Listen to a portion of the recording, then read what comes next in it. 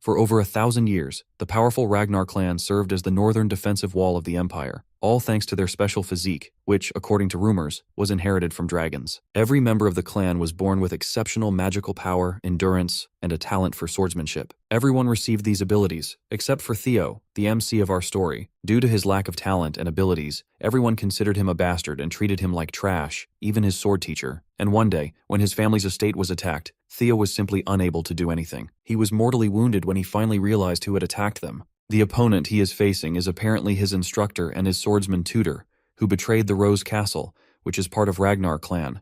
But our hero does not know his opponent's true identity yet.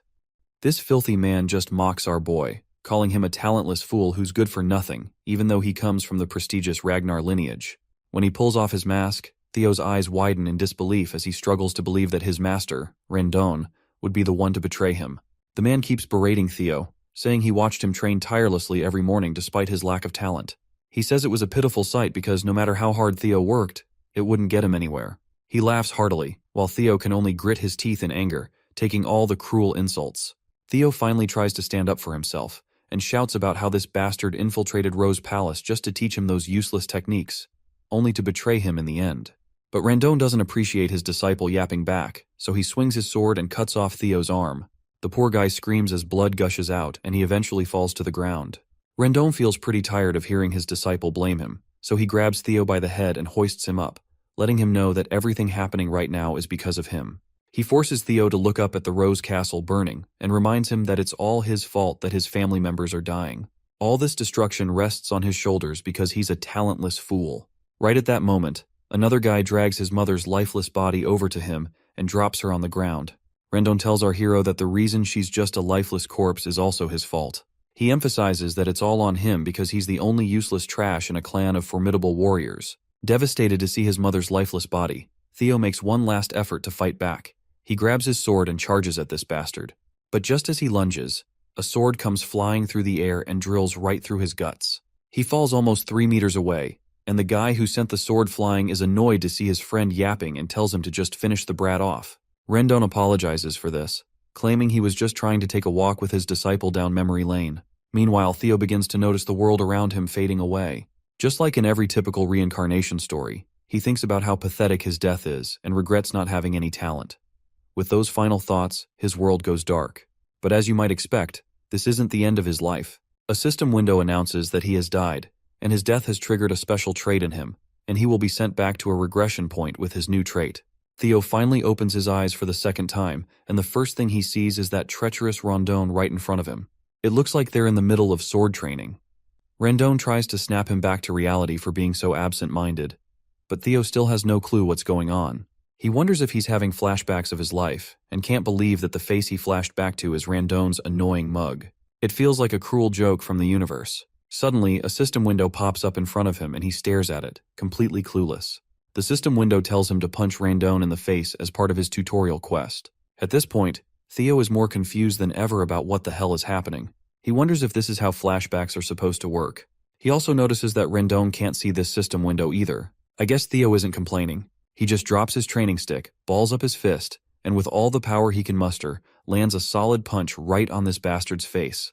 When the punch connects, there's no change in Rendon's expression. He has no clue what this moron is trying to do. Meanwhile, our boy smirks to himself, thinking about how everything feels so damn realistic. Rendon finally responds to the punch in anger and throws a solid attack at Theo, sending him crashing backward. Theo is annoyed that he has to endure this pain in his flashback as well. Meanwhile, the bastard master just sighs and explains that he understands why Theo might be frustrated, especially with the awakening ceremony coming up soon and his lack of progress. But he still can't forgive a student who lashes out against their master. The mention of the awakening ceremony shocks Theo because that event happened almost 10 years before his death. Rendon keeps on berating him for his behavior and walks away, saying he'll see him in the next lesson. The other clan members snicker among themselves, thinking about how this imbecile is blaming his master when he's the real talentless moron. While his peers continually shower him with insults, Theo finally starts to understand what's going on. He begins scratching the ground and can feel it clearly beneath his fingers.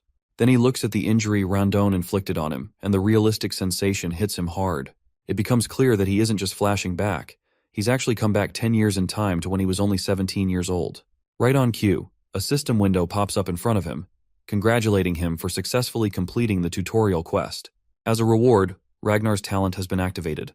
The system asks if he wants to receive the reward, and without hesitation, he presses yes.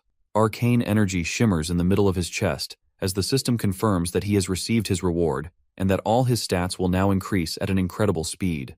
Back in the Rose Palace, we see that same filthy bastard is having tea with Theo's mother. He reports to her that he's never seen anyone as talentless as her son, but then he flashes a broad grin, saying that's precisely why he's here. The true teacher, Randon, will do his best to make Theo strong enough for the awakening ceremony in 5 months at least.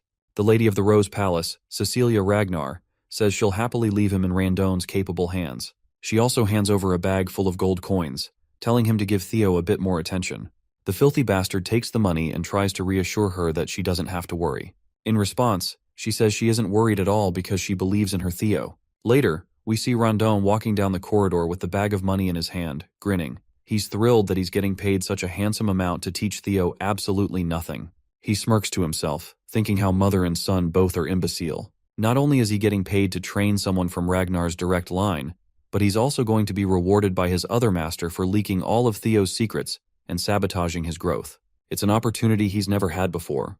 We then also see Theo in the corridor, sprinting at full speed, and he zooms right past Randon. His so-called master just scoffs and calls him an idiotic loser as he runs by. Theo was running to meet his mother, and as he approaches, he calls out to her. When she turns around, she sees him completely out of breath.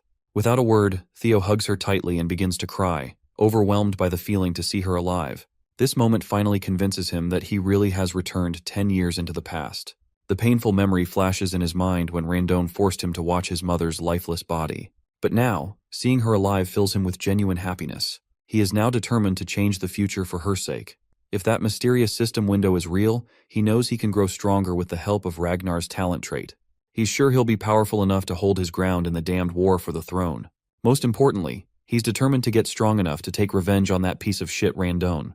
The second tutorial quest arrives, telling Theo to train his body to the limit. It's still early in the morning, and the sun hasn't even risen yet, but Theo is already hard at work, fueled by thoughts of revenge against Randon. He knows he needs to get stronger as soon as possible. In his previous life, he was part of an intelligence agency known as Black Word, but he was relegated to the information and was never given any major role because he lacked the combat skills. He never expected he would end up using the information he gathered back then like this. One thing he remembers is the potion that greatly empowers the body, known as the Bloody Sword Emperor Elixir. Its true worth will be revealed in the future through the secret manuals. Most importantly, he recalls the extreme training he had given up on because of his lack of talent. But now that he has the Ragnar talent, he's sure that he can gain strength if he works hard. His face twists with happiness as he notices that his running speed is increasing, and the system window promptly shows his progress as well. Other clan members have also appeared in the training halls, and they're quite bewildered to see him running without getting tired. They wonder if he's always been this fit. Afterward, he swings his sword and can definitely see that he's swinging faster than ever before. A few days later, we find him practicing in the dead of night. It's then that we also meet the training ground manager, Evelyn Nerveville, who is yawning and feeling tired. She reflects on how he's been training without sleep for days, and she starts to wonder if he really is the talentless fool people say he is. On the other hand, Theo is so tired that he feels like he's about to collapse, but seeing that progress bar going higher and higher keeps his spirits up. Just last night, he was totally wiped out from all the training. He had hit 90% progress, but right at that moment, his percentage dropped to 89 just because he took a little time to rest. That's exactly why he's been practicing relentlessly, pushing himself without a second thought about what speed even means. Now he's hit 98%, so he picks up his speed, knowing he's almost there. After this final push, he's exhausted and can barely breathe, but there's still 1% left to achieve. Somehow, he manages to push through, and finally, his sweat pays off as he sees the 3-digit number he's been craving for so long. The system promptly congratulates him for successfully completing the tutorial quest and informs him that he has obtained the Dragon Heart as a reward. But before he can read all those juicy details, he just faints from exhaustion, while the system hovers over him, asking if he wants to receive the reward now. His hand trembles as he tries to lift his finger, but he manages to press the yes button. As soon as he receives the reward, a blue light engulfs him, and the hall manager watches in disbelief as he undergoes this power-up. A while later, we see him in a room. As soon as he opens his eyes and looks around, Evelyn appears and reassures him that he's in the break room of Training Ground 4, and reminds him that there was no need for him to push that hard. When Theo spots her, he recognizes her right away, which surprises her that he remembers her and goes on to introduce herself formally as the manager of the 4th training ground. She explains that he lost consciousness while training alone earlier in the morning, so she brought him here to rest for a while. He thanks her for her kindness, and she offers him some water while reminding him that, within the Ragnar clan, opening one's mana hall before the official awakening ceremony is strictly forbidden.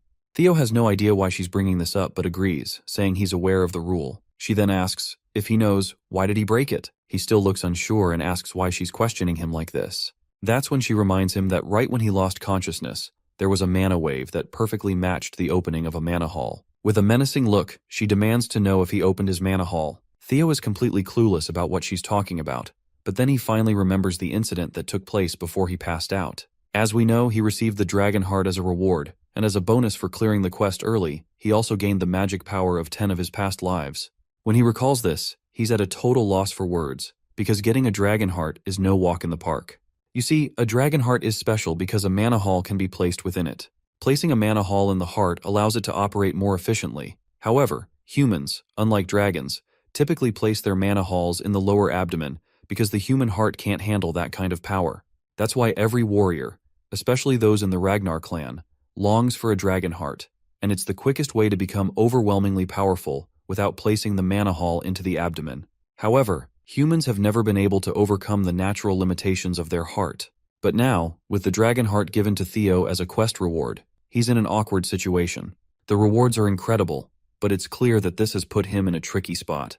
On top of that, he is sitting before Evelyn Neville, a high-ranking swordswoman, who is now retired after losing her left arm and has become the manager of the training grounds. Evelyn was the commanding officer of the white-armored dragon cavalry, and her skills were so remarkable that even the demon dragon revered her. Known for her fierce principles, she was not the type to care about status or strength. She could not tolerate dishonesty or cowardice. At one point, when she found him inflexible, she relinquished her position as his direct master. In other words, if she discovers his dragon heart and mana hall, he could very well lose his head. But he smiles because he has a plan in mind. As long as he doesn't get caught, there's nothing to worry about. He makes a sassy comeback to her accusations, asking how she can talk about executing him just based on her gut feeling. He asks if she can handle the consequences of her words. The girl falls silent, unable to counter his question.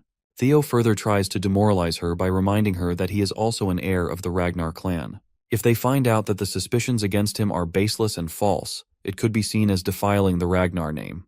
She agrees, acknowledging that these are the rules.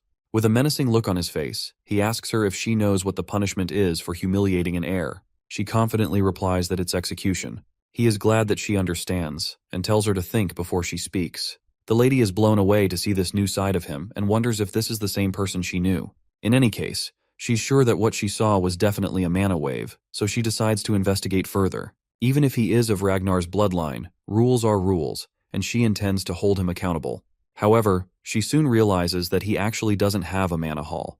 Her expression quickly falls as she understands she might have been wrong. Theo just feels cocky and asks her if she's satisfied now. According to the rules, she sits down at his feet and, without a shred of hesitation, tells him to just execute her, claiming she will pay for her sins with her lowly life. As she bows her head lower and lower, he reveals to us that dragon hearts are different from ordinary mana halls. The existence of a dragon heart is essentially a mana hall that can be controlled freely by its user. In other words, he can hide his mana at will. Plus, the fact that humans can also possess a dragon heart will only be discovered a few years later, so Theo is confident that no one can accuse him of having one. Instead of executing her, he places a reassuring hand on her back and tells her there's no need for that. He walks away, saying she did her job and that not many would risk their lives to demand the truth from an heir, which he appreciates about her righteousness. But the truth is, Theo just doesn't want to kill her because she is one of the strongest. Keeping her alive would benefit him in the long run. He then explains that the restriction on opening mana halls before the awakening ceremony is meant to prevent overflow. He's glad to see her concerned about someone like him, who is a bastard of Ragnar. And with that, he leaves her sitting there quietly. Theo walks confidently, feeling on top of the world as he recalls that not only does he have the dragon heart, but he also gained 10 years worth of magic power from his past life. A few days later, we run into this shithead once again, screaming at Theo, telling him to swing a bit more to the right. It seems like Theo is pretending to be weak, and it's getting harder to listen to Randone insult him every chance he gets. Theo can't help but notice how this bastard is subtly but deliberately teaching him weird sword techniques. He's becoming more certain that there's a mastermind behind Randone's actions, and he's convinced that the person who gave him that final blow in his previous life must be the true mastermind. Theo decides it's time to find out who that mastermind is, and a smirk spreads across his face as he realizes what he should do next. Randon, meanwhile, keeps yelling at him, and that's when Theo snaps the stick he was holding in two. He lets this jerk know that he can't listen to his yapping anymore because his lessons are utter trash. He further asks this piece of work how he even became a mid-rank swordsman with the trash skills of his. To further provoke him, Theo reminds him that he'd probably struggle even against demonic beasts. Of course, Randon takes the bait and is fuming at this point, but Theo isn't backing down either. He strides toward the old man and makes it clear once again that his skills are pathetic. We soon learn that Theo's plan is to provoke Randon into resigning from his position. And if things go south with Randon, Theo is certain this bastard will contact his mastermind. The scene then transitions to Camellia Palace, where we see a man bursting into a pub with a big grin on his face. He calls out to someone named Axion and announces to everyone that the bastard of Ragnar is going to duel his master next week. The man in question, Axion, just sits there silently, unable to even lift his glass from the table. Meanwhile, the excited guy keeps going on about how Theo was blaming his instructor for his lack of talent, and is confident that Theo will be left disabled after the duel. Suddenly, the glass Axion was holding smashes into the loud guy's face, knocking him out cold with a single hit. The guy is seriously pissed off, and makes it clear that he doesn't care if some bastard ends up half-disabled. Of course he doesn't care. After all, he's just another Ragnar, specifically, the Four Hounds of the North, Dark Tiger Axion Ragnar. The man standing next to him is Remington Narcio, one of the Four Hounds of the North, Silver Lion. Just then, another guy makes his entrance, and this pissed-off man is Ed Troyven, the Nine-Dragon Sky Dragon. He looks particularly worried and says that things might go wrong if they let their guard down. But Axion reassures him that this is only true for people with talent, so they don't need to worry about Theo, who is essentially a muddle-headed nobody. However, Ed points out that with the Ragnar clan, unprecedented things can happen, even from the slightest possibility. Axion responds that it's actually a good thing that Theo is trying to mess with Randon, which means that the instructor should be more than capable of handling our boy. A week later, people gather at Training Ground 4, and it's not just members of the clan. There are also other big shots in attendance. In the arena, we see Theo, who appears quite anxious standing under the gaze of hundreds of spectators. He curses himself, recalling how he just wanted to get this shithead fired after the humiliation, but things have spiraled out of control. However, he isn't too worried since this was supposed to happen, and he's fired up to get revenge on Randon. The system notification confirms that his third tutorial quest is to fight Randon and win. We then flash back to a moment when Theo confronted Randon about his pathetic skills, telling him that he's fired and can get lost. Randon tries to protest, claiming there's still time left on the contract, but Theo counters that since he's fired by the employer himself, there's nothing left to discuss. Theo would have loved to punch this bastard in the face, but he isn't sure about his abilities. On the other hand, Randon can't afford to get fired since he hasn't accomplished his main goal yet. As he walks toward our boy, trying to convince him otherwise, a system window flashes right before Theo's eyes, stating that he must fight and win against Randon. This blindsides him, and at the same moment, Evelyn Neville pops into the scene, encouraging Theo to resolve this matter the Ragnar way, which is the rule of the strong.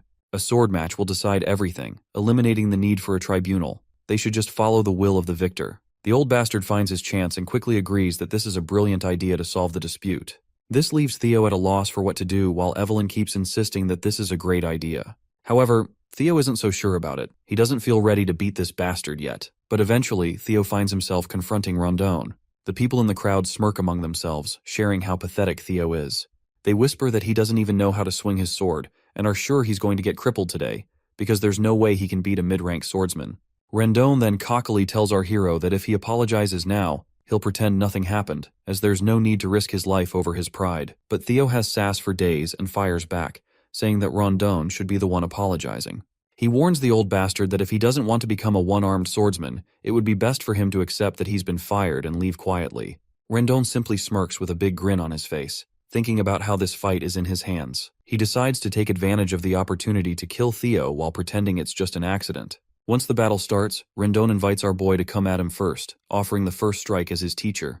Theo charges at him with his sword raised, and everyone's jaw drops when they see this imbecile charging recklessly, not even knowing how to swing his sword properly. Randon delivers a few sword strikes, but Theo manages to safeguard himself. Meanwhile, the old bastard continues his barrage of swings. As he corners Theo, he thinks to himself that this is the obvious result. After all, Theo isn't even a low-ranked swordsman, he's an apprentice swordsman. He strongly believes that while Theo's skills may have improved slightly, it's still not enough. He admits that if Theo were at least at the level of the 4 Hounds of the North, it would be a different story.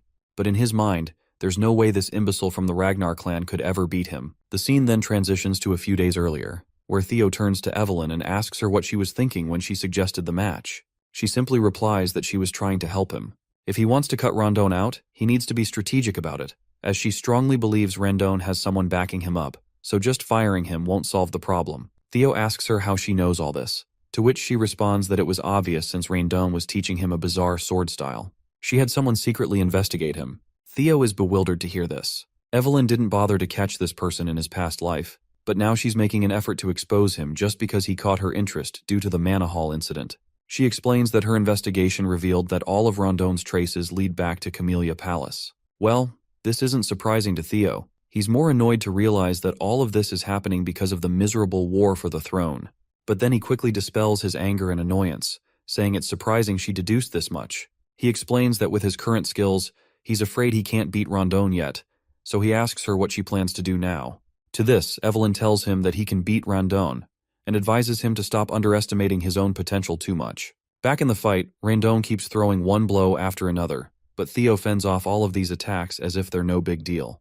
This is making Rondon wonder what happened to this brat, as he's clearly not the Theo Ragnar he knew. The tables have completely turned, and now it's Rondon who's struggling.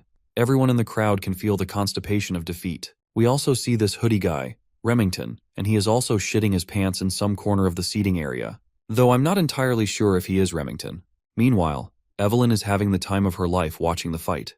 For some reason, she's really proud of him. Then, the scene shifts to the past, and we find out that in just 1 week, she's the one who personally trained him. She admits it is technically against the rules for her to do so, but since Rondon is a jerk, he doesn't deserve to be a teacher anyway. This revelation puts a smirk on our boy's face. He's feeling a mix of excitement and arousal, convinced that having Evelyn in his debt was totally worth it after all. However, there's one thing he's concerned about. He wants to know what's her real reason for going so far to help him. He asks if it's because of what happened last time. She agrees that's true to some extent, but she also mentions there's someone she knows who would like him, because that guy is obsessed with collecting talent. Back in the present, the battle rages on, and Rondon is getting more desperate by the minute.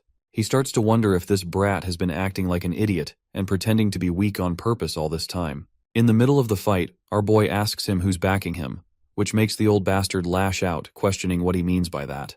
But Theo reminds him that he already knows he was teaching him trash lessons on purpose. He finally gets blunt and asks if he's working with Camellia Palace. This revelation leaves the old coot stunned for a moment, and the old man's reaction confirms to Theo that it's true. With that cleared up, our guy swings his sword the very next moment, severing the old man's hand. The amputated hand flies through the air, leaving the crowd absolutely boggled. The wannabe teacher cries out in pain and starts cursing under his breath. Theo strides confidently toward this shithead, finally feeling like he's actually gotten stronger. He reminds this old bastard of the words he had said in his past life. It was his fault things had come to this because he had been a weak, talentless fool. With a menacing swing of his sword, Theo throws those same words in the old man's face, reminding him that he is the weakest one here. He tells the old man that given Ragnar's belief in the rule of the strong, someone as weak as him shouldn't have come here. Then, with one final swing, the sword comes down, and this fucker's head rolls across the ground, leaving the blood splattering everywhere. The system window pops up promptly, congratulating him for successfully completing Tutorial Quest 3. Not only did he win the fight, but he also exceeded the objective, so he's earned a bonus reward. The system asks if he wants to receive the reward now, and of course we already know what his choice is. Everyone in the crowd has finally sharted their pants. It's mind-boggling to witness an apprentice swordsman just slaughter a mid-tier swordsman like that.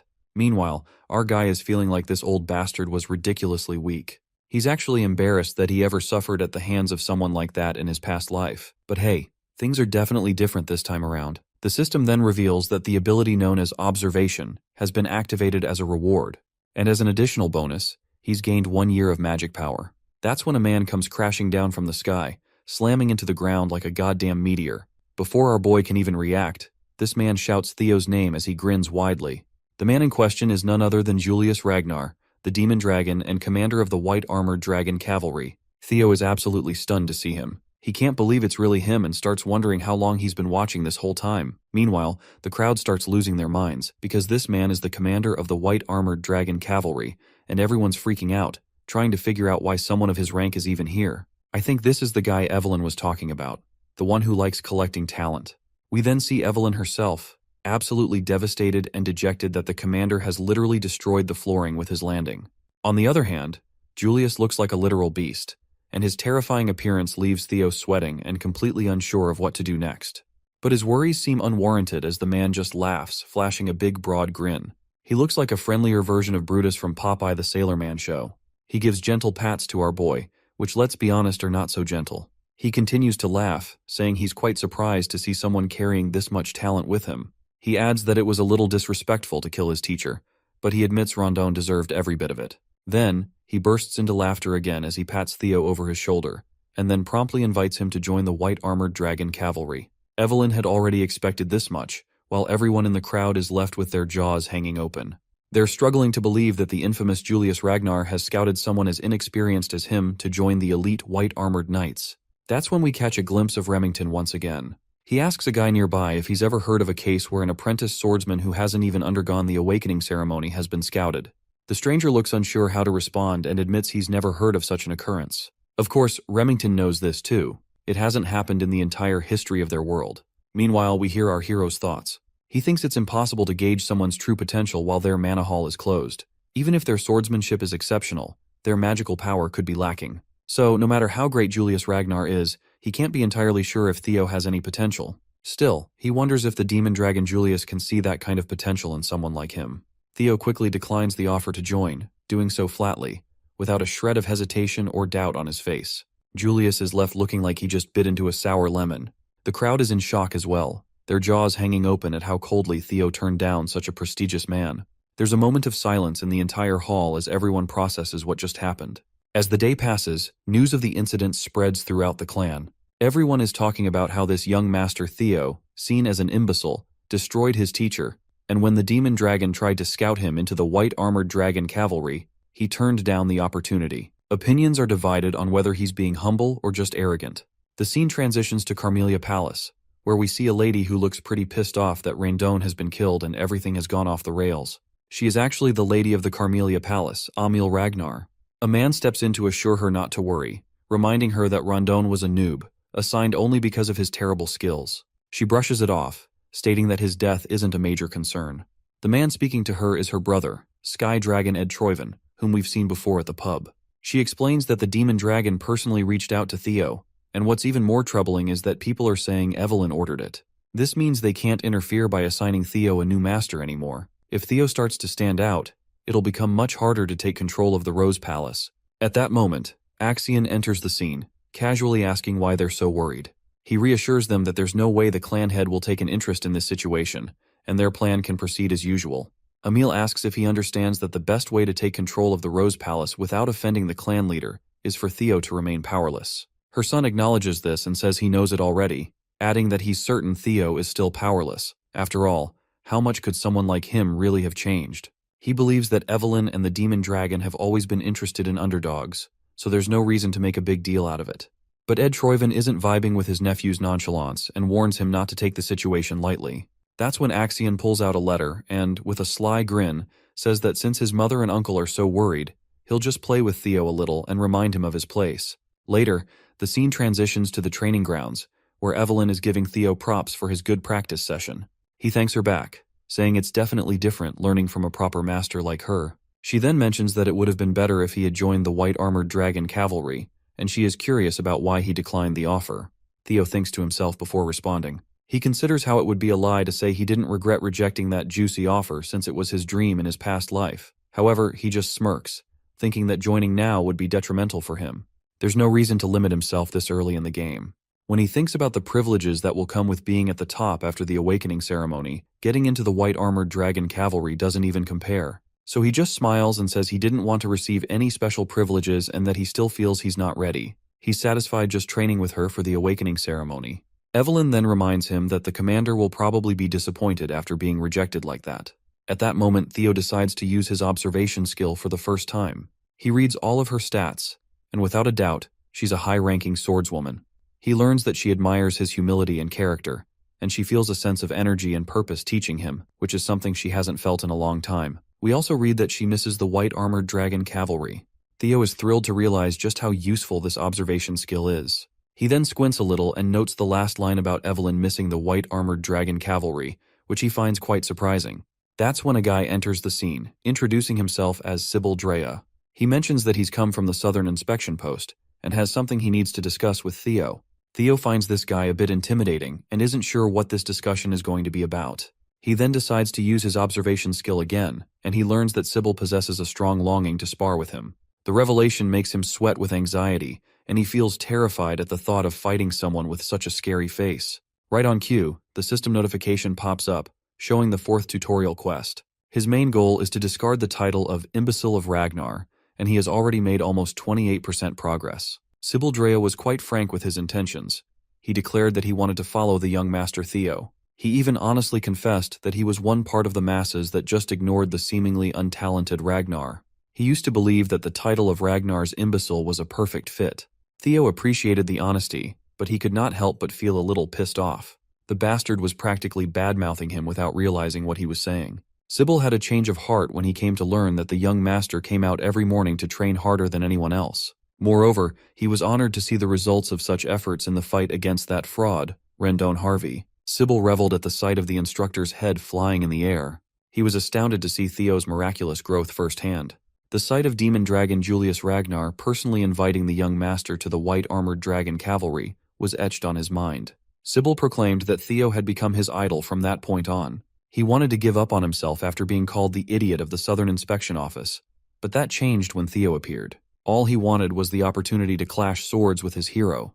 The young man's frankness was quite shocking. Usually Theo would doubt anyone's true intentions, but the observation skill showed the young man's true nature. Sybil Drea held a strong respect for Theo, and all he really wanted was a spar. Everything points to him being genuine. It was a little unexpected, but Theo was pleased. After taking down Rendon, and as the rumor of him receiving Lord Julius's attention spread, Theo thought that people with their debilitating inferiority complex would swarm to test him.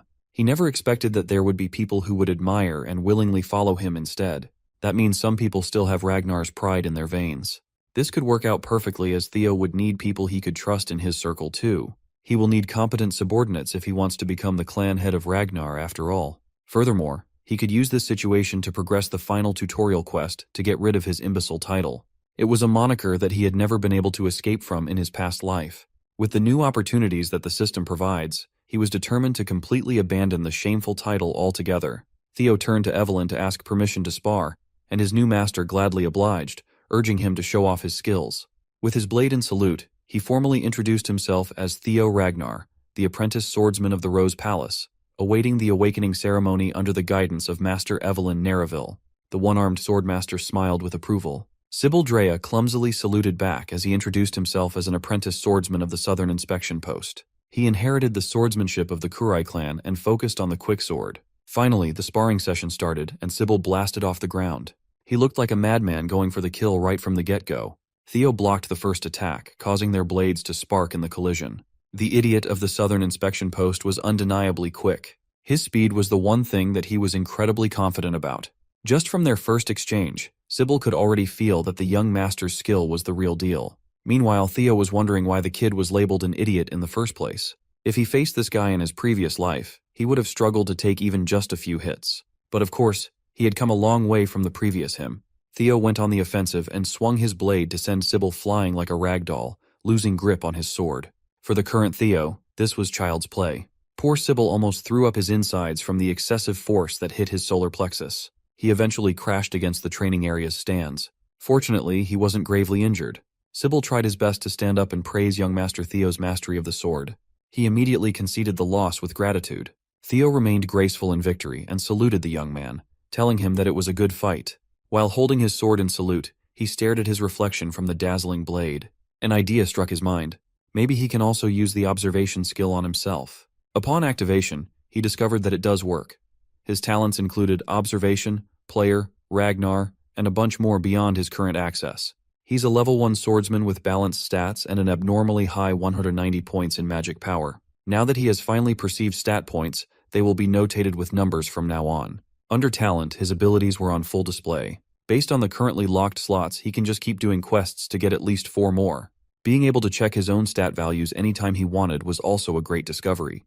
Theo attributed his abnormally high magic power stat to his past life's magic and the dragon heart beating on his chest.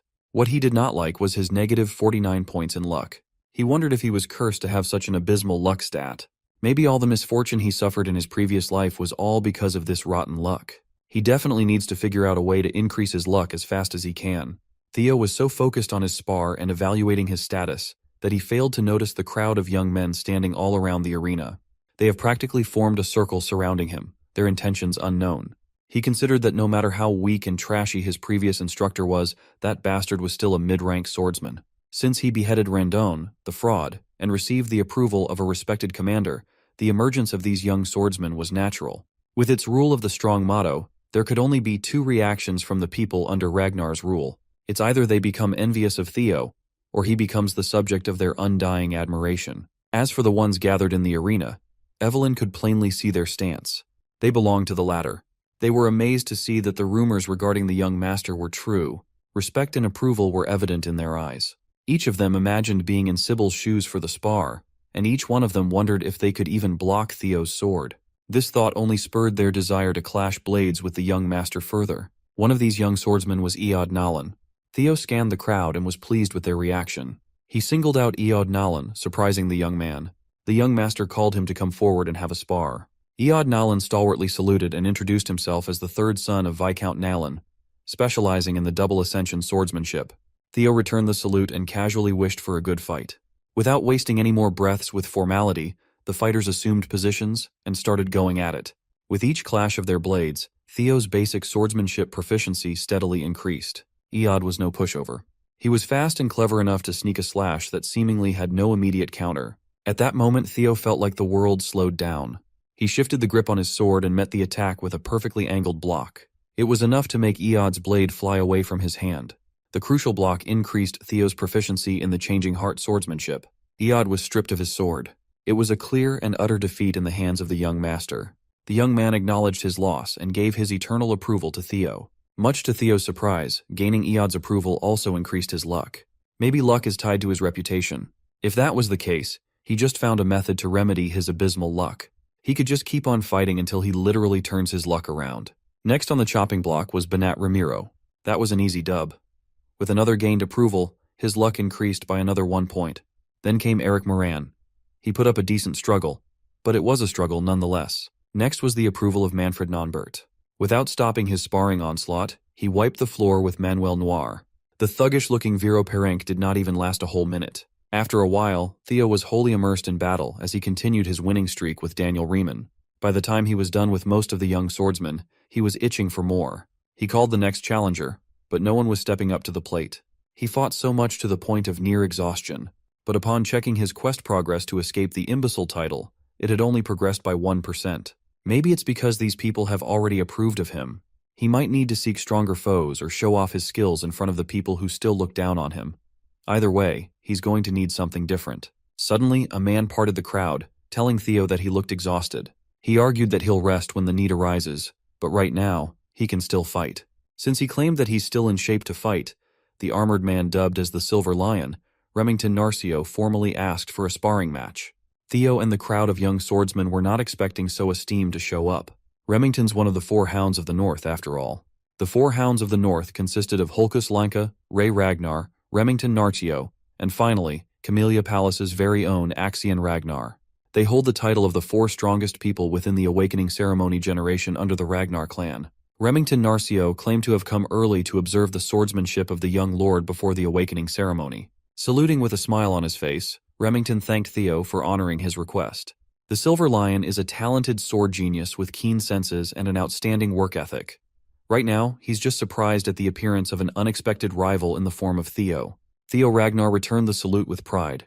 This time, he introduced himself as the 31st son of the great guardian of the North, Kyle Ragnar. He never expected to meet, let alone spar with the sword genius Remington.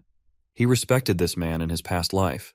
When he stated that he was honored to be able to cross swords against the famed young deputy clan head of Narcio, he meant it. Immersed in the intoxicating vibe of fighting non-stop, Theo just wanted to show Remington his skills. Both of them are looking forward to a great fight. Theo watched as the Silver Lion's aura exploded to a terrifying degree, and he wondered if his current self could actually defeat Remington. Both fighters charged forward, their blades colliding and sparks flying. How strong could one of the four hounds of the north be? Each one of their clashes shook the stage fiercely. Theo kept his eyes on the prize as shards of steel flew all over the arena. Remington smiled as he did the same. One of the fighters' swords was cleanly cut after sustaining quite a bit of wear and tear. Evelyn did not let her gaze wander as she watched closely. The young swordsmen who were defeated at the hands of Theo were speechless. In the middle of the deathly silent arena, the broken blade's clanging noise as it hit the ground reverberated. It was Theo's sword. In a single clash of sheer strength, Remington sliced his blade cleanly, stopping his attack inches away from lopping Theo's head off. To everyone who saw what happened, the result was clear. Young Master Theo lost. Sybil refused to believe that his idol would be trounced so quickly, but it was the obvious result. They resigned to the fact that no matter how much Theo had grown, it was still impossible for him to beat one of the four hounds. They were the strongest of the current generation for a reason. Sybil argued that the fighting spirit Theo demonstrated was more than enough to admire. Much to every bystander's surprise, the White Lion suddenly declared that the duel was his loss. He respectfully saluted Theo. His form was impeccable as he humbly thanked the young lord for the duel. Remington asserted that Theo's sword was already worn out by the time they started, not to mention the fatigue he was feeling after multiple fights. Theo insisted that on a battlefield no one would offer such considerations, so he already accepted his defeat the moment he lost his blade. Remington returned with an understanding smile. The White Lion and the imbecile shook hands. A more profound respect for one another formed between the unlikely tandem. Remington genuinely hoped that they could have a proper duel in a more ideal setting next time, and Theo did too. Everyone watched in surprise as Theo was acknowledged by one of the four hounds, thinking that the young master really was built different. The duel with Remington raised his quest progress up to 35%, a massive jump, all things considered. Evelyn sighed in relief from the sidelines. This could not have ended more perfectly. Theo finally had a gauge of just how strong the hounds were, thanks to Remington's display of power. By obtaining talent and secret manuals through quests, Theo had become incomparably stronger than he was in the past.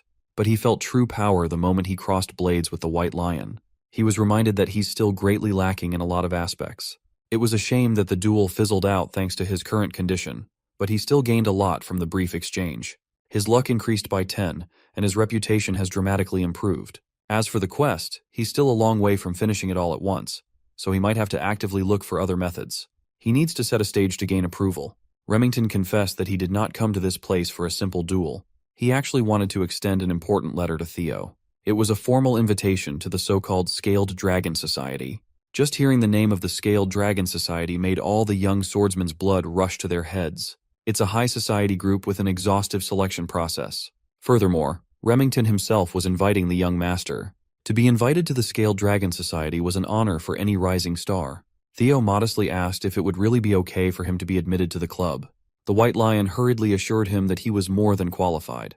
Besides, he insisted that it was not that serious of a group in the first place. Most of the prominent members simply view it as a social group for peers waiting for the upcoming awakening ceremony. Theo can't discern if Remington had ulterior motives for this invite, but he knows that the Scaled Dragon Society is currently centered around his half-brother, Axion. It's a gathering filled with snakes who look at him with contempt and ridicule. That also made it the perfect environment for Theo to progress in his quest. In addition, it would allow him to do some recon on Axion and the Camellia Palace. Seeing no reason to refuse, Theo took the letter of invitation and formally thanked Remington for going out of his way. He promised to participate and enter the den of his enemies. Remington happily shook his hands, glad to have roped in another rising star. He also told Theo to never hesitate to ask him about anything. The meeting will be in 2 weeks, so that's all the time he has to prepare and set up a plan. Evelyn took a drag of her cigarette, seemingly worried about his new disciple. Moments later, the news of Theo getting invited to the high society gathering reached the Rose Palace. Theo's mom, Cecilia, burst into his room with an excited smile plastered on her face. He was just about to personally deliver the news, but that doesn't seem necessary anymore. Cecilia had already gathered the palace's grooming team to his room. Since he had been invited to participate in something significant for the first time, his mom was naturally excited. It was a club featuring Axion, the son of that cunning Amel, and brilliant talents like Remington. The youngsters even garner attention from the council itself. Cecilia knew that everything, from how Theo dresses to how he composes himself, would be under close scrutiny. She took out a tape measure and started taking Theo's sizes. Cecilia knows that her boy would show no fault when it comes to etiquette, but attire and demeanor are different matters entirely. Fortunately, this was a facet of high society that Cecilia could personally help him with. She used to be a successful actress, after all. She was just glad to be involved and to be of assistance to her dear son. Theo knows that his mother had always carried the weight of having an illegitimate child as a commoner concubine. Cecilia carried the guilt of giving her son such a shameful label, even though that was not her fault at all. In the cold Ragnar clan, where strength trumps all, he could only imagine how hard it must have been for her to have such a weak child in the past life. Cecilia might be acting excited and joyful, but deep inside, she was a mother concerned about her son's well-being and nothing else. She held Theo tightly and assured him that his mother would always believe in him, that he'll be able to do anything. The warmth of his mother's embrace melted the coldness in Theo's heart. She returned the embrace and held his mother with love. This time around, he's determined to work his ass off to stop making his mom worry about him. While she was excited at the thought of her son joining the Scaled Dragon Society, all Theo could think of was pulverizing the whole damn snake's nest. 2 weeks later, the night of the society banquet arrived. Remington personally came by the Rose Palace to pick Theo up in a lavish carriage. As soon as he saw the young man, he thought he was seeing a different person. Theo had ditched his training clothes and obtained some exquisite drip thanks to his mother and the palace staff. Instead of a warrior, he looked more like an aristocrat. Remington commented on his new look, and Theo took it as a joke.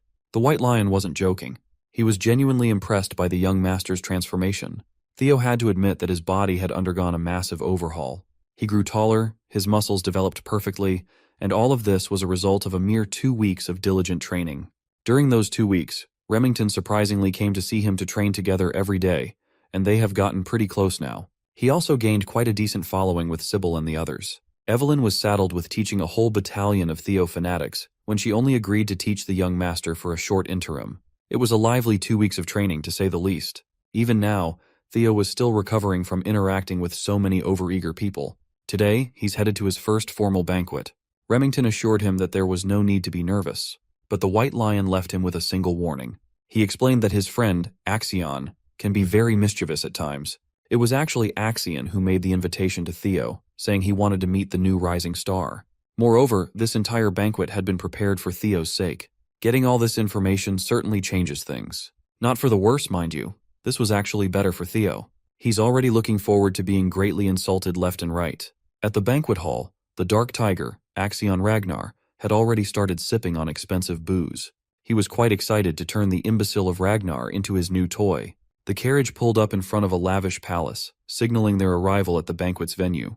Remington and Theo got out of the carriage.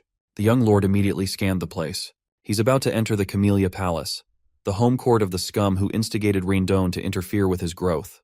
In the past life, they consumed him, his mother, and the entirety of the Rose Palace without mercy. His thoughts of vengeance were interrupted by Remington's invitation to go in. The lively Remington had received news that Axion would personally come and greet them, and he should be waiting at the entrance by now. It was obvious why that bastard Axion invited him in the first place. The fool must be thinking that since the imbecile of Ragnar is acting up, it's up to him to stop Theo's momentum. But the young master did not willingly come inside the snake's nest without a plan either. He will make Axion understand just who he's trying to mess with. As they got close to the palace, Theo stopped in his tracks as soon as he saw something in the corner of his eye. Up on the higher floor of Camellia Palace, the bizarre blue light of a system quest called to him. He was momentarily distracted by a possible quest inside the palace, so he didn't notice something rapidly descending in his position. Remington tried to save him from the unknown material, but it had already exploded with white smog before he could get close. Remington panicked and hurriedly called Theo. Thankfully, he was fine. It was just a sack of white flour aimed at him and launched from up above. Remington was furious at the childish prank. Theo acknowledged that he would not have been able to dodge, and the outfit his mom painstakingly made would have been ruined if this was his previous life. He thought Remington was in on the stunt, but that doesn't seem to be the case. The White Lion was just confused and angry at the unexpected situation. Welcoming him with flour must be the best those dumbasses up top could think of. The one stupid enough to think of something so immature must be those smug nobles watching from the windows. A familiar voice parted the nobles out of the way and asserted that this was just a little greeting between friends. A basic courtesy, if you will. Remington wasn't having any of it, though. He really was angry. Axion finally showed his smug face as he insisted that he was just extending a fun greeting to his brother, Theo. Our boy immediately used his observation skills to assess the Dark Tiger. His talents included madness, psychopathy, and overwhelming swordsmanship potential. He's currently expectant at having found a new toy to play with. Theo smiled and said thanks, confusing his psychopathic brother. He continued that with how welcoming Axion was to him. He was naturally grateful, and he was very much looking forward to the party today. Axion's confusion quickly turned to elation. This brother of his had really become fun since the last time they'd seen each other. Finally, Remington and Theo entered the banquet hall, where every member of the promising noble society was gathered. It was an extremely private event, so only a select few were invited to wine, dine, and converse with their fellow talented peers. Everyone was focused on today's special invite. They can't understand why Axion would invite a bum. Even if Theo is also from a direct line of the Ragnar blood, he's still widely known as the imbecile. Having such trash in the Scaled Dragon Society was an unpleasant surprise for most. They had to admit that the drip was cold, though. Most nobles were privy to the fact that Axion was just playing with his new toy. Seeing as the trashy nobles didn't even bother lowering their voices, Remington apologized to Theo, insisting that these gatherings aren't usually this scandalous. Theo was just letting them talk trash about him as much as they wanted. In fact, the more people badmouth him, the better.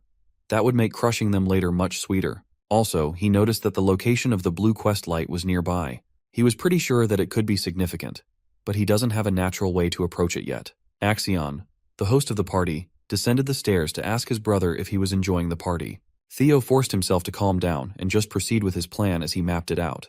He smiled and thanked Axion for inviting him again. Axion sarcastically apologized for the flower incident a few minutes ago, playfully admitting that he went a little overboard. He closed the distance between himself and Theo in the blink of an eye, grabbing his brother's shoulders tightly as he pressed Theo to accept his apology in front of everyone. Remington wanted to intervene, but Theo interjected that Axion had nothing to apologize for. He insisted on using Axion's words that the prank was just a greeting between brothers. The psycho was at a loss for words. Theo was just too calm and composed to rattle. He laughed and patted Theo on the back as if he was a proud brother. He never knew that the kid had spunk. He had changed a lot from how he used to be when they were little. Axion actually liked him more and more now. The nobles took in the sight of Theo smiling, going along with his brother's whim, calling him Axion's bitch. They even commented on Theo's illegitimate lineage compared to the noble blood of Troy Van. While it's true that they were half-brothers, the nobles believed that Theo and Axion were on an entirely different level, even if they were both Ragnars. Troyvan clan is the swordsmanship powerhouse of the East, while Theo's mom is just a random woman who came from bumfuck nowhere. Theo smiled as he took in the blatant insults that the nobles were hurling at him, letting it fuel the flame inside. One thing the nobles were confused about was Remington's closeness with the imbecile. They started extending the insults to Remington, calling him an illegitimate son of the Narcio family. The White Lion had been on edge since they arrived at the banquet. Hearing these nobles broach a forbidden topic almost made him snap on the spot. Theo reckoned that in just a few seconds, Remington might just go and steal his spotlight. He was thinking of observing and listening to more insults for a little longer, but that won't do now. Before Axion could take him upstairs, he paused. Since he had just arrived, Theo asserted that he should greet his new friends as well. So, he walked over to the banquet table where the snickering nobles were gathered. All of their eyes focused on the imbecile of Ragnar. Theo quietly took a bottle of wine from the table. He walked towards the noble, who was running his mouth about Remington's lineage, and motioned to fill his glass. The noble smugly smiled and asked if he said something wrong. Theo shifted his grip on the wine bottle and swiftly shattered that thing on Blondie's head without mercy. Remington and even the psychotic Axion were shocked by this sudden turn of events. Blondie grabbed his head in agony as blood stained his piss-colored hair. Theo stood on top of him, still holding the bloody, broken bottle. The bastard dared to sit up and curse at Theo for humiliating him in front of everyone. Before he could run his mouth with a litany of the usual arrogant noble yapping, Theo sent a kick that broke the bastard's jaw. Theo's straightforward plan had finally started, as his eyes turned cold and crazy. He insisted that he was just giving Blondie a little greeting only to get a hurtful response back. The other nobles stopped in their tracks, scared and confused by what was happening. Meanwhile, Theo's quest progress was starting to go up, reaching 43% now. Remington had spent 2 weeks of training with the young lord, and he knew the guy to not be a hot-headed thug. He considered that Theo might be doing this for his sake. As Blondie continued bleeding on the palace floor, Theo asserted that this was his form of welcome greeting. He stepped over Blondie's arm and situated the noble's limp body on top of a platform, while slowly applying pressure. Since he sent his hellos already, it's time to say goodbyes now. Blondie desperately shouted for him to wait and stop what he was about to do, to no avail. Theo stomped on the bastard's arm and completely shattered Blondie's bones, sending a horrifying cracking sound all over the banquet hall. The nobles who were running their mouths freely just a few minutes ago were stunned and tongue-tied at the ruthless display of punishment. That little breaking bone act raised Theo's quest progress to 58%. Blondie passed out from shock and agony, his drool staining the palace carpets. As Theo discarded the limp body like the trash that it was, he asked the crowd if anybody else wanted to say hello. His intimidating actions pushed the quest progress to 66%. Suddenly, knights that had been hiding from the shadows made their entrance and surrounded Theo from all sides. They drew their blades and focused on neutralizing the threat at hand. 4 blades surrounded Theo, trapping him in place. The knights wanted payback for the sin of hurting their young master. They asserted that the punishment for such vile actions must be death. Theo smiled as his plan just kept on getting better. He asked the knights who's the guy he just trashed. They answered that Blondie was the 3rd young master of the Hanavi clan, young master Ian Hanavi. Theo was amused by their confident answer. The Hanavi clan is one of the 6 snow clans that support Ragnar. He knew that the bodyguard knights of these spoiled nobles would not be able to sit by and watch the whole time. They always look down on the imbecile if he starts acting up. So, Theo asked the knights what the problem would be if he roughed up their young master. With a deep sense of pride imbued in his voice, he asked them if the dogs of one of Ragnar's Bannerman clans dared demand his death. Can they really take responsibility for threatening Kyle Ragnar's bloodline? He's not one to tolerate disrespect after all. The knights felt their grips on their swords loosen upon hearing Theo's threat. Their anger for watching their young master ruined was replaced by the innate fear they had for the Ragnar clan. In addition, the oppressive aura the young man was emitting was suffocating them. This was not the imbecile of Ragnar that they knew and routinely made fun of. Now that they're thinking about it, Theo also has the right of succession to the throne as a direct blood of Ragnar. On top of that, Ragnar is the Lord of the North, the overseer who reigns over the 6 snow clans. To declare death to the blood of the dragon is not something that any sane person should do. It is a sin for which the destruction of an entire insignificant snow clan would not even be considered unreasonable. That protection and prestige haven't been applicable to Theo for such a long time as a useless descendant that most people forget. But that won't do anymore. All 4 knights knew that they had made a colossal blunder, and they needed to apologize. But Theo had already issued the kill order to a mysterious presence lurking nearby. The swift glint of a blade blinded everyone with its speed. The next thing you know, 4 severed heads were already flying in the air, night blood staining the palace floor. Theo was as calm as the eye of a storm as the blood of his enemies swirled around him.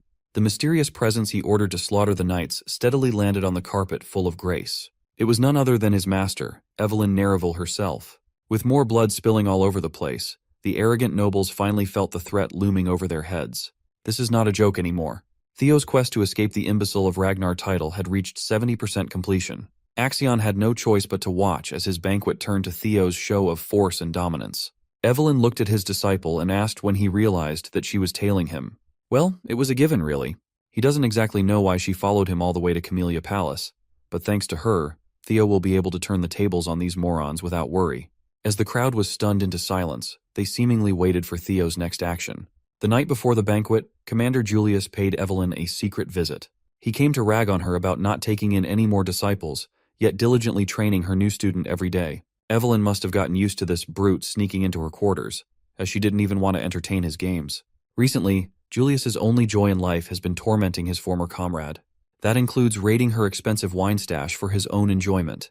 Tonight, Commander Julius really wanted to hear just what Evelyn saw in the kid. She knew that taking the bottle away from the brute's hand was impossible now. Evelyn answered that Theo was simply beyond expectations. Considering his attitude about honing his craft and talent, he's truly among the best ones she has ever taught. Considering that even Axion passed through her hands, that's a bold claim. Evelyn did not mince her words. Considering Theo's potential, she could confidently say that he was beyond that of even young Master Axion. She sincerely insisted that she was not just speaking empty words. Well, Julius always trusted her eyes for talent. She had 2, while he only had 1 after all. Julius reckoned that a person cannot change so drastically overnight, so the most reasonable explanation for Theo's case was that the kid hid his strength all this time for some reason. Admittedly, it was odd to believe that someone would do that for such a long time, only to start suddenly showing it off now. As a trainer, Evelyn believes that being hasty in one's steps makes one bound to trip and fall. But what she saw in Theo was different. It seemed like he was being chased by something intangible, like he was pushing himself out of fear. That's also why she's worried about his attendance at this scaled dragon society. Julius finished the bottle of wine and ascertained that the Axion brat really was worthy of worry. He was also the one who suggested that Evelyn should just follow the kid to be safe. Commander Julius feels like something will happen at the banquet. It might be different from what Evelyn's worried about, but something will definitely happen. Being a Ragnar himself, he knew from first-hand experience that when wolf cubs who are hungry for blood gather, they start to establish a hierarchy. The commander laid out a uniform on the table and urged Evelyn to try to tempt Theo to join his unit once more. Not only the kid, but Julius also wanted Evelyn back in the white-armored dragon cavalry. He refused to give up on Evelyn. He doesn't want her to retire just because she can't ride a dragon anymore. She has to come back and take responsibility for what she started. Julius exited Evelyn's quarters, thanking her for the delicious wine. She lost an expensive bottle, but she might have just regained her purpose. Back to the present. Inside the Camellia Palace, Evelyn started piecing the events together. She reckoned that Theo must have noticed her following from behind and orchestrated this situation on purpose. Maybe he joined the Scaled Dragon Society aiming for this scenario in the first place. Her worries didn't need to begin with. She wondered at what point did he notice her presence on the way to the palace. Theo actually sensed his master discreetly tailing him the moment he got in the carriage. With his dragon heart, he can unleash his energy perception of his surroundings, effectively acting as a sixth sense. Anyway, what matters now is that the change has been set for his revenge. Theo turned to Evelyn and explained that most nobles in the banquet hall have shown blatant disrespect to a successor candidate of the Ragnar clan. He asked what the punishment for such a horrid crime is. The guilty nobles almost fainted on the spot. They knew exactly what the punishment was. Evelyn, ever a stickler for the rules, stated that depending on clan laws, immediate execution of the guilty parties is enforceable. Theo smiled and he set it up. Evelyn perfectly finished it off. Acting like a magnanimous man, Theo asserted that the offenders are just children who haven't even been through their awakening ceremony yet. He would be satisfied with just taking one arm from each criminal to consider the sin forgiven. Evelyn acted quickly. She was an unstoppable slicing machine aimed at the bratty, panicking nobles of the Scaled Dragon Society. The second son of the Byron clan tried to move out of the way, only to get his right arm severed. The first son of the Red and White Mercenary Corps screamed in agony as his blood spurted from his stump. The dainty arm of the fourth daughter of the Ceres Merchant Guild was not spared. The third son of the Clark clan tried to run, but outrunning Evelyn was practically impossible. When the first daughter of the Howard clan got turned into a one-armed Stumpy, Theo's quest had reached 79% completion. One of the pathetic nobles crawled towards Axion or Axe for those close to him to beg for help. Axe just repeated his brother's words. He can't intervene as this was just another form of greeting. The crawling noble saw a glint of blade in his periphery, and then his arm was sliced cleanly, his blood almost staining Axion's clothes. As the first son of the Parank family twisted and turned in anguish, Axe looked at his former teacher. Evelyn nonchalantly met his gaze and nodded. Axe never expected to meet his former trainer in the middle of such a grisly sight. Evelyn saluted with her blade. Axiom observed the bloodied banquet hall and ascertained that Evelyn only aimed for the ones who made outright comments about the bloodline. Theo made it so that even as a fellow successor candidate, Axiom would not have the authority to stop the slaughter. It only took Evelyn a few minutes to cut the right arms of 14 people under Theo's orders. As for their status, they can still take their arm to a priest right away and get them reattached. But their lives as swordsmen will be a different matter. Everything went just as planned. Axion was more interested in how Theo got both Remington and Evelyn to his side. Theo Ragnar, the imbecile of the Rose Palace, had evolved into something terrifying. The psycho in Axion rejoiced. He really wanted to crush this brother under his foot. Since he had finished what he set out to do, Theo called Evelyn and Remington to leave the premises. They slowly made their way out of the palace with the frightened stares of the remaining nobles fixed on Theo. The brothers stared at one another's eyes. They didn't need to say a word. But before they departed, Theo grabbed Axion's arm. He gripped tightly, tight enough to wrinkle his brother's suit. After a quick second, Theo let go and waved goodbye, telling Axion that he had a ton of fun in this bloody banquet. The final tutorial quest to escape the imbecile of Ragnar title was finally completed. Axion was fuming. He wanted to make a move right then and there, but he knew it wouldn't be wise. The psycho vented his anger by crashing out of his own home and screaming Theo's name at the top of his lungs. With all the tutorial quests finished, no one would dare to call Theo the imbecile of the family. The tutorial is finished, but his true revenge is only getting started. His reward for literally changing his public perception was an experience elixir, a tonic that instantly raises one's level by 5 if the user is below level 30. News of the bloodshed quickly reached the ears of other palaces. Anyone would be shocked to hear that Axion's prestigious Scaled Dragon Society was torn limb from limb, literally and figuratively. As for Theo, he was on a very celebratory move after flexing on those nobles.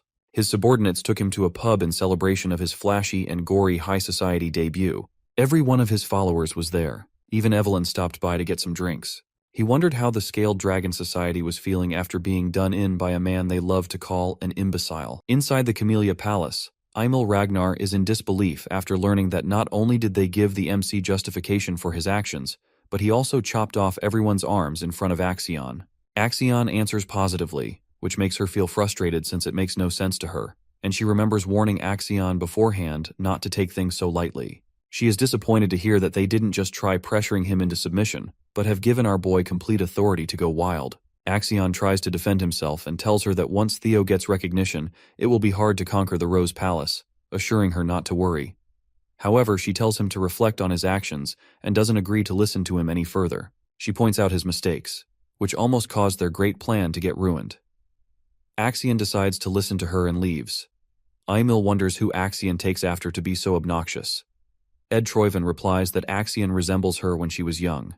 She's not in the mood to joke around, so he apologizes and assures her that the incident might not be worth worrying about so much. He explains that the Rose Palace has been a part of the clan head's harem, so it's very difficult to get its ownership.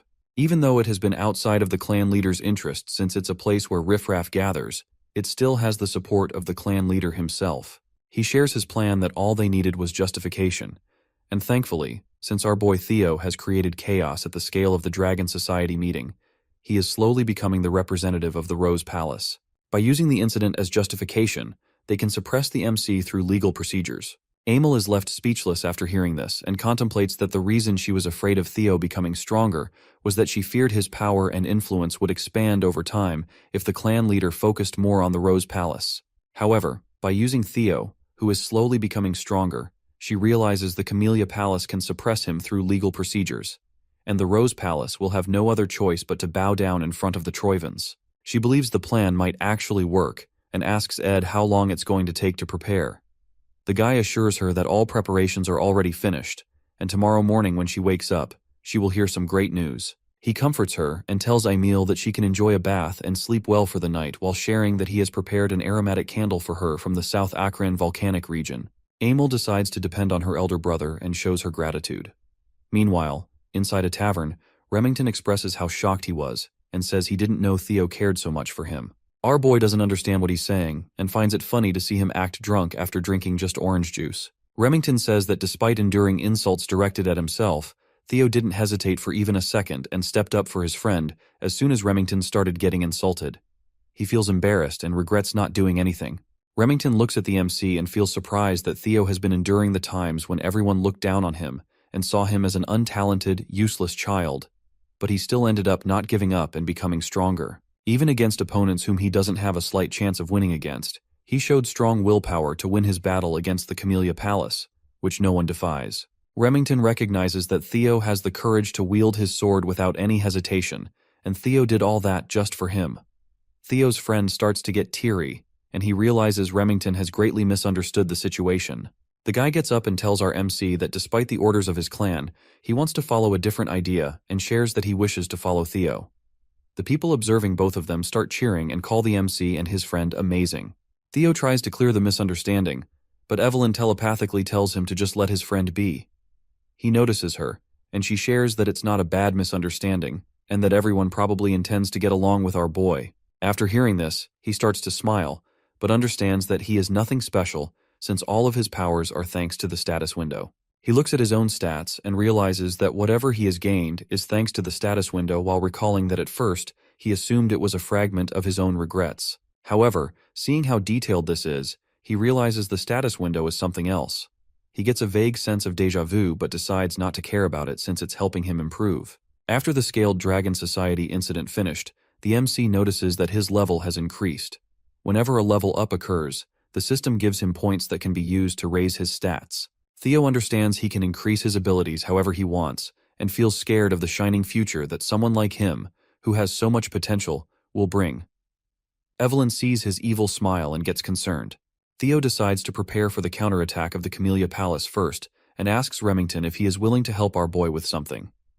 His friend assures him he can ask anything, a bit surprised to be called Remy in such a friendly manner. Theo pulls something out, and while giving it to Remy, he shares that the war for the throne between our boy and Axion is going to begin soon, so he needs help in the preparation for when the time comes. Remy becomes silent, recalling that in his past life, Remington became the clan head of Narcio, and the clan's forces became powerful enough to confront the Ragnars. The MC realizes how valuable this opportunity is for him to pull Remy to his side. He gives Remington a piece of paper, and the guy assures him that since he has already pledged loyalty to our boy, he will do everything in his power to help. Theo shows his gratitude, and suddenly someone barges into the tavern while screaming Theo's name. Everyone becomes surprised as some knights barge in and announce that under the sword of law, Theo is under arrest for assault, threat, and intimidation. Evelyn calls it complete bullshit, but our boy tells her to calm down and moves forward to see the arrest warrant. He notices that it's real and that the ink hasn't even dried, which shows his enemies were in a rush. He decides to go without a fight, and they quickly handcuff our boy. As he is being taken away, he smiles at his friends since he trusts them to handle everything in his absence. Remington and Evelyn are in complete shock. Remy directs his focus towards the paper Theo gave him. The news of Theo getting arrested reaches the Rose Palace, and Theo's mother, Cecilia, becomes stunned to hear that her son is being taken to the tribunal and falls down on her knees in shock. Her servant becomes concerned, but she assures him that she's fine and questions why her son was taken away. He reveals that it's because of the Scaled Dragon Society, and her son is being accused of inciting a rebellion. She becomes surprised and questions if her son will be taken to trial. Her servant believes Theo won't easily get out of such a situation since he destroyed the Scaled Dragon Society. Cecilia was not expecting that her son being invited would lead to such a mess, but believes that her son will definitely be able to get through this, because that's the kind of kid he is. Cecilia wishes he comes back safely. Meanwhile, inside a carriage, as the MC is being taken away to the tribunal, they reach their destination, and he remembers it's been a while since he saw this place. Since Theo completely obliterated the Scaled Dragon Society, he understands that he won't get a simple punishment, and will probably have to face trial because of his actions. He understands that since he's the successor of Ragnar, they will question his qualifications as a successor. The knights order him to get off, and as he walks, he realizes his enemies want to crush him completely, but smiles because everything is going exactly as he planned. The knights announce that the prisoner, Theo, has been escorted, and they get permission to bring him inside. The MC thinks that if he wants to take out what he has prepared so far, he wants to do it on a stage of such magnitude. He stands before some amazing figures and becomes a bit anxious seeing all of them gathered in one room. He sees the demon dragon captain of the white armored dragon cavalry, Julius Ragnar, and 4 of the 9 dragons who protect Ragnar, Sky Dragon Ed Troyven. The MC admits that he would have been extremely overwhelmed in his previous life, as he notices that the sword dragon lady of the Plum Blossom Palace, Osa Ragnar, and the elder dragon head counselor, Wolfgang Ragnar, are also gathered. Wolfgang sees our boy, and the MC remembers that it has been a while. He was not expecting to see Wolfgang in this place. Our boy understands that Wolfgang values bloodlines, so to him, a half-blooded illegitimate child like our boy must seem completely disgusting, and he notices Wolfgang does not even try to hide it. The man asks our boy if he is aware of the fact that he was summoned to answer for his crimes. He continues to tell our boy that the Byron clan, the Ceres Merchant Guild, the Red and White Mercenary Corps, and even the Hanavi clan are all cutting ties with the main family because of his foolish actions. Wolfgang becomes angry and calls him a bastard, questioning if he can bear the damage he has caused. He makes it clear that our boy is going to be held accountable for dragging Ragnar's honor through the dirt. Theo agrees with him and admits that he was far too careless. Instead, he should have cut off their heads, not just their limbs. Everyone becomes shocked, but the MC continues to tell them that all the other clans are their subjects. He says the Lord has given them land and honor, and the subjects are the ones that need to offer their loyalty and lives to the Ragnar. This is the way of chivalry, and despite knowing this, they defied their lord. The MC shows his frustration and says that if he had known about their insolent behavior, he would have severed their heads instead, and tells Wolfgang they should be punished to restore the principles of chivalry. He says he could not just sit by and watch Ragnar's honor, maintained for over centuries, get trampled on. Everyone becomes speechless while Julius calls our boy impressive and expects he will be given a normal punishment after the justification. Wolfgang thinks that the MC is mocking them with his sophistry, but Osa Ragnar understands his opinion and admits that Theo is correct. Wolfgang is surprised to see her take his side. Osa explains that Ragnar is strong, but it's not truly great, so they still need to listen to the voices of their vassals and knights. Otherwise, their clan will inevitably fall because she thinks that they can't rule the world with power alone. He understands her, and decides to keep that in mind. The MC observes that the first wife of the clan head, who is the best swordsman in the north, is fortunately taking his side, and is not hostile toward him. He is surprised by her actions and doesn't understand why she is doing that. Osa hopes our boy understands that the punishment he is going to receive is justified. He asks about the punishment, and Wolfgang tells him he will get 3 months of probation. Theo shares his wish to participate in the ceremony, which angers Wolfgang, as he thinks our boy is talking back, but Osa decides to take his words into consideration and allows our boy to participate in next year's awakening ceremony. Ed believes that it has already been decided that the children Theo injured will be participating next year.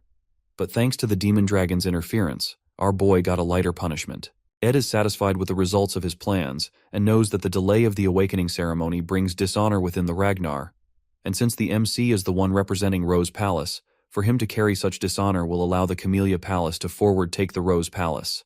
He starts smiling and believes that as his plan is put into motion, our boy won't be able to do anything about it, and he will have no choice but to accept defeat. Ed knows that if Theo decides to appeal, he will get killed, but Ed believes our boy is not that foolish.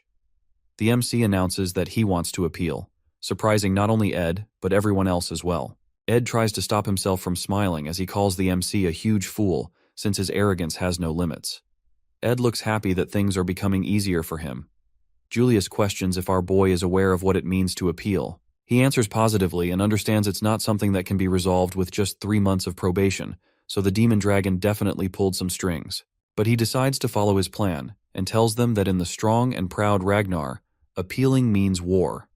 Theo is not planning on taking even a slap on his wrist, and says that in the end, only the strong speak the truth. He thinks he should be rewarded for his actions, which leaves everyone speechless. Ed's eyes light up with joy as he sees the Troyven Camellia Palace is now finished. As the MC stands before all the important figures, Wolfgang questions if he wants to take an issue that can be easily resolved if he waits 3 months into a war. Wolfgang calls it arrogance and questions if our boy is confident he can face the forces of 15 clans alone. Theo says that this is something he needs to handle. Since, in their case, the difference in power is huge, he thinks appeals through proxy battles are a normal thing.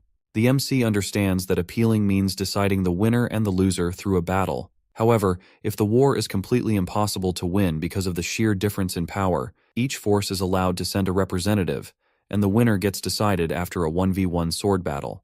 This is how a proxy battle goes, which means our boy will represent himself. While there is a high chance that the representative of the plaintiff is going to be Axion, Julius understands that if this goes on, it is guaranteed that the MC will lose. He questions if Theo has a plan in mind, and thinks that if our boy believes someone will step up to be his representative, he will be disappointed.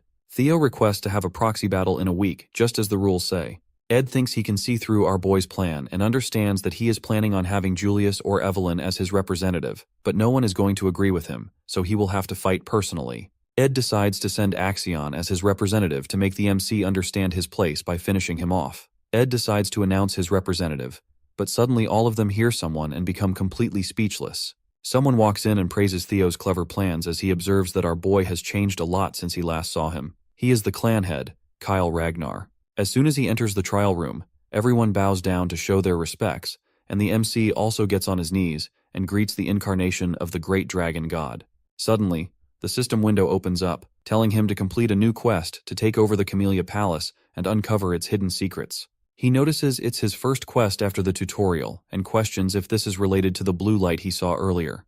The MC realizes he completely forgot about it because of what's been happening lately, and remembers that there was something there. He stops contemplating and decides to focus on the present as he faces his father. He needs to take care of the situation first since the king himself appeared, which is an insane variable that can jeopardize his plan. The MC asks the reason his father is here. Kyle tells him to stand up and says he heard about the whole situation and understands that his son is trying to make an appeal through a proxy battle. Theo responds positively, and his father says he recognizes it's going to be difficult for his son to enter the battle himself, and questions who Theo is planning on choosing as his representative for the proxy battle. Our boy realizes his father is trying to test him, and says there is no one who can stand in his place, so he is naturally thinking about stepping up himself and being his own representative for the appeal. His father believes his son will lose, but Theo thinks he shouldn't come to such a conclusion without even letting him try. The MC becomes determined to face his challenges and not bend against anyone willingly. After hearing all of this, the king bursts out in laughter and asks the other members of the trial if they heard what his son is talking about. The king becomes impressed by our boy not lowering himself against anyone, and recognizes that this is the best way to describe the Ragnars. The king praises his son for such an amazing attitude. Our boy feels grateful and starts to smile as everything is going according to his plan. He remembers the proxy battle is just bait, and since he doesn't have to fight, he feels amazing to say such words without holding back. He remembers the work he requested from his friends Remy and Evelyn, and understands that he will get his hands on the proof of Camellia Palace's treasonous conspiracy, which will make his victory absolute without even fighting. The king decides to give his son an opportunity, and as the master of Ragnar, Kyle says he wishes to test a single strike against our boy. Theo becomes shocked as his father tells him to forget about the trial. He says if the MC can endure a single blow, he will clear all the charges without punishment. The king tells Theo to come out, but Ed starts shouting as he tries to object. He thinks that testing a single strike against our boy means the king approves of him, which means that if, by any chance, Theo is able to endure the single strike, he will receive the approval of the clan head himself. Ed is sure the MC won't be able to endure it, but just in case he somehow does, Ed decides to object and tries to stop the MC from looking favorable in the eyes of the king. He questions how the vassals and bannermen dare to comment on the blood of the clan leader's son and continues to talk about the rules of the proxy battle. But Kyle Ragnar tells him to shut up and makes it clear that if a vassal dares to speak against the Ragnars, they need to just get rid of him. Ed has no choice but to follow the clan leader, and Kyle asks if Julius has anything to say since he has been giggling for a while. The demon dragon says he is just surprised to see the king show interest after such a long time. Kyle Ragnar gets to the point and asks his son if he is willing to do it. Our boy understands that things have taken a huge turn, and even though he was not expecting this, he smiles and decides to accept the challenge. The MC speaks up and tells the clan leader this is too heavy for him, as it is absurd to compare a single strike from the clan leader himself with a proxy war against vassals and bannermen. The king asks if he is trying to refuse, but our MC answers negatively, and says he only wishes to have a fair transfer since the trial has become stricter. He demands that his compensation should also be increased with a cheeky smile on his face. Kyle Ragnar asks his wish, and the MC turns around to look towards Ed and says he wants something like Camellia Palace. Observing all of this, Ed is left speechless. Ed becomes frustrated, and Wolfgang calls it complete madness to propose such a deal with the clan leader himself. He thinks he needs to put the bastard in place since agreements are based on the understanding that both parties hold equal standing. Wolfgang assumes the MC will fail because of his arrogance, but to his surprise, the clan leader agrees with our boy. Kyle thinks that if the MC aims to become the successor, he needs to be at least this courageous and bold. The clan leader asks if the Sky Dragon has any objections, but the man assures him everything belongs to his Lord Kyle, so he can't dare to comment on his decision. The Lord is happy to hear this and orders them to quickly prepare a stage, as he wants to test his son himself. Theo becomes a bit hesitant, and after a while, as he confronts his father Kyle Ragnar, the other vassals stand on the sidelines to observe. Ed is in complete frustration since the trap he set to catch our MC has turned into a stage favoring him. Ed assures himself not to be anxious, as he thinks that even if Theo has gotten stronger now, there is no chance he can withstand even a single strike from the clan leader, a feat not even high-ranking swordsmen can easily accomplish. Ed assumes Theo is going to die here, but our boy sees through his plans and is confident he won't die thanks to the tutorial reward he received. The king notices something about his son has changed and questions whether he consumed an elixir without anyone noticing. The king believes even an elixir won't help him change this much but decides not to care since it doesn't matter to him how the MC became so strong. Our boy realizes his father has seen through him easily. Even the 9 dragons haven't noticed he took an elixir. The king asks if he is warmed up. Theo answers positively, and his father cheers that normally he uses his great sword, but since our boy doesn't even know how to use mana yet, his father is trying to go easy on him by using a rusty steel sword instead. The clan leader asks if he has any objections. Theo says he doesn't, and the father becomes serious as he decides to begin the fight. An immense aura starts to spread everywhere as the clan leader moves forward, making our boy anxious. Theo observes the immense pressure his father emits with just his fighting spirit alone. The clan leader praises him, surprised that his son is still standing. Theo remains confident since his strength has almost tripled because of the reward he received after clearing the tutorial known as the Experience Elixir. Using the elixir, he was able to gain 5 levels, and he put all the stats into his strength. With this much strength, he feels true freedom as he leaves the realm of the weak and enters the realm of the extraordinary. The MC is confident he can survive at least a single strike from his father, and as the clan leader throws his attack, everyone becomes speechless while Ed believes the MC will die. Our boy puts all his focus into defending himself and is able to see the attack coming. The huge red beam of light falls to the ground, destroying the whole stage, and after the smoke clears, the clan leader smiles to see that he was able to finally find a decent son, as our MC remains standing, leaving everyone shocked. Theo proves his innocence through his will and determination. After successfully surviving the strike, the trial concludes, and the system shows that the sudden quest, single strike from Kyle Ragnar, has been successfully finished. Theo receives an inventory and a mysterious blue key as a reward for his achievements. After some time, our boy wakes up while questioning where he is. His mother, Cecilia, becomes happy to see her son wake up and shares that he fainted while standing. She starts to cry while holding his hand as she expresses her feelings about when she found out the clan leader himself challenged our boy. Cecilia becomes concerned and asks if he has any more injuries, assuring him she will immediately call a physician if he has any fractures or dislocations. Theo tells her he is fine but doesn't recognize where he is. Julius comes in and says that by the orders of the clan leader, the Lady of Camellia Palace, Axion, and the Director of Intelligence have all been vacated. Theo becomes happy as he realizes they are inside the Camellia Palace. The system updates him on the situation and shows that he just needs to uncover the secret now.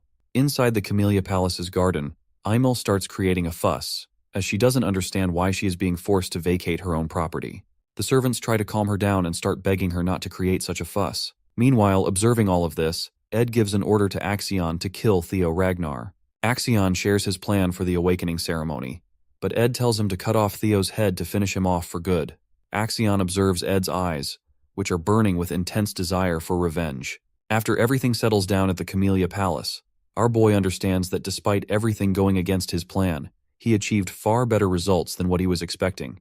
He managed to obtain the Camellia Palace without using his trump card, and on top of that, he has obtained another authority. He uses the inventory skill and pulls out an item from inside it. The MC munches on the apple and wonders how such things are possible but recognizes it's very useful. Theo pulls out the blue key from his inventory, which he obtained recently, and believes that it is definitely related to something important. As he focuses on a door, the keyhole suddenly lights up. Theo decides to unlock the door, and as he opens it, he is surprised to see a deep tunnel. The system tells him he has discovered a dungeon for the first time, and the experience he gains inside the dungeon will double as a reward. Seeing a cave inside the Camellia Palace, he assumes it is another quest of some kind and decides to clear it since he doesn't want to miss out on any experience.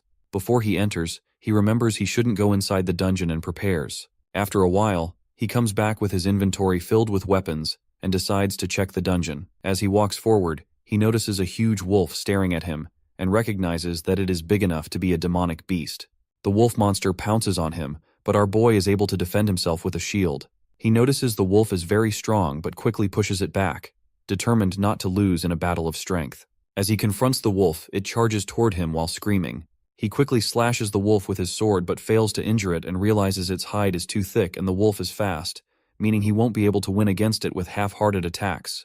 The MC recognizes it's no ordinary wolf and might even be as strong as a demonic beast. He admits it won't be easy to defeat the wolf, and suddenly the monster tries to use its claws as it charges toward him. He wishes he could replicate the ray of light he observed when facing his father's single strike. He calls it amazing and tries to use the pure white arc on the wolf, but fails to copy his father's move, accepting that it's not going to be this easy. A single strike is an easier way to label a strike that brings certain death. He finally understands that the key to mimicking his father's attack is to put all his strength into a single sword strike. He leaves his shield and thinks about improving his sword skills and the secret sword arts that rely on his speed, taught by Evelyn.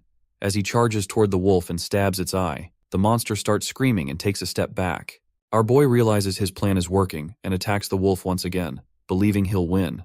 2 months later, at the training ground, Eod observes that the number of people is increasing. Sybil agrees with him and thinks they need to change the training grounds. A rumor about the clan leader teaching the young master Theo a single strike has been spreading lately.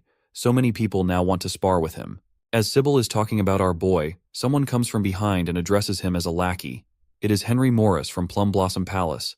He questions when the incredible young master of theirs is coming, as it has been 2 months already. Morris is disappointed and says he assumed the young master never missed a day of training. He calls the MC a coward and thinks he ran away after a fake story of his spread too far. Sybil becomes angry, but Henry doesn't stop and thinks the whole rumor might be a total lie since there were no witnesses. He assumes our boy exaggerated it.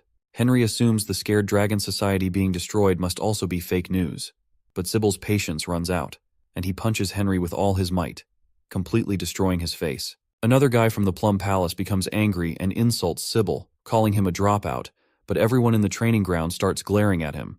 Sybil calls him a shit-face while making it clear that no one can compare to their young master. Eod is surprised to see his friend call someone ugly with such a face. Sybil shares that he was already annoyed to see the guys from Plum Palace who kept coming here to cause trouble, and makes it clear he won't let anyone disrespect their young master Theo. Sybil and his comrades pull out their swords and declare war on the guys from Plum Palace. They also become determined to put the dropout losers in their place, but as they are about to fight, someone comes between them and freezes all of their weapons instantly. Everyone is surprised, and Sybil recognizes it is Ray Ragnar from the Four Hounds. Someone also joins in on the fun and starts laughing. It is Hulkus Lanka of the Four Hounds. Sybil is surprised to see two members of the Four Hounds suddenly appear, and Hulkus notices someone is missing. Hulkus asks one of the Plum Palace guys where the Luster Tiger is, which confuses him. Hulkus becomes fired up and questions if everyone is deaf, as he is asking for the master of the training ground. Hulkus announces that he is here to challenge our MC, Theo Ragnar. Meanwhile, inside the dungeon, the MC reaches his limits, and his sword shatters as well. The system notifies him that he has leveled up. Suddenly, multiple system windows start to pop up, showing that his stats are increasing, and he has hunted 170 demonic beasts. Our boy sits on the corpses of the monsters he has defeated, and the system shows that only one monster is now left. Theo drinks a healing potion to restore his strength and remembers that he almost died multiple times, but the healing potion always saved him. At first, it was difficult for him to defeat the monsters, but as he leveled up, things became easier. He is still surprised to see how fast time flew by. He has already spent 2 months inside the dungeon. The system shows him that only one demonic beast is left. He realizes that it's definitely a boss monster as he notices some stairs. The MC starts walking forward and enters the 5th floor.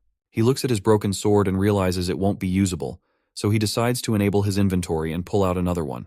He finds only one sword and realizes it's his last one. Our boy remembers he received this sword from his mother as a birthday present. The MC recalls his past life. He had a lot of friction with his mother leading up to the awakening ceremony, so he decided to toss the sword away in his room and let it go to waste.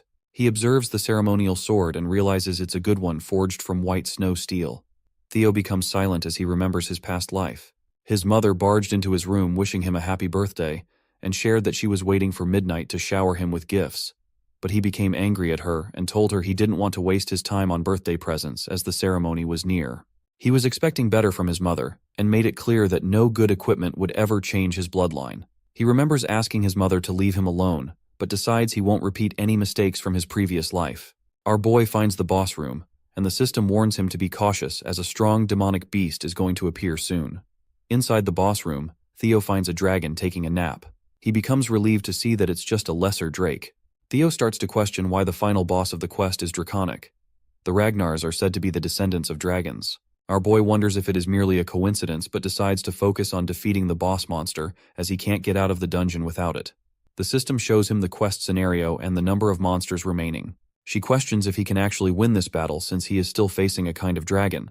The MC starts focusing and decides to use a single flash. He remembers practicing it a lot against the wolves he faced, and even though it might not be on the same level as his father's dragon flash, he charges toward the dragon, believing that if he utilizes his dragon heart to the maximum, he should be able to land a serious hit. He pierces his sword through the monster's eye and successfully wounds it as the monster starts screaming in pain. Suddenly, it attacks our boy with its tail, but he is able to dodge easily and becomes disappointed that his weak attack was not able to pierce through its brain.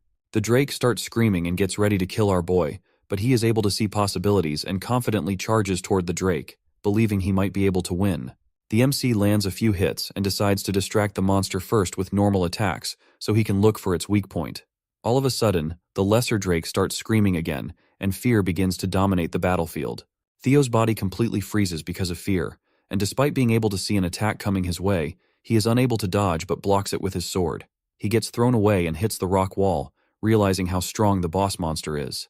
He admits he can't keep this up for too long and gets up to attack the huge monster coming his way, while hoping he can hit its weak points for a quick win.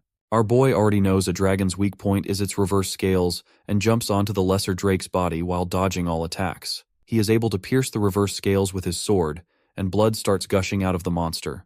He keeps hitting the spot as it starts screaming in pain.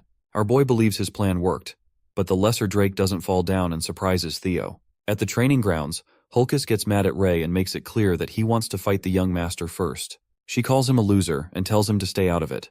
But he starts defending himself and says he lost 3 years ago. He has worked hard to improve his skills every day, so 3 years are more than enough to close the gap. Ray doesn't listen to any of his words and calls him a loser again, which makes Hulkus angrier. He decides to have a duel with her and mentions that the winner will get a chance to fight Theo Ragnar. He hits her with a huge weapon, but she is easily able to stop his attack without being phased. Sybil and Henry don't understand what's happening, but become scared seeing the Four Hounds members fight. As they both move forward to attack, Remington appears between them and tells them to go elsewhere since this is the domain of the young master Theo. He makes it clear that he won't allow anyone to cause trouble for the master. Hulkus becomes happy to see Remington and shares his desire to fight him as well, but Remington asks Hulkus to understand his words. Suddenly, all of them start to feel an immense pressure, and Remington questions the source of this menacing killing intent.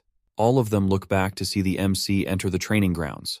Remington is surprised to feel such overwhelming pressure and starts to wonder what happened during Theo's seclusion training. Ray and Hulkus become excited to see that the young master Theo has finally arrived. Our MC dominates the whole training ground with the skill Lesser Drake's Fear. Earlier inside the dungeon, after the MC pierced through its reverse scales, the Lesser Drake finally died, and the system congratulated our boy on hunting it. As soon as he touched its reverse scales, the monster started going crazy. Our boy thought he would die, but the monster wore itself out after a few minutes since the scales were definitely its weak point. The system notified him that he had obtained the Lesser Drake's Tooth and Claw. The tooth was an enhancement material for weapons, while the claw could be used to increase a weapon's sharpness. He decided to use his rewards to fix the sword he had since he didn't want to lose a gift his mother gave him. The MC also received a skill called Lesser Drake's Fear, which surprised him. He read the stats and realized the skill could inflict fear on a target weaker than him.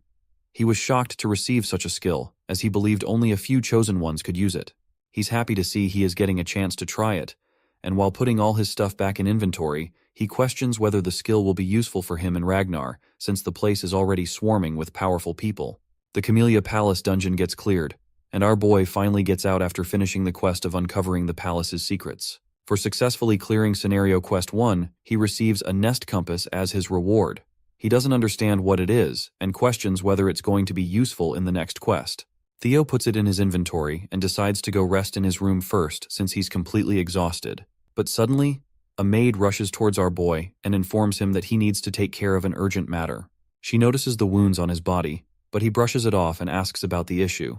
The maid informs him that there's a brawl happening in Training Ground 4. Our boy enters the training ground after hearing this, dominating everyone with his new skill, Lesser Drake's Fear. He angrily tells everyone to get lost since he needs rest.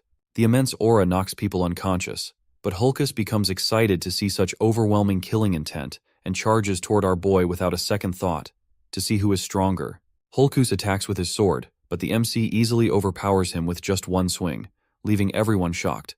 Hulkus gets knocked back and cannot believe his strike was deflected so easily. The MC is surprised by his progress after dungeon training, but Hulkus doesn't back down. He has always been considered the weakest member of the Four Hounds of the North because he is very dumb, and never rounds out his arsenal either. Hulkus attacks Theo again, challenging him to block it. Despite being the weakest, Hulkus has never once been outmatched in terms of raw strength, but now the MC is surprised to see that he is able to keep up with Hulkus, and with a single slash, he counters Hulkus and defeats him. He feels amazing after leveling up so much, and Hulkus starts coughing up blood, loses consciousness, and falls down. Theo realizes he was too careless and should have held back, but feels glad he was facing Hulkus, who is known for his toughness and can tank such attacks. The MC notices Hulkus only fainted. Sybil becomes surprised, and everyone in the training ground starts cheering for the young master who easily defeated the Black Bear, one of the Four Hounds, with a single strike. Theo assures them Hulkus is still alive. Suddenly, his sword breaks as well, which disappoints our boy since it was a gift from his mother. Everyone keeps cheering for the MC, and they all praise him for breaking his sword with a single strike. He doesn't understand why they are so happy. Meanwhile, observing all of this, Ray remembers one of her past memories. When she was a little kid one day, the MC found her and questioned why she was walking around in such cold weather while wearing barely anything. Theo gave Ray his own scarf and thought she still looked really cold, so he decided to take her to his house and told her he would take her home once the snow finally stopped. After recalling all of this, she starts smiling and leaves the battleground. Remington is surprised to see her smile. After a while at the Camellia Palace, our boy looks embarrassed as the maids congratulate him on getting a new title, Luster Tiger. One of the maids is happy to see his hard work finally paying off and advises him to keep it up and maintain the momentum until the awakening ceremony. She believes he can do it, and suddenly, his mother appears and starts feeding him the new abalone dish forcefully. He tries to stop her, but she starts stuffing his face with more food as he begs her to stop. While eating, he remembers his past life and starts to feel grateful. He tells his mother the food is very delicious, and she notices the broken sword. She becomes shocked, and the MC starts sweating anxiously. He tells her it broke during his training and starts apologizing since it is a precious gift she gave him on his birthday. Theo's mother becomes angry at the person who swore it wouldn't break, as it was made with white snow steel and ebony steel wood. He asks if she is talking about the steel wood from the southern jungle, She answers positively and tells him it is a rare and precious material, but feels disappointed to see it was all a lie. She thinks that if the guy was telling the truth, the sword wouldn't break so easily. The MC realizes how precious the materials are, and becomes surprised since he was not expecting it to be so valuable. He wonders how his mother found such a sword. She decides to go ask the maker for some explanation, and force him to make a better sword this time that is perfect for her precious son. He assures her it's fine and that he can just use another sword, but she rejects the idea and tells him people are finally coming to see his true powers, so he needs to be even more careful than before. Since the awakening ceremony is really close, she says she won't allow him to attend the ceremony while carrying a shabby old sword. Theo is happy to see his mother care so much about him, and Cecilia decides they should get going since they are done talking. The MC is confused. She reveals that they are going to the best workshop in all of Winterra, known as the Basque Workshop. Basque Workshop is one of the top 3 manufacturing workshops of Winterra, and its fame comes from the sheer size that rivals a factory. However, the most notable thing about the workshop is its master. She is a person who falls into the category of special rank by the intelligence agency, and a blacksmith with the title of Master Craftsman, which only 2 other Ragnar artisans hold. The MC is surprised to see the elf of capitalism incarnate, the demon craftsman Curson. He never expected to meet such a tycoon and questions how his mother has connections with the demon craftsman. Cecilia angrily questions why her mother is still smoking. Hearing her call Curson her mother, our boy becomes speechless. Curson tells Cecilia not to address her as mother since their relationship is not that of a parent and child. On the day Cecilia decided to run away, Theo was told his mother is an orphan with no family in the world, but is surprised to see she is the daughter of the high elf Curson. He realizes that the reason he looks so handsome is that he is also a quarter elf. Curson asks why Cecilia unexpectedly decided to visit her. Theo's mom throws back the sword and tells her it is a defective product. Curson doesn't believe her and becomes mad hearing her daughter call it a defective sword, even though she forged it herself. Curson pulls out the sword and realizes it's broken. Cecilia questions if that's not a defective product, and Curson becomes speechless. The high elf asks who the wielder is. Cecilia tells her Theo is the wielder of the sword.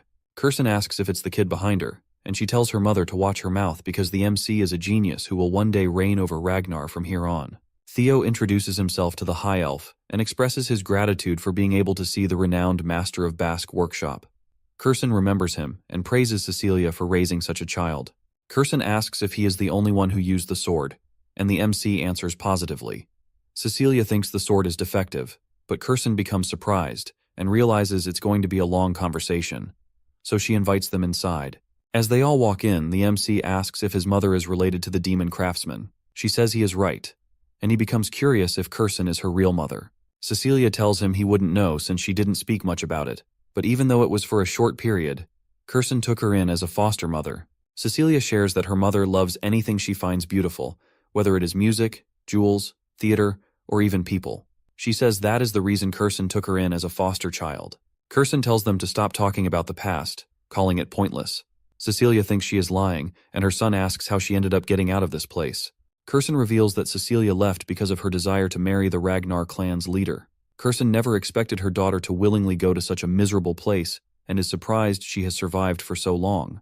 Cecilia says she couldn't resist the manliness and handsomeness of the clan leader, who loved her dearly.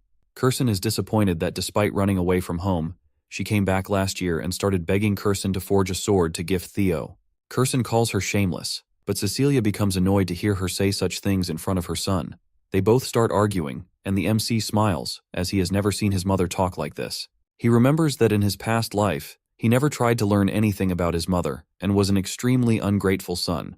He questions if he was just too obsessed with the clan, and notices that Curson cares a lot about his mother as well. He wonders why she didn't do anything in his past life. They finally reach their destination, and Curson shares that this is the room she lives in. Cecilia asks why her mother brought them so far inside, and demands her to make the best sword for Theo to make up for it. Curson suddenly tells Cecilia to wait outside as she grabs Theo and quickly closes the door, leaving Cecilia outside. Inside her room, Curson completely ignores Cecilia calling her and decides to get straight to the point. She asks if the MC has the relic of the primordial dragon. Our boy becomes confused and questions if she is talking about the ancestor of the guardian dragon that protects the clan. He shares that he has heard about the legend that treasure has been distributed across Winterra for the descendants of the Ragnar clan. She makes it clear that it's not a legend and questions if he really doesn't have any relic. Curson starts to tear up and becomes frustrated, wondering how he was able to destroy her sword.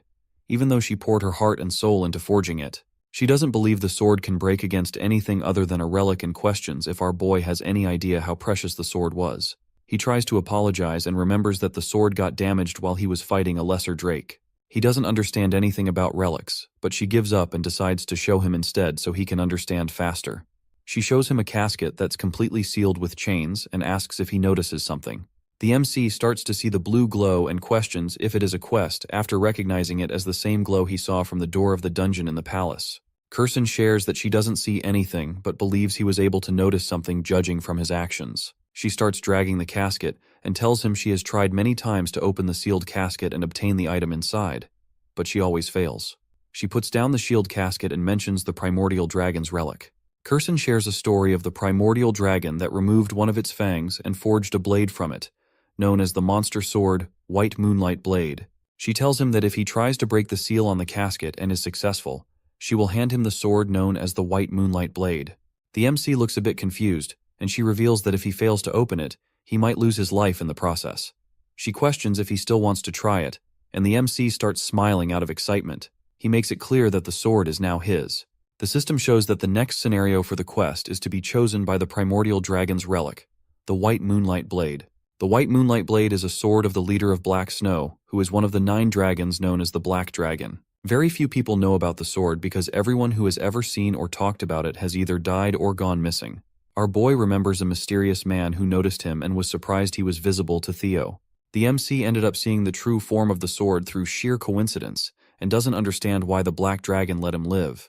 He is surprised to find out that the Black Dragon's White Moonlight sword is here, and it is an actual relic of the primordial dragon. He remembers running into the Black Dragon 4 years ago and realizes Kirsten was in possession of the sword during that time. She asks if he wants to open it, and the MC starts smiling, becoming determined to obtain the sword no matter what. He tells her it's his sword now, and while observing the casket, he realizes it's very similar to the Camellia Palace. He tries to use the blue key to open the casket. Kirsten is confused as our boy unlocks the gasket, and a weird light starts to shine. Suddenly, Kirsten becomes concerned as our boy starts getting pulled inside by a mysterious black fog. The MC tries to free himself but fails and gets dragged into a mysterious place. He opens his eyes and doesn't understand where he is. Theo recognizes the Rose Palace while everything is engulfed in fire. He doesn't understand why he is seeing all of this again, and while watching his past memories, he realizes he completely forgot how weak he used to be. Because of this, he needs more power, enough to defeat Randone and crush the Camellia Palace. A griffin starts messing with his brain and grabs our boy, ready to eat him whole, but the MC wakes up and grabs its beak, catching it off guard. He becomes aware that the monster is trying to take over his mind by using his desire for power against him. The MC realizes this is why it is called a monster sword. The mysterious griffin calls him insolent and tries to free itself, but the boy confidently tells it he has already conquered all the despair it's trying to show him a long time ago. He questions if the monster was hoping he would be tempted by its useless powers, even though he has already seen many quests. The griffin becomes confused, and our MC notices it looks very different from the griffin in his memory. The monster tries to free itself, but our boy doesn't let go and remembers it was at least 10 meters tall, but right now they are both of similar heights. He questions if the griffin became smaller because it was seen for a long time. He decides not to care about it, and makes it clear that the Moonlight Sword is now his as he tries to punch the griffin with an evil look. The monster tries to talk it out with him. Meanwhile, inside Kirsten's room, Cecilia starts screaming after seeing her son knocked unconscious. She tries to wake him up, but nothing works, and Cecilia starts crying as she questions her mother why her son is unconscious like this. Kirsten becomes speechless as Cecilia cries and says she never asked her mother to do this. She just wanted a sword for her son. Kirsten observes that there is a monster's energy linked with Theo's bloodstream, which is something she has never seen or heard about before. She was hoping he would be okay since he already possessed a relic. Cecilia tells her mother that if anything bad happens to her son, she will never forgive Kirsten for her actions. All of a sudden, the MC grabs the Moonlight Sword, and a mysterious light starts to form around his chest. Cecilia becomes concerned and tries to wake him up. Theo finally opens his eyes. She hugs her son tightly as she starts to cry. She tells her son she was very worried, but he assures her not to overthink it as he is completely okay. The system congratulates him on hunting a griffin and finishing the quest. As a reward, he becomes the owner of the White Moonlight Sword. The MC understands that he survived because of his luck. The griffin was easily defeatable because it was just freshly unsealed, and any psychological attacks were of no effect on him. The system notifies him that he has observed the monster energy of the White Moonlight Sword, so now his magic power has greatly increased.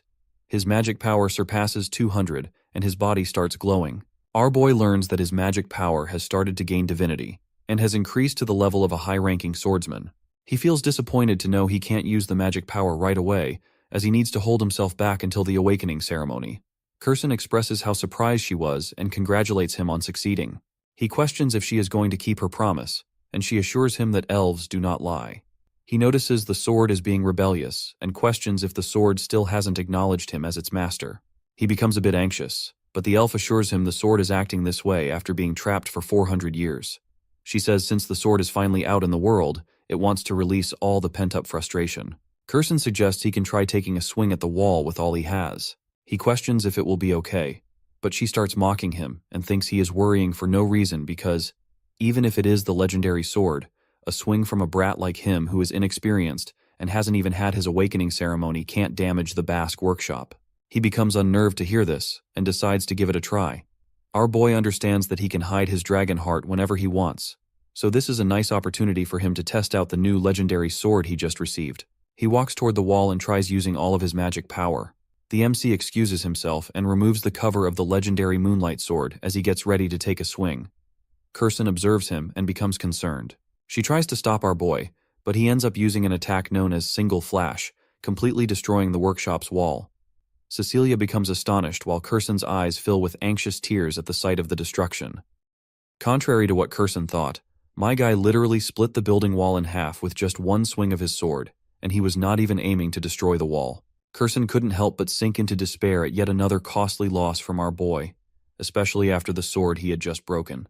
Even Theo thinks this is seriously overkill, and he's already running on empty because that sword drained all his magic to pull off that devastating slash. Right at that moment, Kurson starts giving him some mana, and she dashed towards him so quickly that he didn't even notice when she reached him. She's startled to see he really has no control over his magic at all. Whatever the case, after looking at this massive crack in the 10-foot thick wall, she's sure this lad is an absolute genius. She starts to feel kind of proud to have a grandson like him, and I can see those dollar signs in her eyes, which clearly show that her greedy mind is cooking up something juicy to profit off our boy. She puts her hand on him and tells him she'll be his patron from now on, and all he has to do is spread his wings and show the world his skills. Well, there you go. She's literally using him as a walking, talking billboard for her workshop, and Theo can clearly see the glint in her eyes. He bluntly tells her he can see those dollar signs shining right back at him. As the night deepens, Theo and his mother prepare to leave Basque's workshop. After exchanging their last goodbyes, they part ways. We see the fangs she's holding, and it turns out Theo gave them to her as wall repair funds. She's thrilled to have this loot from a drake, and is sure he must have snagged it while obtaining the relic. She's also feeling proud of her daughter, thinking about how she raised such an incredible son. Right at that moment, someone drops by and greets her with her title of Demon Craftsman. Kurson freezes for a moment at the sound of this familiar voice. She turns around and asks why he's here, but this mysterious crow of Rober Ragnar just simmers with a red glint in his eyes and doesn't say a word, leaving us hanging in suspense. 5 days pass, and the day of the awakening ceremony has finally arrived. As usual, Evelyn and Theo are in the middle of a sparring session. After exchanging blows with him, she can tell that his swordplay has gotten stronger and faster overall. My guy just flashes a grin, saying he's really glad to hear this because he never thought someone like Evelyn would ever praise him. The onlookers, as usual, are sweating their balls because they feel like weak sauce compared to Theo. You see, it's been half a year since Theo began to change, and Evelyn is amazed that he's already grown strong enough to push her back. If he awakens his magic today, it'll be the birth of a monster. After they spar for a while, the lady gives him props, saying he's done a great job and that he might even aim to become the valedictorian of the awakening ceremony, and her prayers are with him. Theo flashes a big smirk back at her, thanking her for her kind words. He says that if he becomes valedictorian, he'll mention her name during his speech in front of everyone.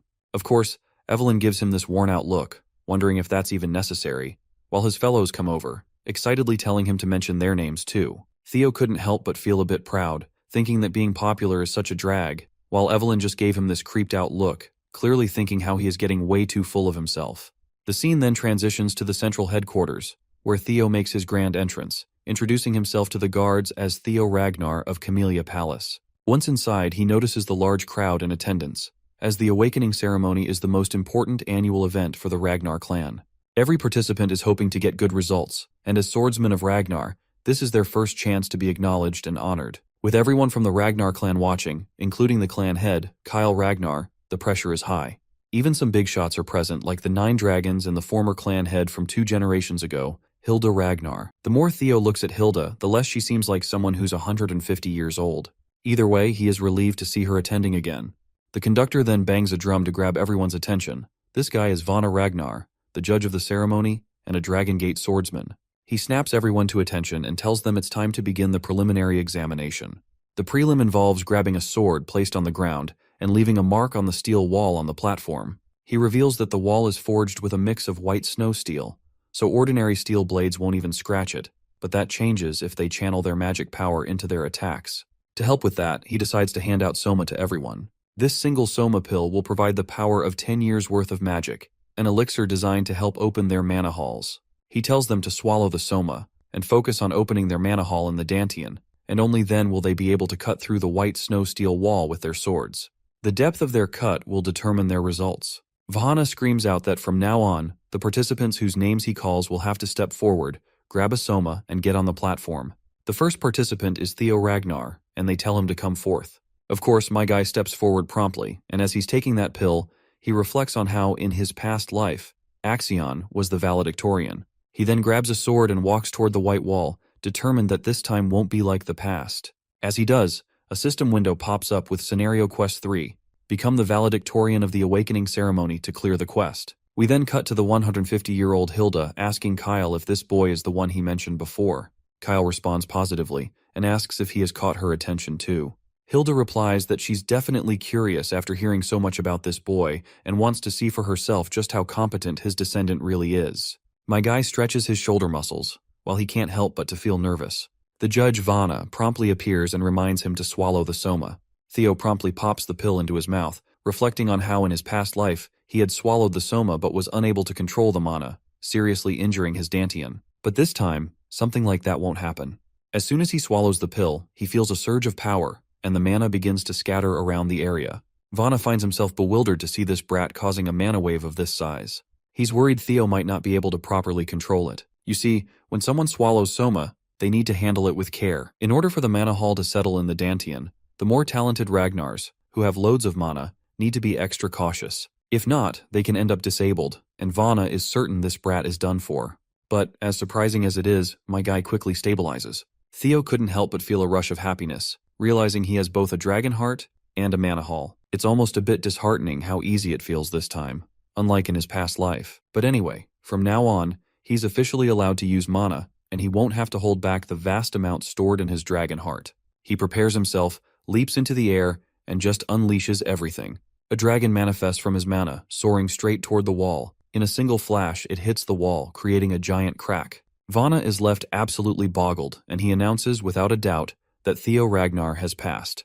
The spectators are equally bamboozled by such a display of power. A system window promptly pops up before Theo, announcing that the curse of bad luck that's been in effect has ended, and his fame is beginning to spread throughout the world. A genuine joy spreads across our boy's face because he's finally reached the same starting point as the others.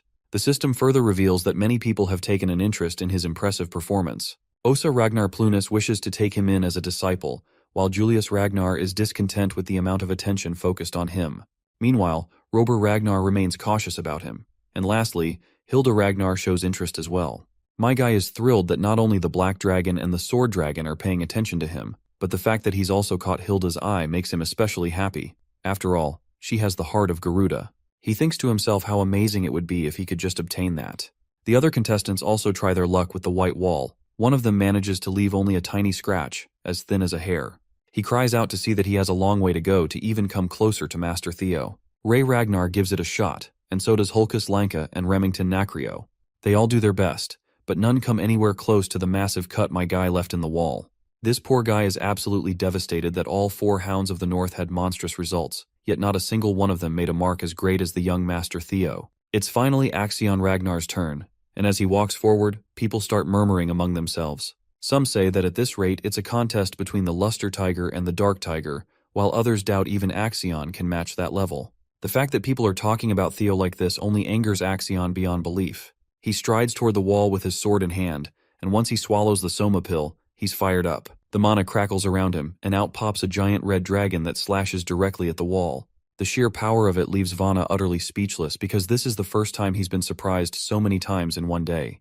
The crack in the wall is massive, and Vana promptly announces that Axion Ragnar has passed as well. The crowd goes absolutely bonkers because Axion's slash has left a crack just as big as Theo's. Now everyone is on edge, knowing that the precision grading will be the deciding factor in who comes out on top. As dusk begins to settle in, Vana announces that with this, the first stage of the awakening ceremony is officially over. This year, he's particularly satisfied to see so many people significantly increase their scores. He says that those who passed should prepare for the second stage of the awakening ceremony in 4 days. Finally, the rankings that everyone has been waiting for will be announced, including the valedictorian for the first stage of the awakening ceremony. Everyone in the arena held their breaths in anticipation as the valedictorian for the first stage of the awakening ceremony was announced. The clear front-runners, Axion and Theo, were locked in as they both hoped to hear their names called. In the end, Theo Ragnar manages to clutch the win for himself.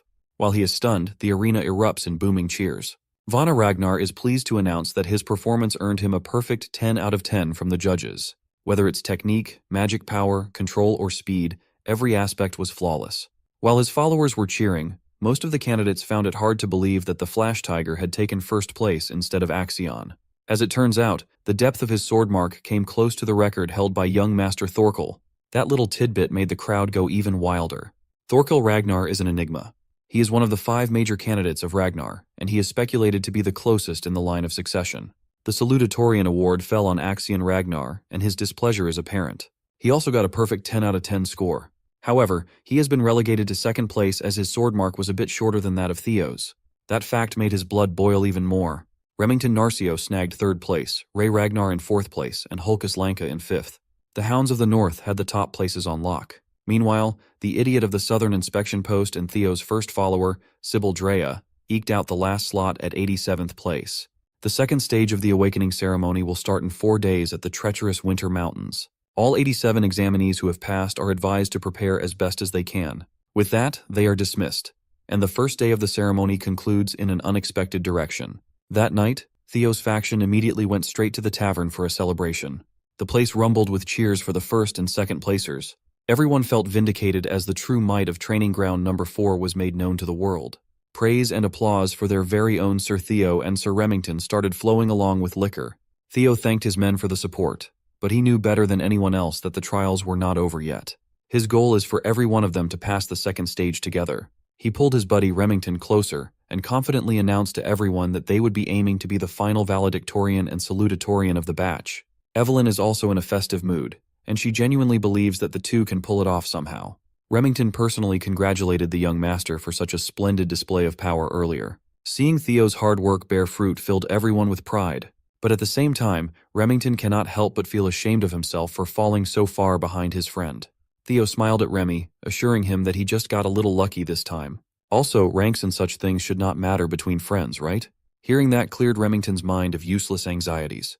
They made a toast with their orange juice glasses and promised to try their best in the upcoming second stage. Sometime later, Theo found himself roaming the nearby snowy mountains. Finally, away from the crowd, he processed what it really meant to snag first place in the awakening ceremony. It is an achievement that he would not even dare dream of in his past life. Though it might not have been a real fight, he defeated Axion fair and square. He can hardly believe how far he has gone in such a short time. Clenching his fists in anticipation, Theo proclaimed that this was only the beginning of his story. Defeating and decapitating that traitorous fraud, Randone is far from enough. That guy is just a lackey to the actual players. Theo's true enemies are the psychotic Axion and the tricky Sky Dragon backing him up. Theo is willing to use everything at his disposal to get his ultimate revenge down the line. For now, he has another matter of great importance to take care of concerning the nest compass he got as a reward. The mysterious artifact is actually pointing toward the Winter Mountains, the venue of the next trial. In the second stage, he will have the chance to find out what the compass is steering him into. While he was lost in his own thoughts, he sensed something fishy nearby.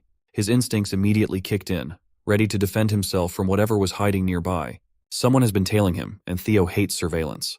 The hooded spy watched in surprise as his target vanished out of thin air, only to feel the cold glint of a blade aimed at his neck from behind. Theo demanded to know who the spy was, and the dude tried his best to convince Theo that he was not Seuss. He introduced himself as Gatsby Yotan of the renowned Gale Sword Platoon. Gatsby insisted that his captain sent him after witnessing such a splendid performance at the first test of the awakening ceremony. Theo had an unreadable poker face as he stared into the man's soul. It seems like the scouting offers are arriving sooner than he expected. Gatsby elaborated that their captain is offering Theo an opportunity to take an admittance qualification test. This offer flabbergasted him. He is offended that the Gale Sword platoon wanted him to take some useless test rather than a full-on invitation. Gatsby bragged about the illustrious reputation of his platoon, asserting that even a chance to take the test is hard to come by. Before the dude could spout any more bullshit, a fiery voice cut him off, calling the Gale platoon a bunch of morons. A woman carrying a great sword on her back addressed Theo as a young master and offered a far better deal than the morons of Gale Sword platoon.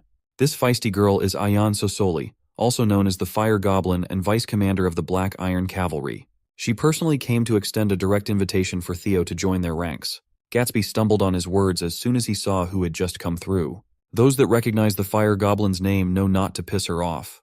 But before Ayan can get close to Theo, multiple scouts from different factions come out of hiding in fear that such a promising candidate might get signed before they can extend their offer. They all ran in, shouting their ridiculous proposals. The Black Sword platoon is willing to promote him to squad leader within 3 years. The Swords of Law and the Security Bureau also threw their eager hats in the ring. Annoyed at the bidding war unfolding, the Fire Goblin snapped in anger. The scouts were supposed to entice the young master with promises of assisting and advancing his career, only to fight and bicker amongst themselves. Theo just watched from the sidelines as the idiots cursed and jabbed at one another. He figured that he should just quietly slip away before they pester him even more. But his exit plan might have to wait. Pink plum petals slowly filled the area, dancing in the air. A sultry voice silenced everyone with sheer aura. Even though she knows she will be criticized for being too greedy, the newcomer just can't help herself. Slightly sullying her sterling reputation is nothing if it means gaining an exceptionally talented individual to her side. Lady of the Plum Blossom Palace, the sword dragon herself, Osa Ragnar Plunis, has joined the scouting war, shocking everyone into silence. Ayan was the only one who dared to question what business the clan head's first wife had in this place. Lady Osa confessed that she came with the same intention as everyone else. She has come all the way out here just to see Theo Ragnar personally. While Theo is dealing with the ridiculous situation he was put in, the salutatorian is relieving some stress by beheading some people. Calling Axion Ragnar a sore loser is an understatement. This dude is wantonly killing his men to get his frustrations out lest he explodes. He weaved, maneuvered, and slashed his way through a number of young swordsmen, treating them like training dummies as he snuffed their lives out one by one. Axion Ragnar is hungry for blood, and blood he shall get. With every dash and slash, he remembers Theo's smug face after leaving a bloody, armless mess back in the Scaled Dragon Society banquet. The image of Theo unleashing so much draconic aura when he took the first slash in the trial has been etched deep into Axion's disturbed mind. Losing by a few inches made the defeat even more infuriating. The only thing running in his mind is the thought of killing and gutting Theo Ragnar. For now, killing his own men will do. By the end of his rampage, he had completely abandoned his blade in favor of using a much more hands-on and brutal approach to venting his anger. By the time he calmed down, the training ground was already filled with lifeless young swordsmen who thought they were just getting a spar with their young master. When another person stepped into the arena, Axion's eyes darted around. Without even looking at who just arrived, he picked his sword back up and motioned to attack. He threw the whole blade with pinpoint accuracy, aiming for the intruder's head. But for someone like the Sky Dragon, stopping such an elementary outburst is simple. He just grabbed the sword's tip out of the air. Ed Troyven cursed his nephew out for being so pathetic when releasing his rage on random people won't change a thing. When Axion got a good look at his uncle, he calmed down a little. The Sky Dragon advised that at times like this, Axion needs to cool his head and come up with a proper plan. Ed Troyven had already put some things in motion, and Axiom only needed to follow. The nefarious uncle and nephew duo are hell-bent on turning the second stage of the awakening ceremony into Theo Ragnar's funeral. Back in the snowy woods, the scouts made way for Lady Plumblossom out of fear and respect. They knew that whatever they tried to offer Theo would be insignificant if she was in the competition. Just as they were about to appeal how unfair that would be, the space between Theo and Lady Osa was severed from the outside world, locking them in her personal domain. Ayan reckoned that setting up an isolation zone could only mean one thing. She might be planning to personally share her teachings with the young Ragnar inside the swirling lump of energy.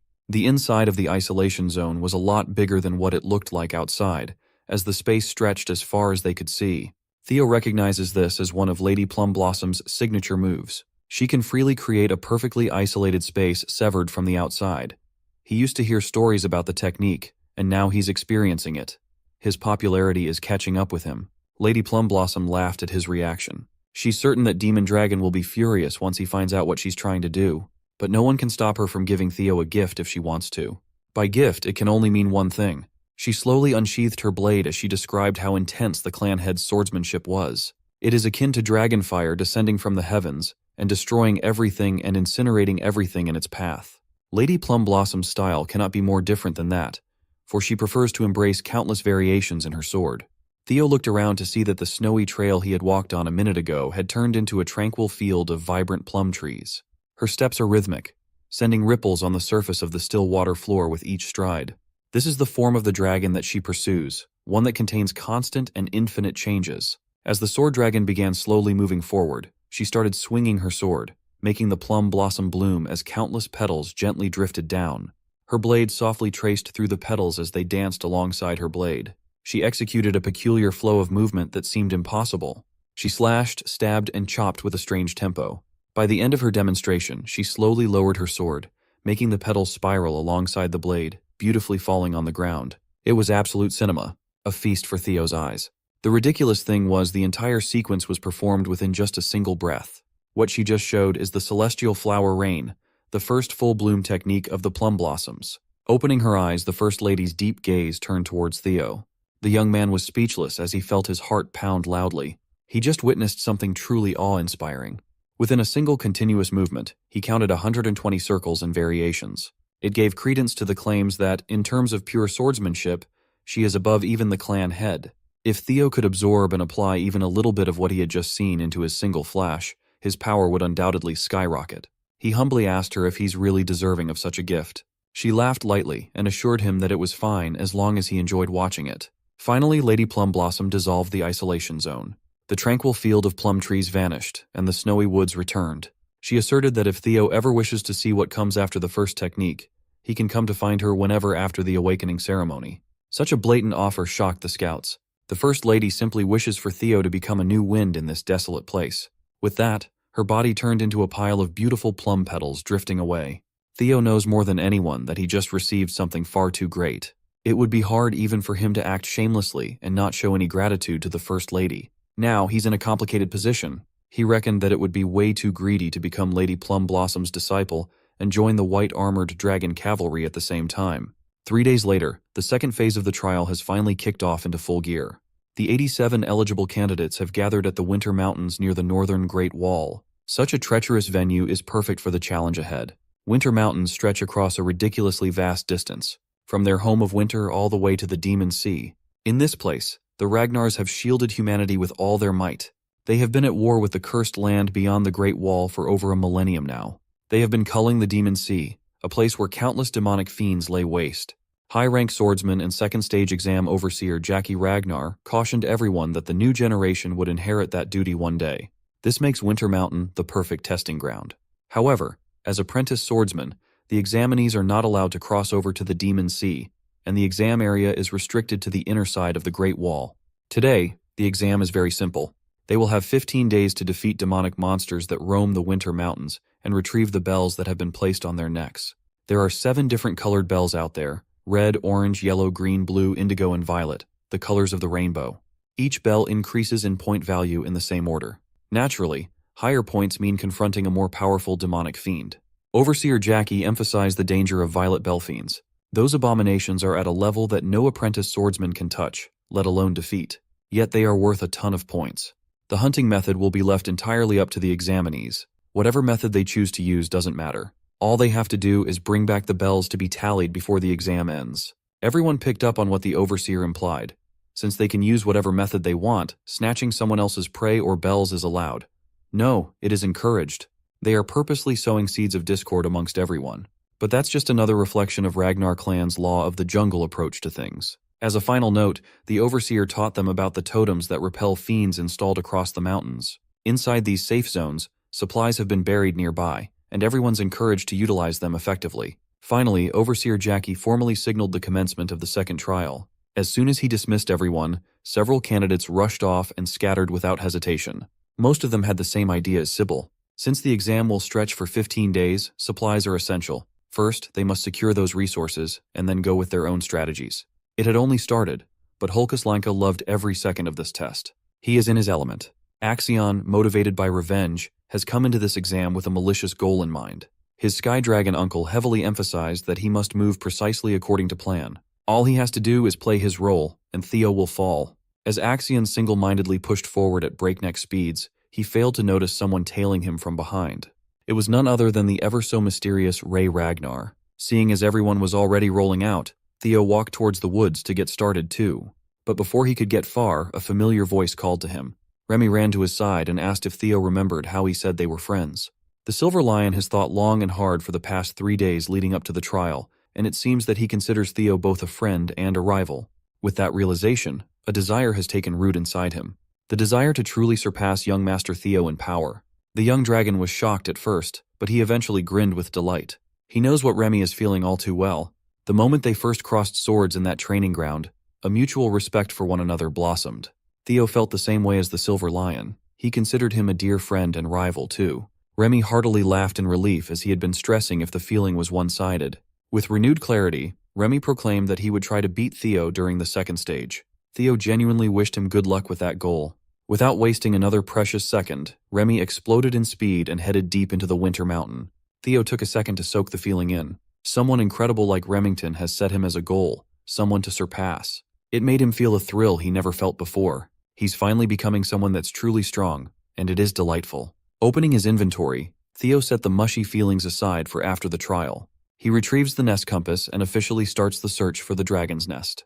The compass needle pointed him in a general direction, enough to get started. On the side of one of the deadly cliff faces, the familiar blue light of the system shined through a hidden cavern. The nest compass led Theo to the treacherous outskirts of the Winter Mountain.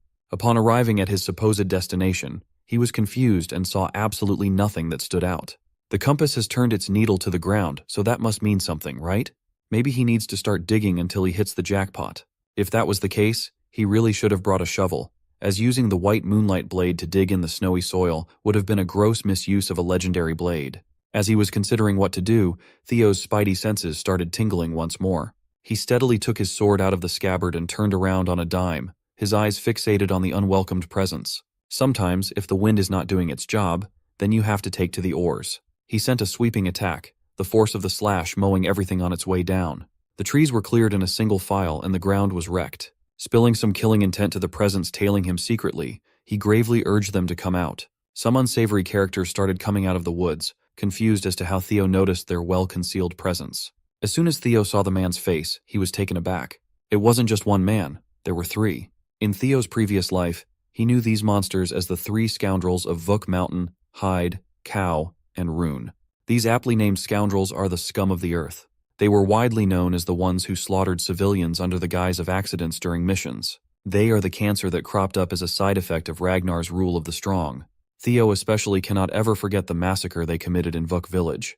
While he was working in Black Snow, he was assigned to personally pick up after the bastards. He knows the horror that these 3 will inflict upon the world better than anyone else. In public records, the death toll of the single incident was reported at 761, with another 220 people missing. The shocking part was that none of the corpses could be identified at all. It was because their killing method involved absolutely decimating the heads of their targets for fun. He already considered that their terrible nature would get in the way down the line, so he's planning to deal with them at some point. But he never expected to meet them this early. Since they were expertly tailing him, Theo asked if Axion sent them for a hit or something. One of the scoundrels just laughed at his assumption. He cleared up that they cannot be ordered around by kids. Naturally, they were employed by someone so high up that Theo would never even imagine who was behind the hit. But the young dragon quickly narrowed down the culprit to one person for certain. The head counselor. The reaction of the scoundrels gave it away. Theo correctly guessed who the employer was in one try. It wasn't too hard to guess, given how much they were talking about blood and heritage. An exam proctor is nowhere to be found nearby, so they must have been included in the conspiracy too. Theo's sharpness was a big problem, but the scoundrels were confident that they would get this job in the bag no matter what. The leader of the scoundrels asserted that he feels the best when he crushes a good-looking face like Theo's. Bro is just glazing at this point. The Flash Tiger remained unfazed as he refused to let the 3 out of his sight. He did not even let the mouthy scoundrel continue with the childish trash talk. Theo immediately slashed away, summoning an avatar of an ancient dragon with his force.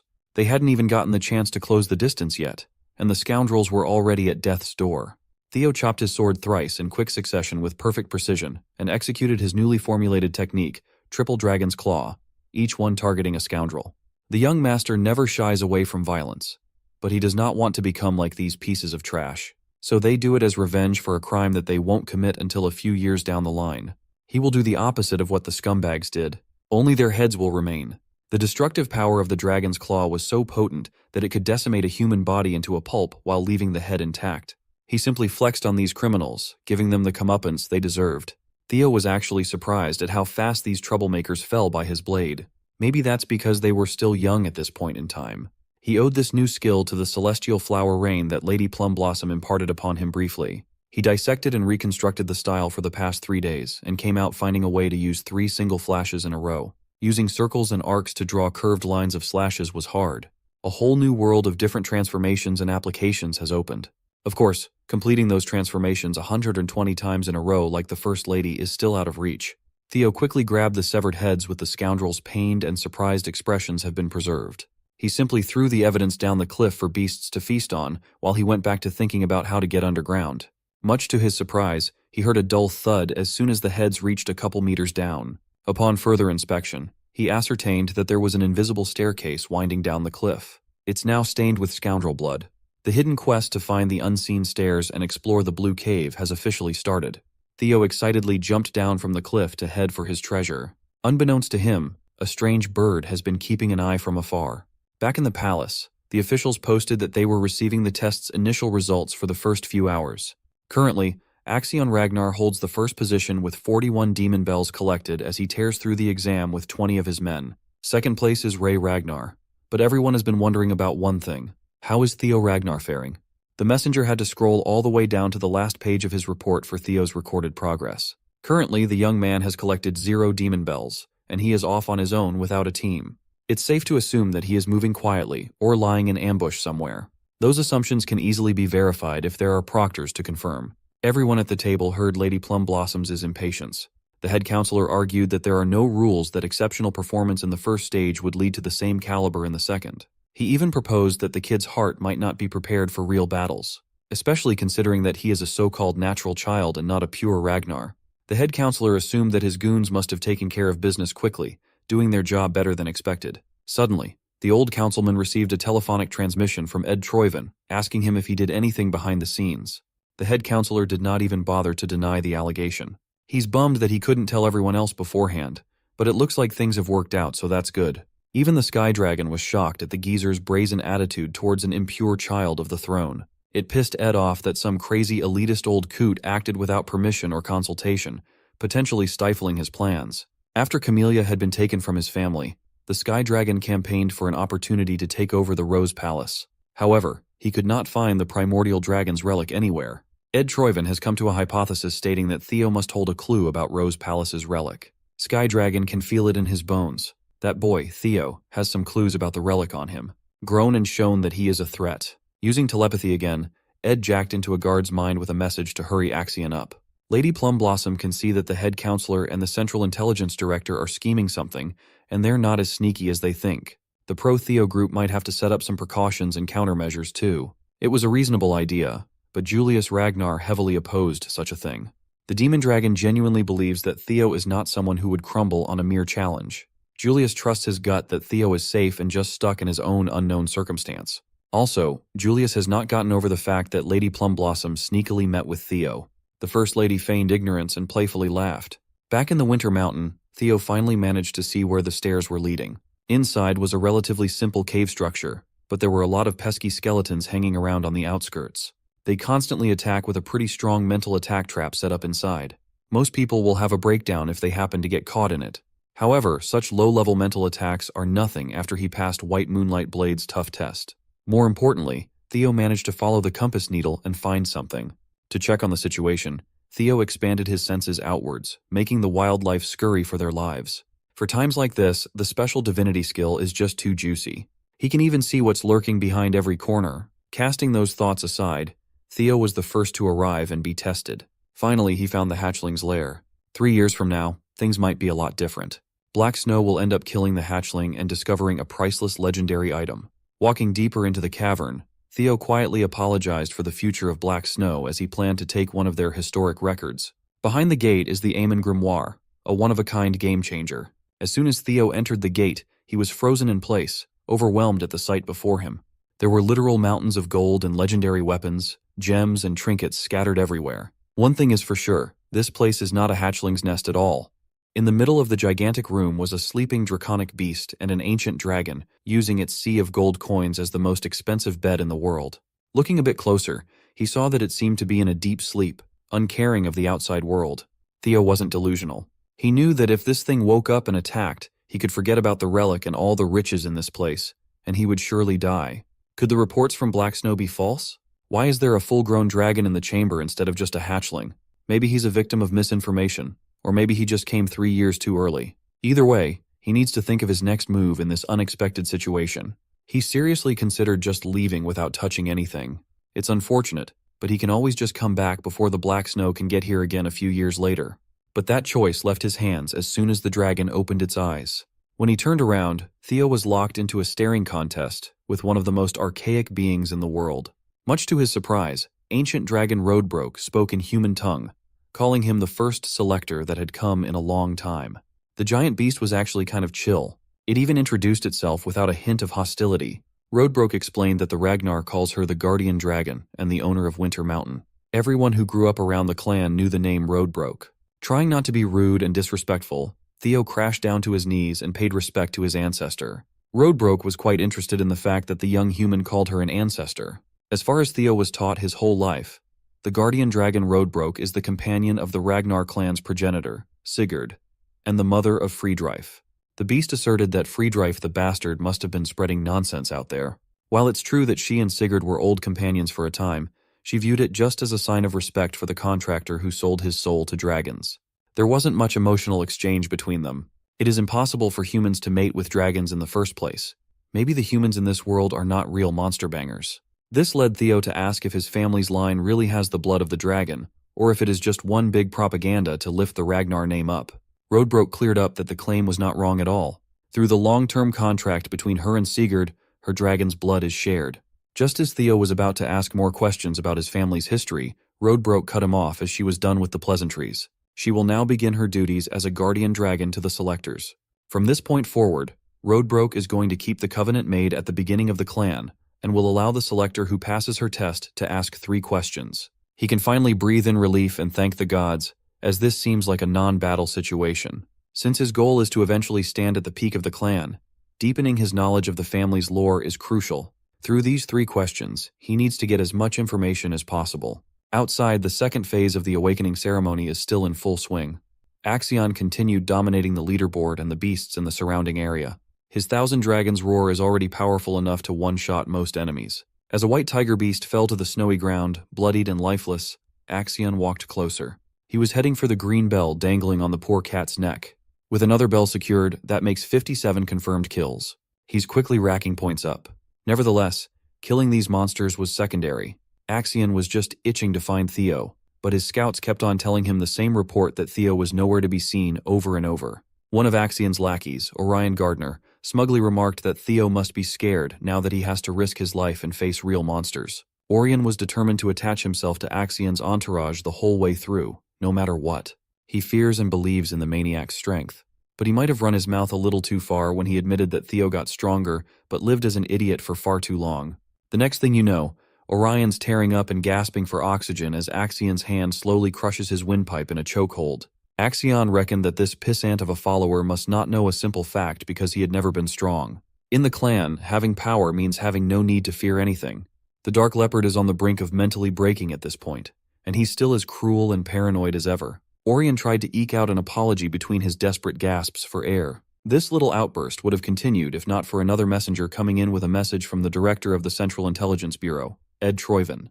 The message was simply a reminder to hurry up and carry the plan out. Axion threw the pissant away like garbage and asked the messenger to send a reply to his uncle to stop pestering him.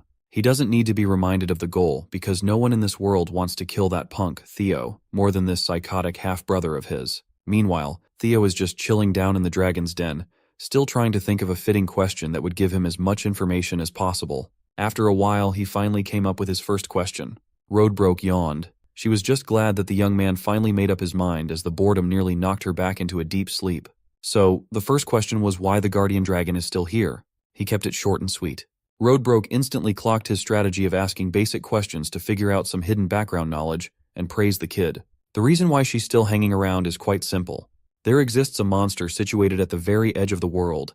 Its body is spread across the seas. They call this entity the Nameless Monarch.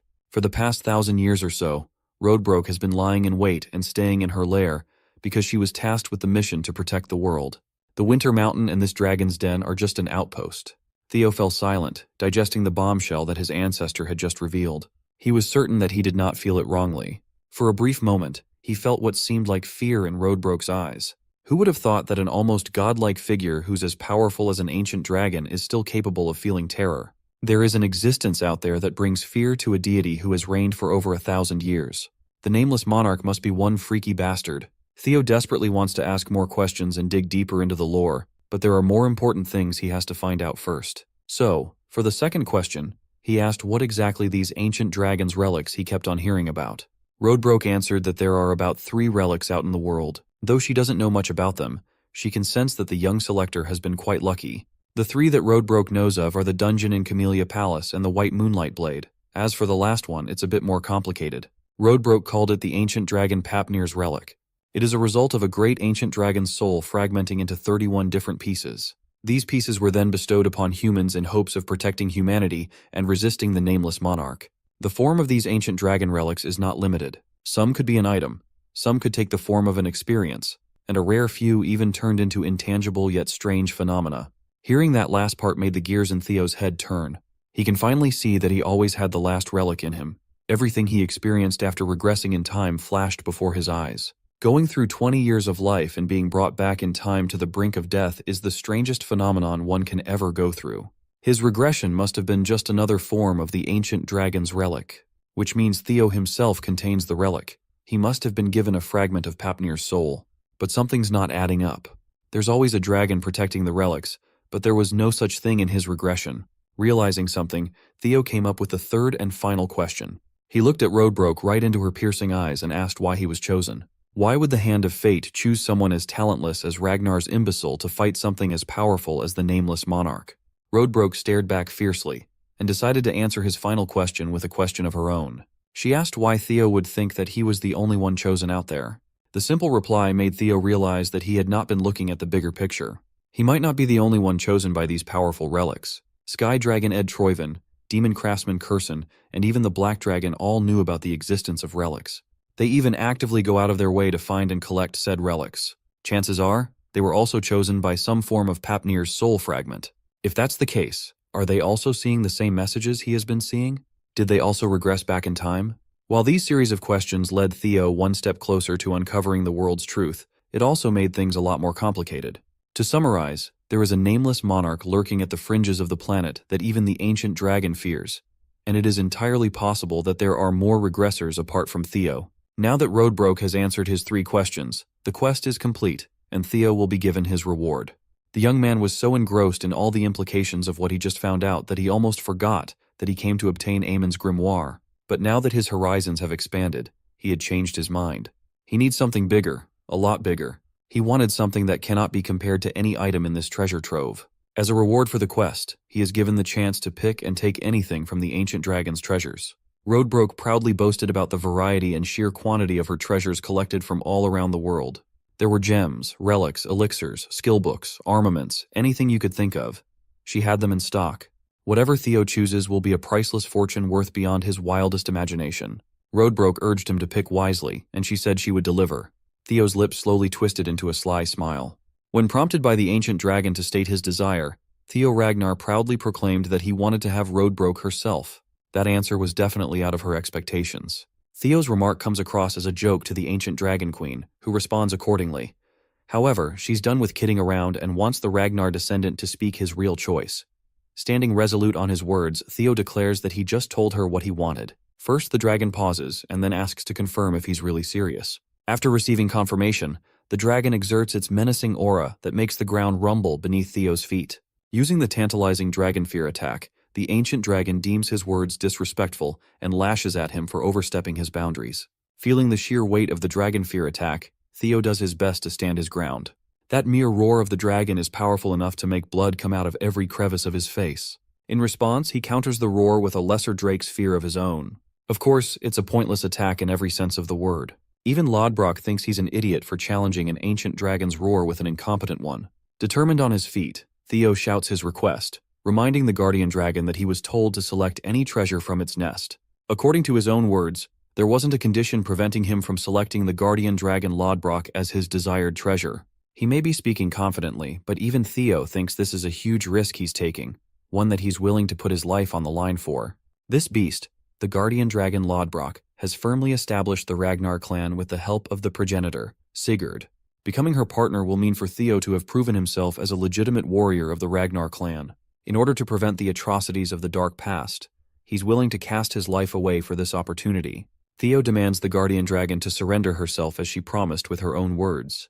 The warrior begs for her aid with his aching voice. Just then, the guardian dragon sees a shadow of the legend of Sigurd. Seeing his image trailing Theo, Lodbrok releases her roar and accepts his request, much to Theo's shock. Seconds later, the dragon materializes into a smaller and more human-like state, her sharp golden eyes peering him down. Lodbrok has been impressed, so she's willing to give him a shot. She stands before him in her majestic beauty, causing him to go speechless for a few seconds. Lodbrok reminds him that she's over 2 millennia old, so there's no point thinking about those thoughts. Addressing the guardian dragon, Theo points to her chest, and he's not talking about the pair of personalities that you horn dogs are probably thinking about. He's referring to the hole which was a result of a battle 50 years ago. Lodbrok lost her heart, and ever since then, awaited her death. She's only got 3 more years in her before she dies.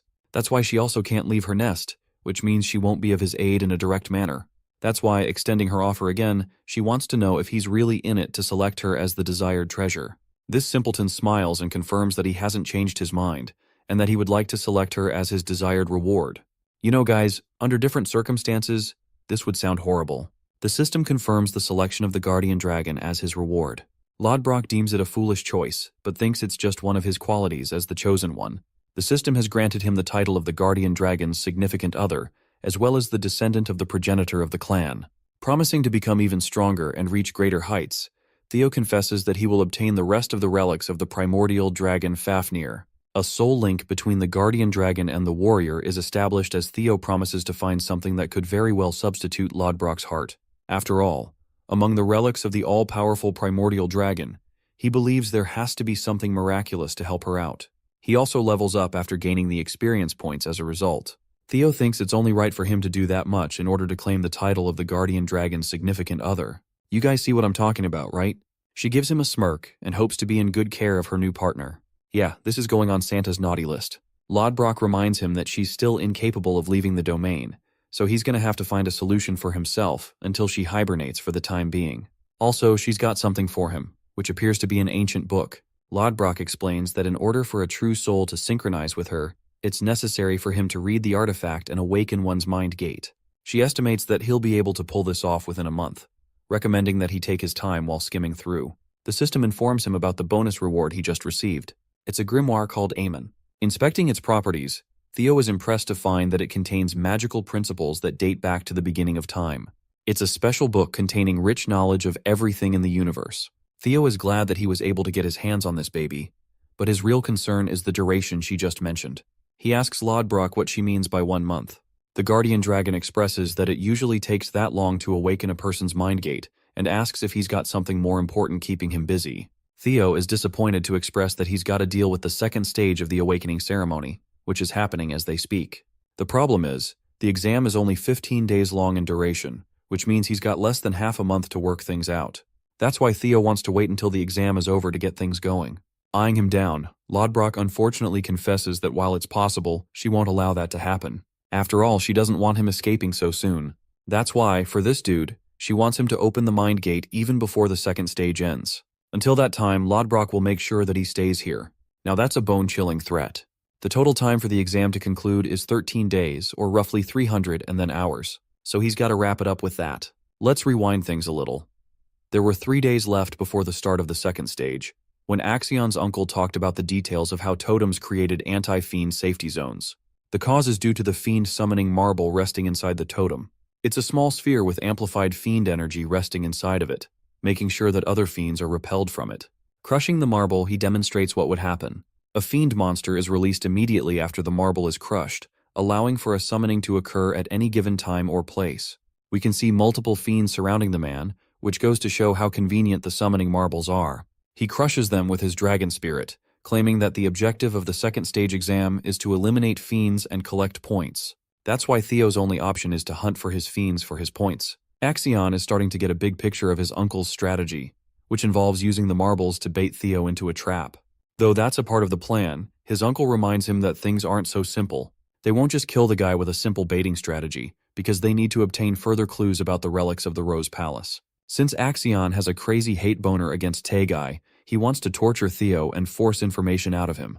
However, his uncle has to humble this guy with a simple yet provocative reminder. He and Theo don't have an enormous gap in between their strengths, which means he's not going to get things his way like he delusionally believes. At the same time, Theo's actions showcase compassion, which means his followers could be used against him. Axion's uncle recommends he use the dropouts who gathered in the 4th training ground for the job.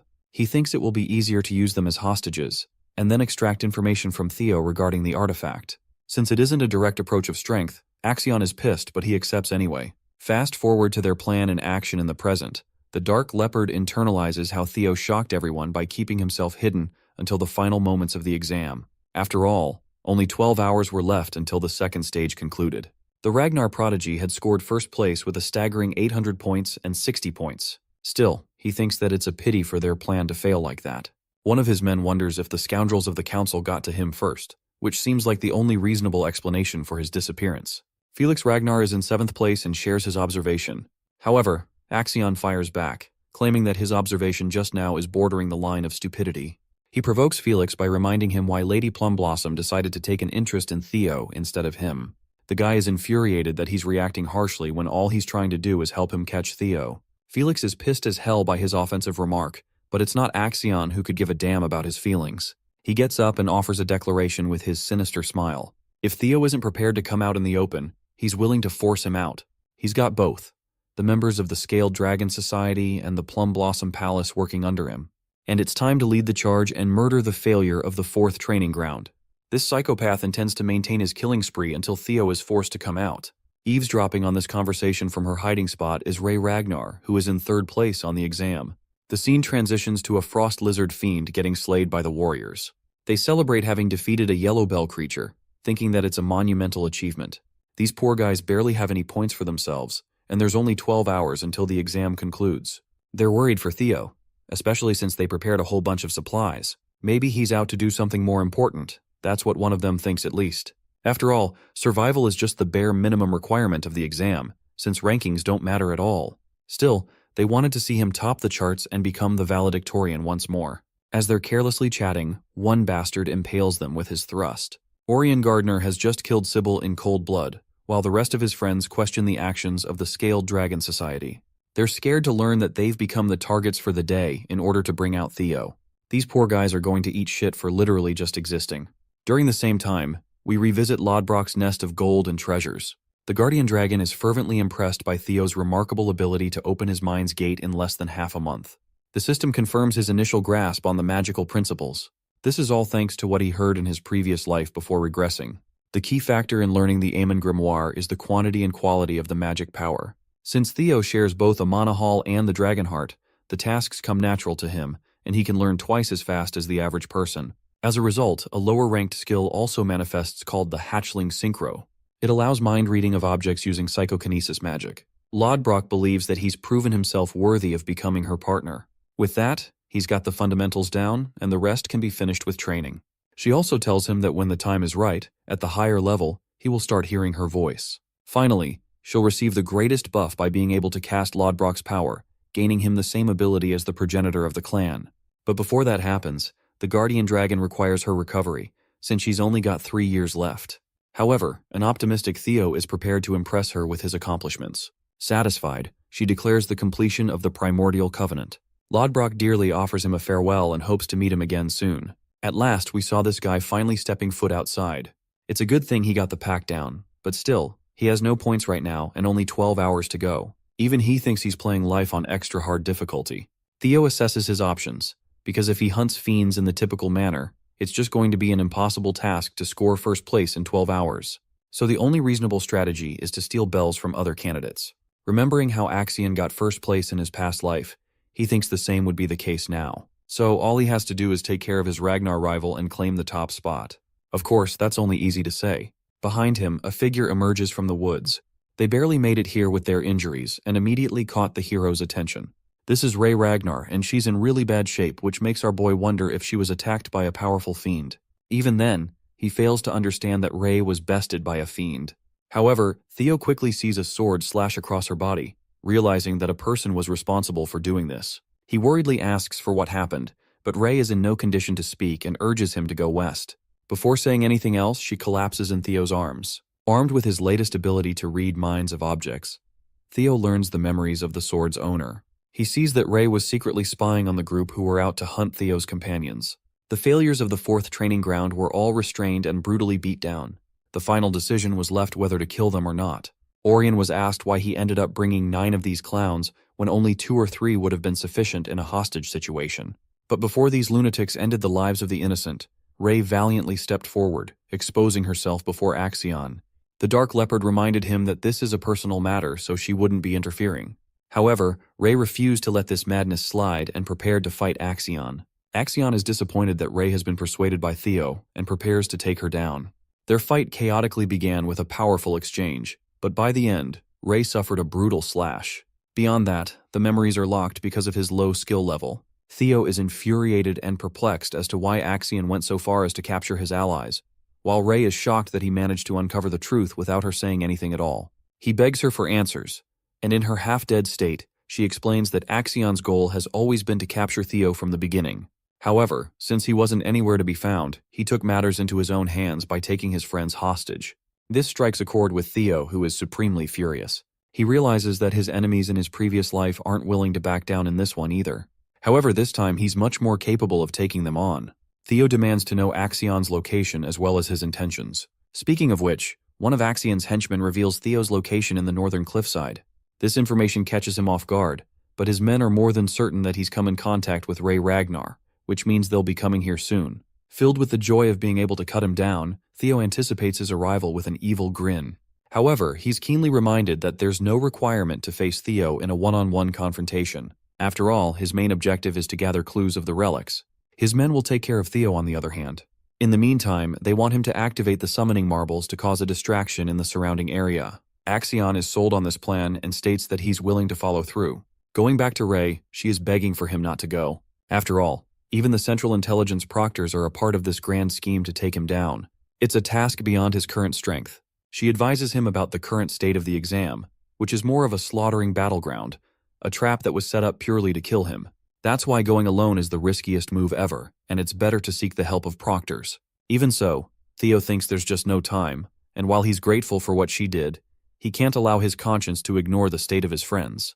That's why he's willing to go at once after she drops Axion's location. At this point, the girl is convinced that he's gone crazy. The stakes are too high and death is promised if he goes there. She recommends playing it safe this time. In response, Theo lashes out claiming that he has no desire to lose his precious loved ones a second time.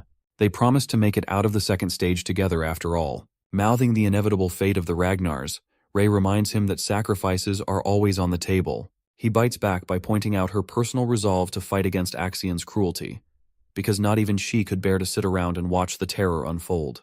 The scene makes him relive the memories of his original life, where everything he knew went up in flames, all because he was weak in a clan that was meant to foster the strongest.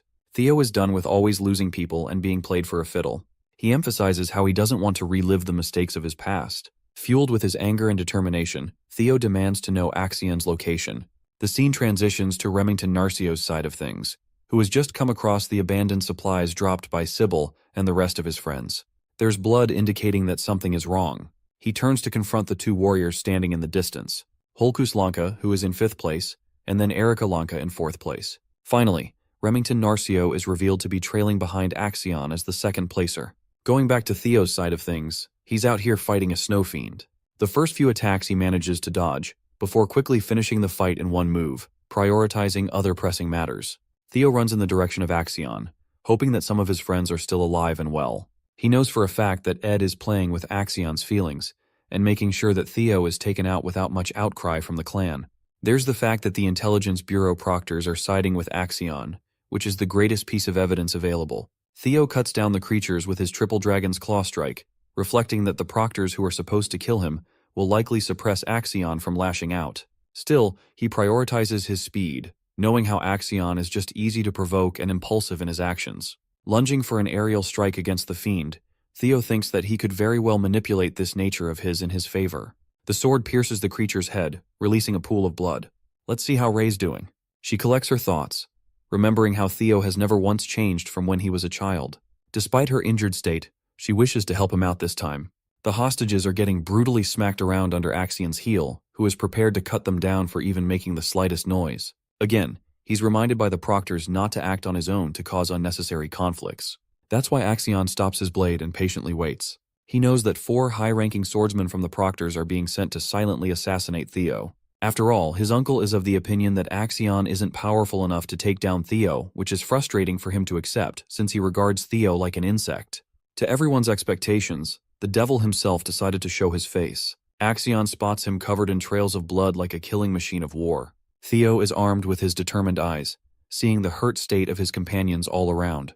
He glances at the scumbags who caused such a scene, and then turns back to Axion, who had been waiting for him for a long while. Finally, his eyes turn towards the corpse of his friends, making him clench his weapon. Axion picks out his sword, ready to fight, but he's again reminded to stay put. That's why he releases his weapon. To follow up with the negotiations, Axion asks Theo to simply reveal information about the artifacts if he wants to see his friends live. Shockingly, Theo Ragnar questions if he is afraid of him. This is a calculated approach from him, because he was planning on using Axion's nature against him. Theo arrogantly mocks him for being a coward and taking extreme measures, all for the sake of preventing a crushing defeat. Axion's blood boils, but the other guy's shit talk continues. He claims that the only reason Axion is surrounded by his scumbags is to protect his own name. Then, there's the hostage game going on. To Theo, he thinks it's just an all-out effort to prevent a defeat as a man unworthy of the title of the 4 Hounds. Axion is now royally pissed, which is exactly what Theo wants, as he keeps egging him on, challenging him to a duel like a real Ragnar would. Unless he wants to back out like the coward he is, as Theo puts it. This is the final push for Axion, who can't contain himself anymore. Theo lays out the conditions for the fight. If he loses, he'll give up the information and his life. But if he wins, he will walk away with his friends. The Black Leopard has lost himself to his madness, and arrogantly reminds the imbecile of the Ragnar of his place in the clan. He laughs before peering at him with a murderous glare, mocking his understanding of the situation. The CBI tries to intervene, even though they know he's trying to stir up Axion with his words. They urge him to follow the plan, but this guy is done playing around. He accepts Theo's challenge and walks forward to take him on, just like our boy wanted. The proctors watching the scene realize that things are going the opposite way of what they intended. They're prepared to act accordingly as planned if Axion is nearing a crushing defeat. The brutal warrior reminds his group not to step in to carry out the tradition of honor in a Ragnar duel. He also doesn't want anyone to hurt the hostages for the time being. Their fight begins with Theo taking the first slash and surprising his opponent. With that settled, it's time to get serious as both swordsmen clash on equal grounds. Axion talks down to his opponent and goes on the heavy attacks. He wants to show Theo the difference between their strengths by releasing a Heaven Dragon shout. This roaring attack even has Theo concerned for his life. In response, he prepares a charged slash of his own, and responds with the Triple Dragon's Claw, severing Axion's attack and surprising him greatly. Standing before him is a confident man who can challenge the best of his attacks. Theo returns the trash talk and wonders if his opponent is really on his level to be lecturing him. Seeing this clash go down, Orion is sweating bullets after the aftermath of Theo's recent attack. At first, he was doubtful of the warrior's abilities, but now, even he's starting to believe in the imbecile's real strength. The situation seems tense, and suddenly Axion is the one who might lose the fight. Concerned for his own life, Orion wonders if he should switch sides when there's still time.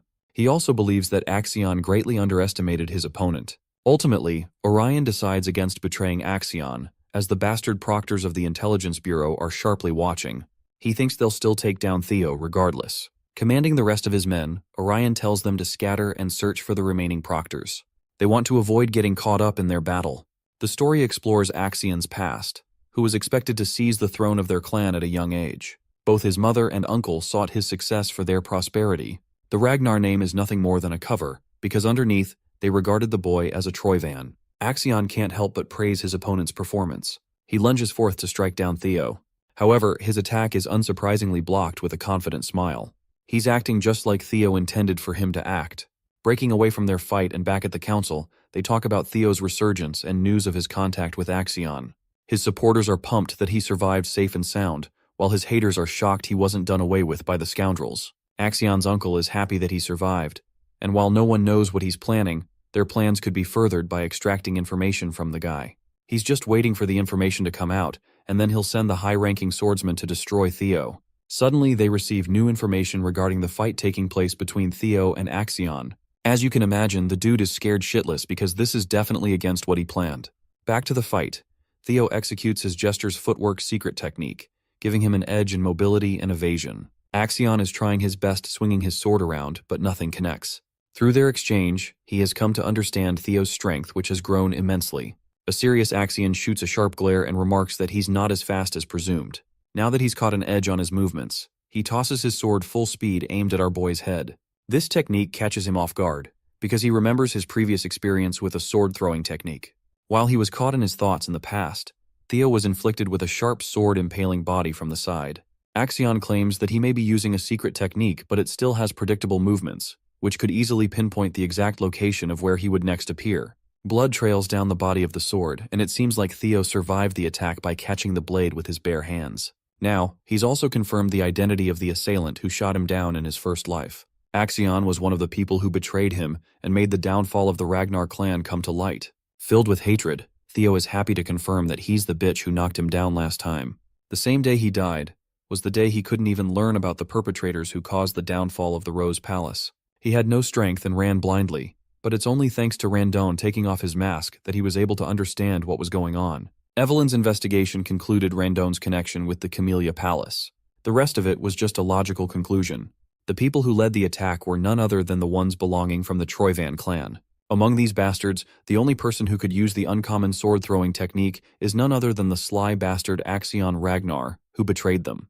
He was so arrogant that he risked losing his weapon. At first, he was only suspecting them. But now, the truth of the situation stands before his eyes. He grips the sword tightly, and in his fury, shatters it with his mere grip. Theo is dying to know what makes them so motivated to kill them that they have to go through such lengths. Seeing his display of physical strength, Axion is left speechless. Unfortunately for his enemies, Theo isn't the same man from his previous life. This time, he's hell-bent on prioritizing his life as well as those of his comrades. Theo releases the blade targeting Axion, who easily dodges it, talking down his aim and pathetic imitation of the throwing technique. All of a sudden, Axion feels a wave of anger and bloodlust emerging from his opponent, a killing intent so monstrous that it draws out an enormous mana level. Axion's eyes widen as he realizes that Theo has been hiding his skills alone. Our hero vanishes in the blink of an eye before appearing right underneath Axion for a devastating strike. The sheer force of the attack sends Axion flying on the back foot. He's the one going defensive against Theo's attacks now, who even manages to graze his face with a precise cut. Smirking at the impulsive warrior, Theo wonders when Axion is going to decide and pull out his full strength, provoking him even more. Surprisingly, Theo's arm is caught as Axion returns the favor by slicing his face. They're fighting each other on equal grounds. Theo chooses to disappear before his eyes again, and ushers a slash so strong that it knocks away Axion's blade. Now he's left wide open without any defenses. Theo quizzes his opponent before preparing his blade to pierce his damn stomach. He's about to take the kill shot and not even Axion can dodge it at this distance. Let's focus on Remington's side of things. He observes that the blood trails are caused by the dragging of an injured body. The only person that comes to mind is Axion, even though it doesn't make sense for him to act recklessly, especially with first place already secured.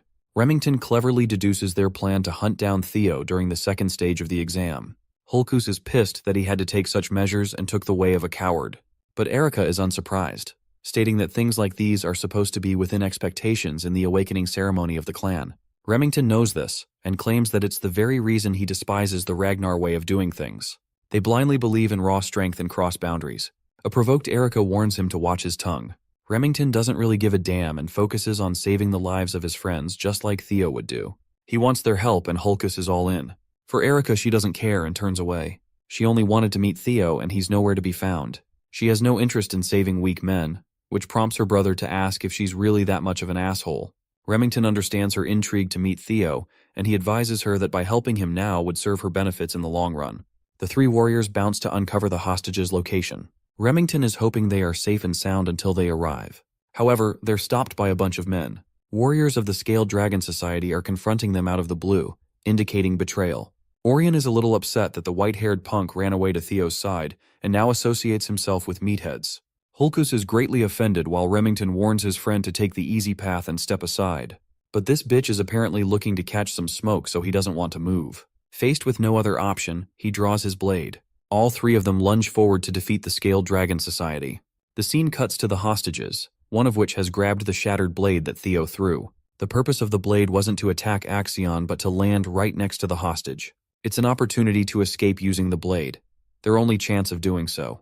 The man wriggles his knees in an effort to cut the rope. Zooming in on the battle, it turns out that Axion's life was saved at the last second by one of the higher-ranking swordsmen. They finally decided to show up after acknowledging the situation. This man is Liam Troyven, and he's even prepared to accept punishment for his intervention. Liam breaks their clash and suggests his men to take care of Axion. He begins his aggressive attack on Theo, while the rest of the proctors praise the young master for his fight. They even return him his blade. Axion doesn't seem to be furious or anything, just disappointed.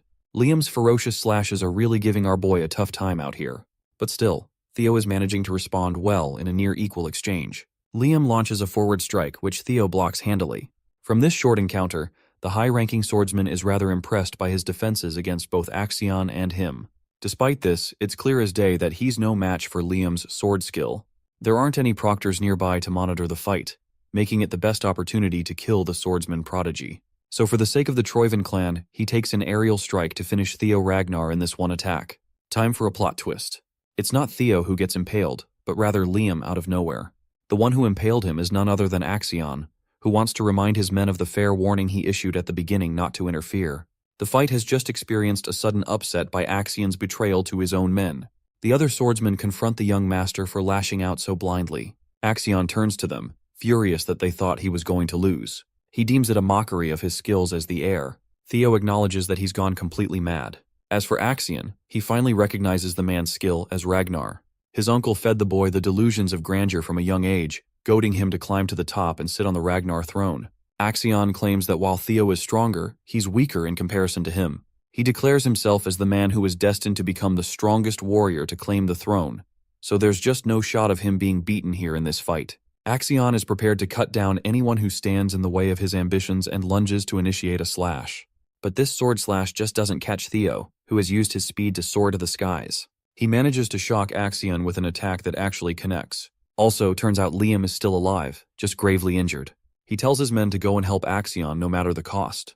They need to kill Theo while they still have the chance. However, the high-ranking swordsmen are against the idea, seeing how it led to Liam's downfall. Liam doesn't care and orders them to go, since they'll all die if the young master doesn't make it out of the fight. Axion is seriously on the back foot, completely baffled that he's being outclassed right now. He remembers his uncle's words, who told him that the Ragnar clan is a realm of unpredictable outcomes. Anything could overturn the impossible odds. Axion is in denial, inches away from defeat. He always looked down on this guy, called him a worm, an insect, and even an imbecile who didn't know his place. But it turns out his uncle was right about their skill gaps. Still believing in the delusions of his own strength, Axion lashes out despite being brutally injured. He is now blind in his advances as he spouts maniacal beliefs of his destiny and fate. However, Theo thinks very little of such things. He thinks his ambitions led to the very demise of the ones he cherished. That's why, if Axion isn't willing to concede, he's going to forcefully subdue him. Saying that, Theo channels his powers, casting a beautiful blue dragon. One last time he roars Triple Dragon's Claw, declaring to become strong enough to slay anyone in his path. His attack pierces Axion clean. We get a beautiful frame of his body rupturing apart. When the smoke settles, a corpse hits the ground, its head severed from its body. Axion's head descends from the air and plummets to become a paste. Blood trickles down, but nothing can be done now. The victor of this long fight is Theo Ragnar, who stands firmly after exacting his revenge. Lastly, Liam is left dazed at the sight of the young master's headless state, a fitting death for an arrogant man. Knowing his fate if news of this blunder reached the Sky Dragon's ear, Liam spurred his remaining men to at least kill Theo in retaliation. As high-ranking swordsmen, the Troyven protectors snapped out of their daze and charged forth. Theo stood tall. A satisfied but wry smile was etched on his face. He is in grave trouble. Even if he was in tip-top condition, trading blows and surviving against a coordinated attack of 4 senior proctors would be improbable. With his current condition, it's even more hopeless. His stamina had reached the limit, and his mana pool had run dry from killing Axion. All he could realistically do was buy some more time with what little he had left in the tank. By his estimation, help should be coming any time now. The proctors finally got in range for one final effort to avenge the young master. Thankfully, the valiant Remington Narcio and the lanky siblings pulled together and arrived just in time. They surrounded Theo, forming a formidable wall of defense to shield against the proctors. From Remington's perspective, it's only natural that comrades should have each other's backs in times of need. Theo looked at the reliable Silver Lion and felt relief.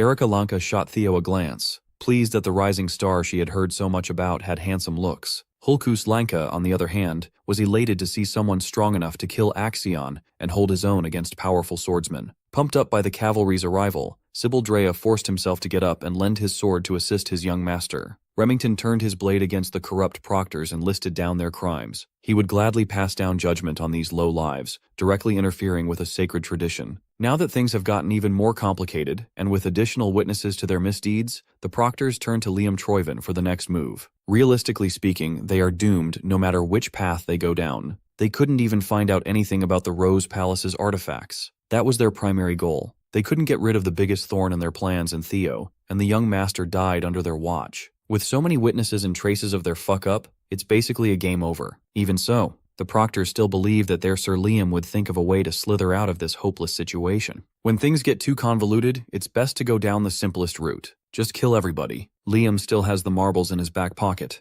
They could cover everything up by staging an abnormal outbreak, which led to the extermination of all candidates on site. Disguising their botched torture and assassination plot as a freak accident would erase all traces of the Troyven family's involvement. With desperation, Liam dropped 20 fifth-grade monster marbles on the ground. If they could stage the site just right, they might be able to pull it off. Even in the face of destruction, the proctors chose to put the interest of the family on top of everything. Before the marbles could materialize into their true forms, Liam felt a sharp pain in his stomach for the second time tonight. The poor guy got a second round of backshots for the night. This time, the man holding the blade was the White Dragon clan's supervisor, Selford Gardner, alongside another supervisor, Aaron Bacchus. Aside from the White Dragons, the Plum Blossom Palace and Daffodil Palace also pulled up with two supervisors, Natasha Koppel and Sally Gardner, respectively. Liam, the crafty son of a bitch, finally fell on the cold, hard ground. Supervisor Selford urged the remaining traitors to drop their weapons unless they wanted to die on the spot.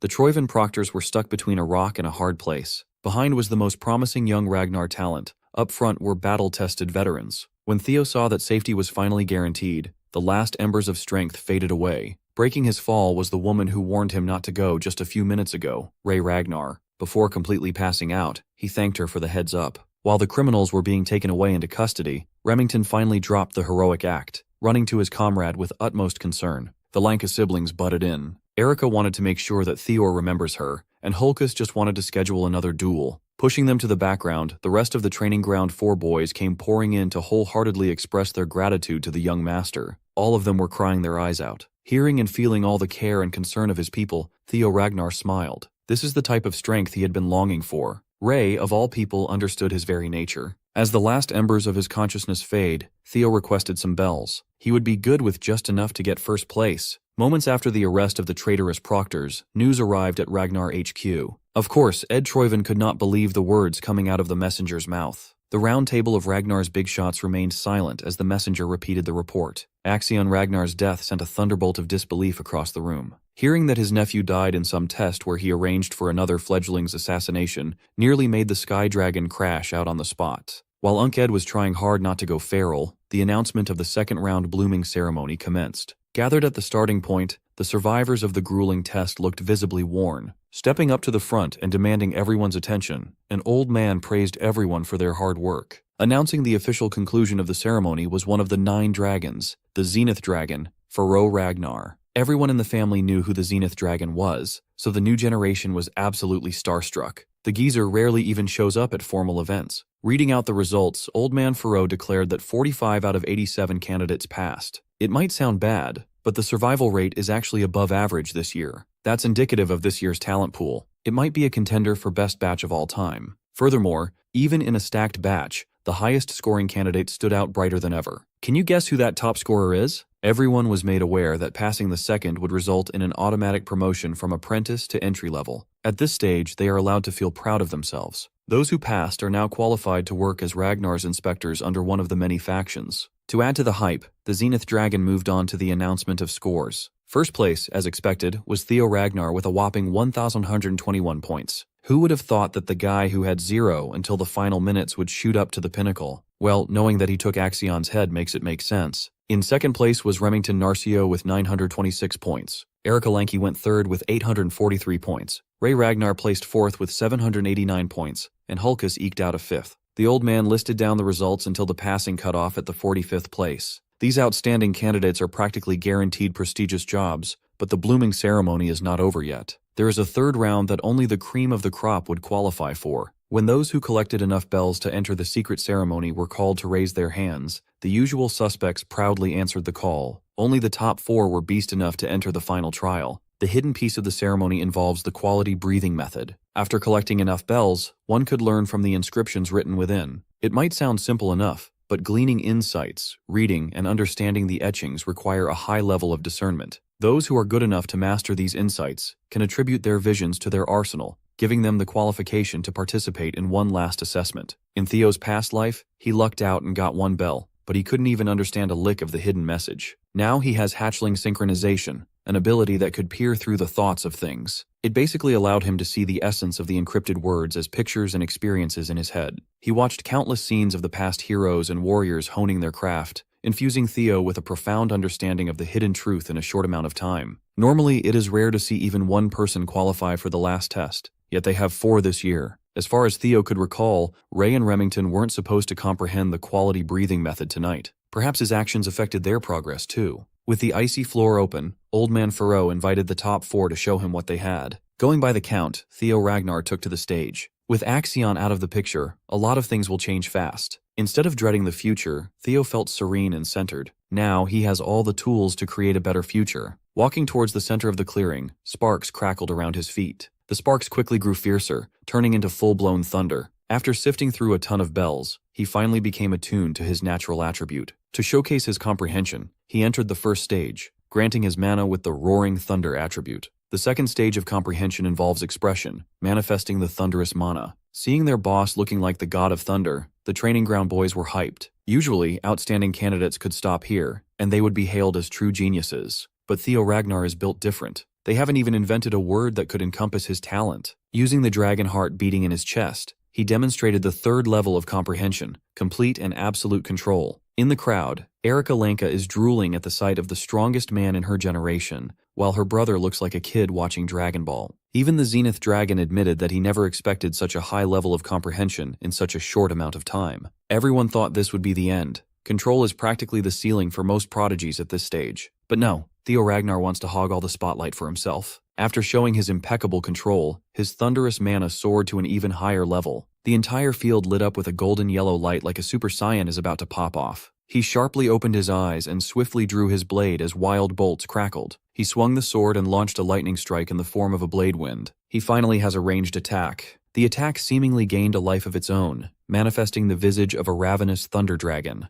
Out of the 5 stages of comprehension, this is the 4th level, expansion. This time, the other candidates couldn't say a word. All their jaws were clamped open in astonishment. Theo Ragnar aimed his new technique directly at Old Man Faro. Of course, the old man simply chuckled in amusement. He was pleased to witness a generational talent show at this level of expansion. Before the Thunder Dragon could reach him, the geezer calmly raised his hand, summoning dewdrops out of thin air. Those little drops compressed themselves to the highest degree and blocked a whole-ass Thunder Dragon. The Zenith Dragon wasn't offended that a candidate dared to test him. In fact, he was glad to find such an interesting gem in this year's ceremony. The audience was speechless. Is that guy really their peer? Seemingly in a better and livelier mood, Old Man Faro awarded Theo with an additional 1,000 points for a bold display of mastery. Of course, Theo already took the old man's fondness for truly outstanding candidates into account when he pulled the last stunt. After his demonstration, Theo shot up to 2,121 points. 1,000 points is realistically unattainable for everyone else, yet this dude doubled that. Theo's performance could only be compared with the infamous Lord Thorkel. With his spirits lifted by Theo's boldness, the Zenith Dragon welcomed the remaining 3 to take the stage. Remington Narcio, attuned to the element of water, reached the 3rd stage of comprehension, control, netting him an additional 500 points. Ray Ragnar attained the second stage, Expression, for another 300 points. Her cold demeanor befits the ice attribute. Likewise, Erica Lanka reached the level of Expression for 300 points. Just like her fiery attitude, she's rocking the fire attribute. The geezer was extremely pleased with the level of talent this year. Usually, breaching the 1,000-point mark would put you at the very top. In other words, there are 4 candidates in this batch that could be the top dog in any other year. Of course, the gap between the first and second was astronomical. Theo Ragnar cannot be compared to normal geniuses. Except for the third-round candidates, everyone was dismissed in preparation for the nomination ceremony taking place next week. The top 4 remained to be briefed for the next step of their journey. From the top of the snow mountain, an all-encompassing killing intent covered the entirety of the region.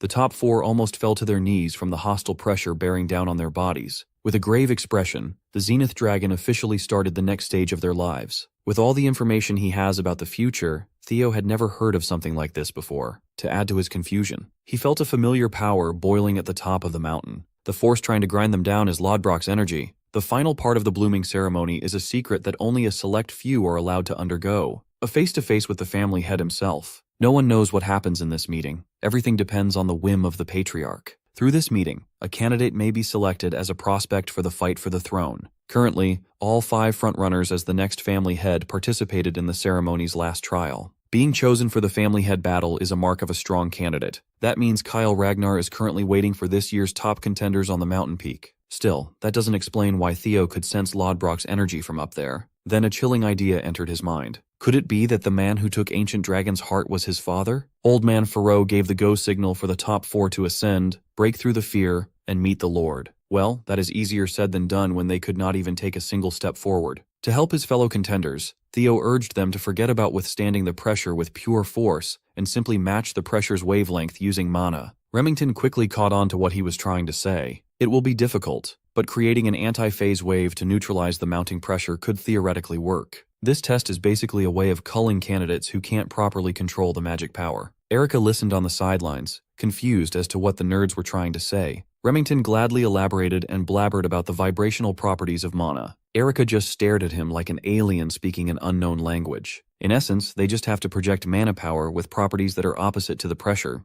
Erica scolded Remington Goody Two-Shoes for using complicated terms when the solution was so straightforward. While the others were arguing, Theo, with his eyes closed, was already close to developing his countermeasure. A few seconds later, he exhibited a thick and rich aura and steadily neutralized the pressure preventing him from moving a muscle. When asked how he solved the puzzle so quickly, he confidently answered that this feat was to be expected of the next clan head. His fellow candidates were taken aback by his brazen words, while the Zenith Dragon remained sternly stoic. Leaving his fellow contenders in the dust, Theor ran straight to the snowy woods. Old Man Pharaoh warned the rest to pick up the slack since points for this stage will be granted based on the order of arrival at the top. Those words certainly lit fires under their individual asses. When the last one left the starting point of the race, the Zenith Dragon turned contemplative. He chuckled to himself. In his old age, he never wanted to make a youngling his disciple this bad. Back in the Camellia Palace, a certain elf just burst through the gate with roaring laughter, eagerly looking for her daughter. The demon craftsman, Cursum, is banging and opening every door in the palace in search of Cecilia. The reaction of the maids makes it seem like she's been visiting the palace every day since young Master Theo became a rising star in the family. Interrupting an important meeting,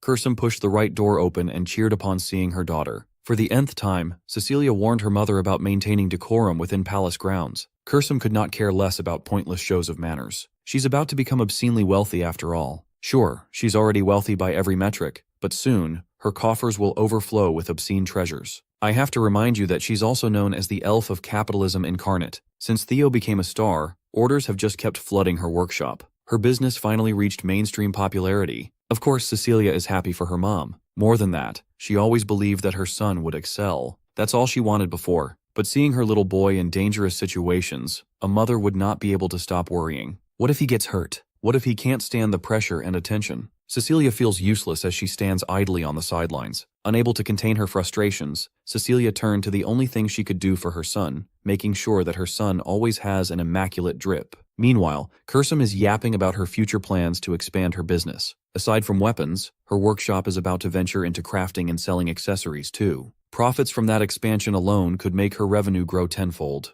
Since Cecilia had been thinking of ways to help her son more, she turned to her mom with a proposition, an order for a specially made prosthetic arm. Up in the snowy mountain peak, Kyle Ragnar is howling in laughter upon hearing his son's blatant declaration of aiming for the throne. The boss talked to a little black bird, assuring the little birdie that he's not the type of father who would stand in the way of his child's dreams. Not to mention, it is important to stop the ambition of youth. He was once like Theo in his younger years after all. In fact, the apex of the mountain filled with ownerless blades, the graveyard of swords, is proof of that undying ambition. All Kyle Ragnar wants is the prosperity of his family. To make that happen, he is willing to take care of anything or anyone that stands in the way. With a graveyard stretching as far as the eye could see, what's one more victim? For some reason, the blackbird looked worried about this year's contenders. Kyle Ragnar promptly declared that his blade doesn't recognize blood ties when the big picture is on the line. After all, he is fully aware that his damn son is a regressor. That's right. The plot fucking thickens. Finally, the time has come for father and son to meet at the peak. Kyle Ragnar looked at Theo's ragged state, his smirk quickly fading away. The air of the jovial and happy-go-lucky father is gone. Now, he looked like the guardian of death itself, surrounded by the blades of his fallen enemies.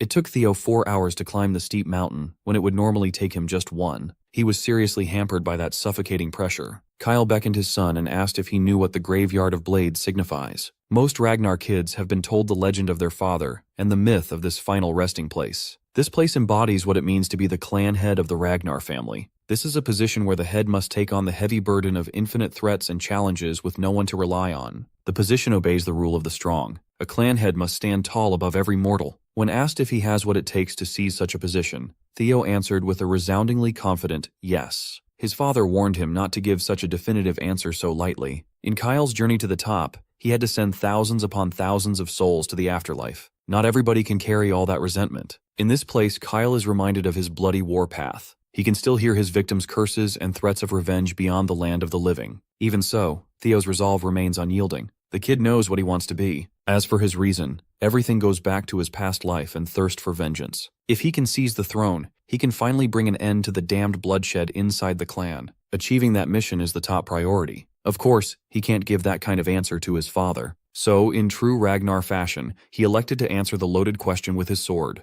Kyle Ragnar grinned. His boy definitely knows what to say in situations like this. Since he chose to answer with his blade, he shall no longer be treated as a son, but as a challenger instead. Kyle is also itching to see what this brat learned from a special someone. Theo was certain that his dad was referring to Lodbrok. This pretty much confirms his suspicion that Kyle Ragnar took the ancient dragon's heart. He tensed up in defense, but it was way too late. It only took his father a nanosecond to cleanly slice him in two. When he realized what was happening, he could not feel his lower half anymore. Theo Ragnar felt death creeping up to claim him once more. Cleanly sliced like a piece of meat, he slowly lost hold of life. Kyle Ragnar wasn't fucking around. This is one of his terrifying techniques, the heart sword. After cutting his son down, the patriarch turned to the concerned black bird. He assured the feathered avatar that there's no need to be worried about the little prodigy. Only those with hardened will and resolve can break out of his heart sword. This is certainly a cruel challenge for a greenhorn in the middle of the awakening ceremony, but if Theo has it in him, he should be able to come back. But if he showed half-baked resolve, it would be better if he just dies here as a body with a lost soul. The patriarch doesn't need a regressor that could bring harm to the clan.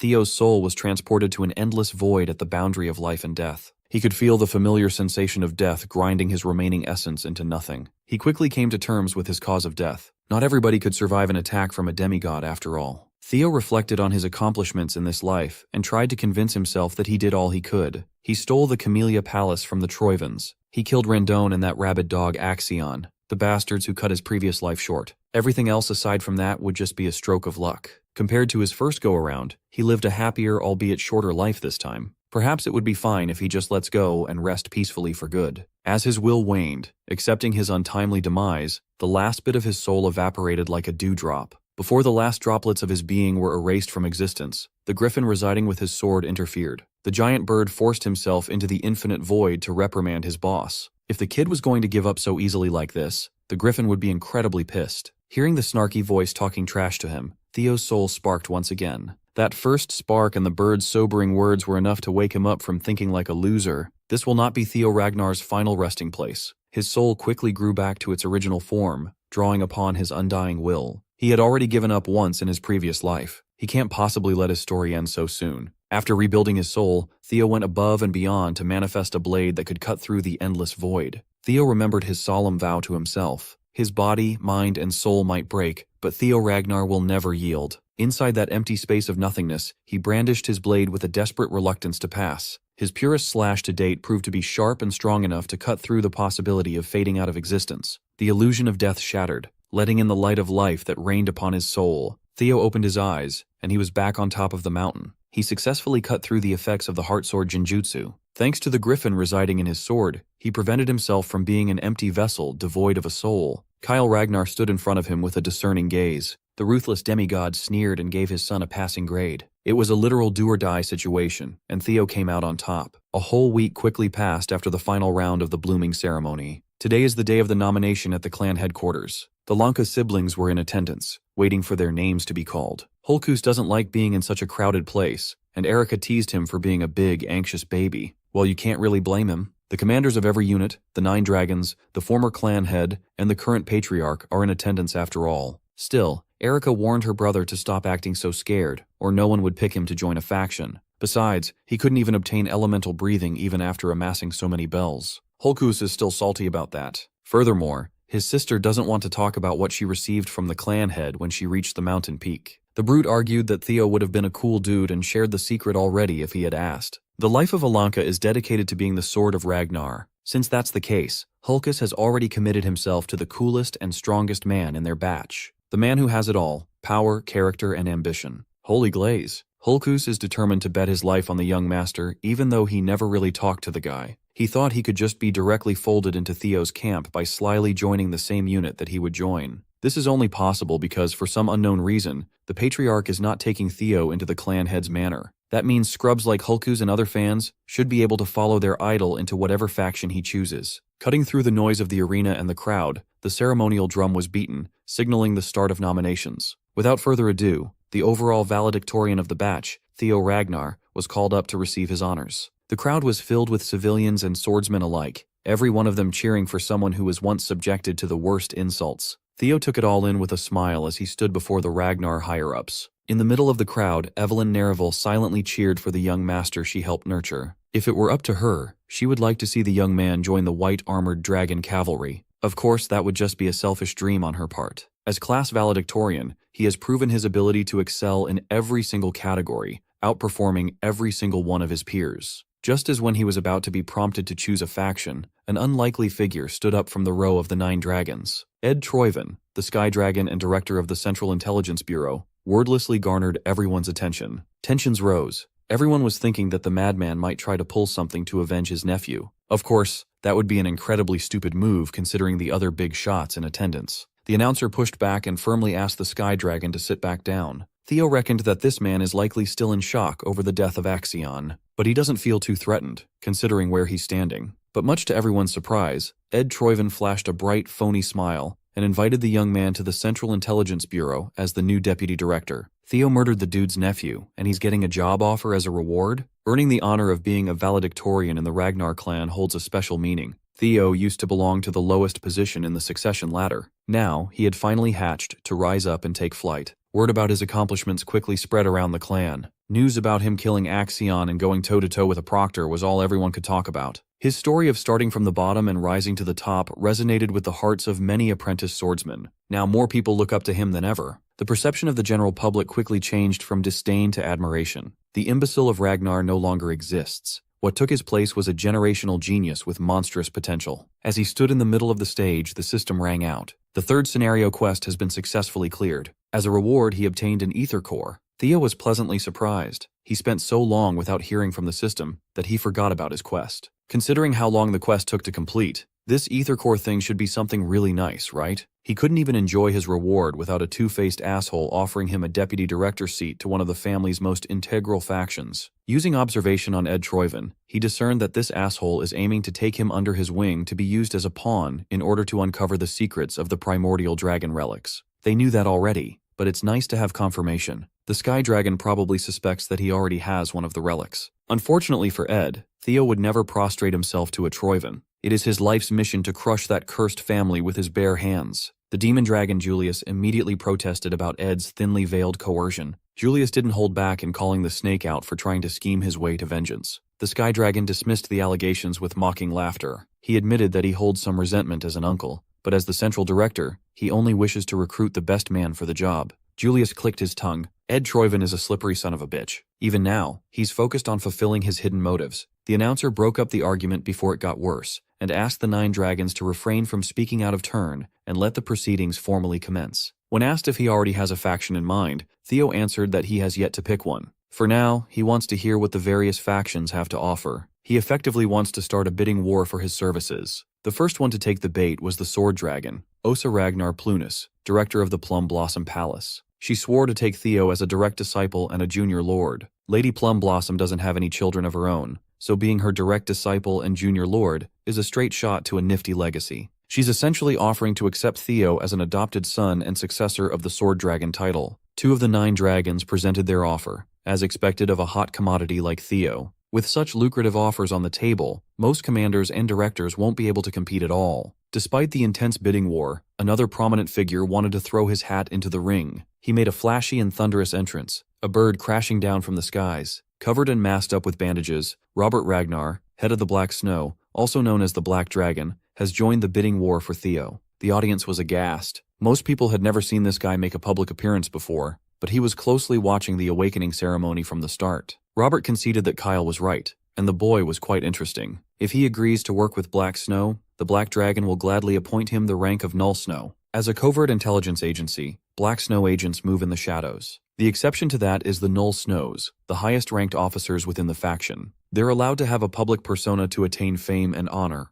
In Theo's past life, there were only 8 of them in the faction. He tried so hard to attain that rank, but it was practically out of reach, yet now it's being offered right out of the gate. Stealing the spotlight from the Black Dragon, Old Man Pharaoh, the Zenith Dragon, spoke up. Theo Ragnar left quite an impression on him during the 3rd stage, so he wanted to say that the Zenith Academy would gladly take on the most promising talent the family has had in a long time. That makes 4 out of 9 dragons, personally throwing their offers on the table. Of course, the Demon Dragon, Julius Ragnar, commander of the White Armored Dragon Cavalry, would surely try to recruit Theo too. Despite everybody's attractive offers, Julius strictly stuck to his guns and refused to offer Theo any special treatment. His troops were yelling at their commander that this was not the time to stick to principles, but Evelyn already expected this from Julius. Honor comes from proving oneself. The White Armored Dragon Cavalry lives and dies by that philosophy. Julius wants to remain fair to the other recruits, but he proudly guaranteed that Theo would receive full support for proper development and the pride of being a dragoon.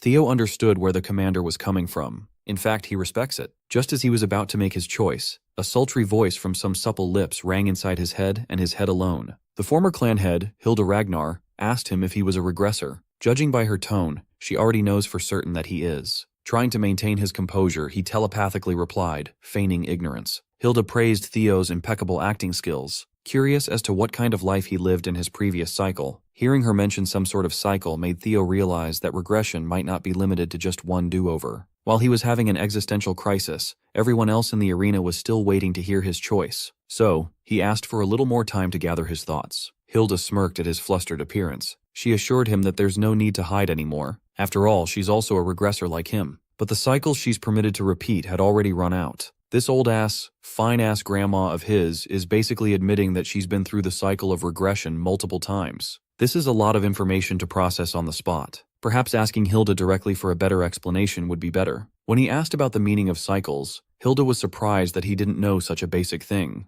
That son of hers, Kyle, must not have told the poor boy anything. Well, it's hardly a surprise given that Kyle absolutely despises regressors. It's weirder that he let one live, even if the kid shares his blood. Perhaps that's why Theo was given such a brutal life-or-death challenge at the mountain peak. Hilda was pleased to see the boy's thirst for answers, but they didn't have time to go over everything right now. If he wishes to learn the secrets of the Ragnar clan and the world as a whole, he had better seek out his grandma later and finish this conversation. During the last round of the awakening ceremony, all his father gave him was the merciless heart sword. At least now he knows to be even more wary of Kyle Ragnar, given his alleged hate for regressors. Perhaps the patriarch took Lodbrok's heart because of the ancient dragon's welcoming attitude towards regressors. A human defeating such a powerful life form sounds impossible, but his father is hailed as a demigod for a reason. Kyle Ragnar is always on demon time. In order to uncover the secrets of regression, he must have a long and hard face-to-face with Grandma. Other than that, Theo Ragnar has finally decided on which faction he will go to. Puffing his chest with pride, he announced his decision with full determination. We're not going to reveal our boy's pick yet. Remington Narcio, the runner-up of this batch, selected the Zenith Academy and became the Zenith Dragon's disciple. It was a match made in heaven, given that they both use water current breathing. In Theo's past life, Remington returned to the Narcio clan and developed on his own. He would eventually start a blood-soaked rebellion against the Ragnar clan.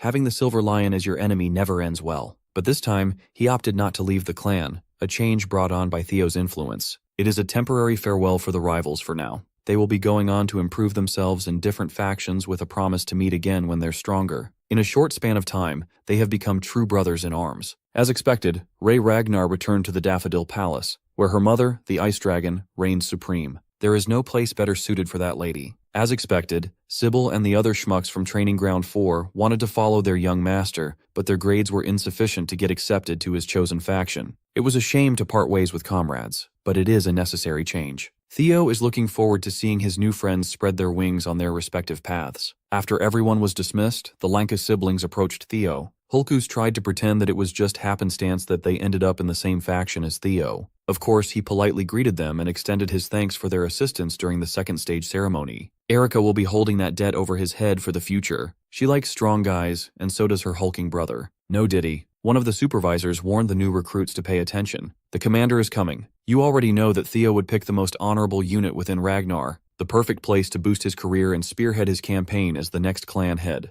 The white armored dragon cavalry was led by the relentless demon dragon. Talking to Grandma Hilda would have to wait for later. For now, it's time to make their declarations as fresh recruits. Hulkus Lanka boisterously declared that he's aiming to become an awesome dragoon. Some wanted fame, to be known far and wide. Erica wanted to be the strongest of her generation. That would be hard. One kid just wanted to be acknowledged by the commander. That earned him a few odd looks. Finally, it's the Golden Boy's turn to shout his declaration for the future. To prepare for the great war that will inevitably come in 5 years, he vowed to become the commander of the white armored dragon cavalry within half a decade. Saying that in front of the current commander takes a lot of balls. Julius didn't take the direct challenge to his position as an insult. He actually likes hearing grand dreams from new recruits. Whatever reason these young ones might have for choosing the cavalry, they must remember one thing. Every drop of blood and sweat they spill serving this unit will be immortalized in legends. Today's hard work will become tomorrow's pride. The cavalry's shield does not break. Swords will never yield. From now on, they are bound by creed and must always have each other's backs. Waiting at the end of the road forged in blood and sweat is sweet, sweet glory. With that being said, the demon dragon congratulated his rookies. As a show of force, his daunting ride made quite a forceful entrance. The commander's partner is a flying dragon named Gullah. This big boy right here is the symbol of the dragoons. After Gullah's entrance, the rest of the draconic pack blotted out the sun with their wings. Riding on their backs were the seniors of the cavalry. The rookies are assigned to their personal handlers for the day. The admittance test is about to begin.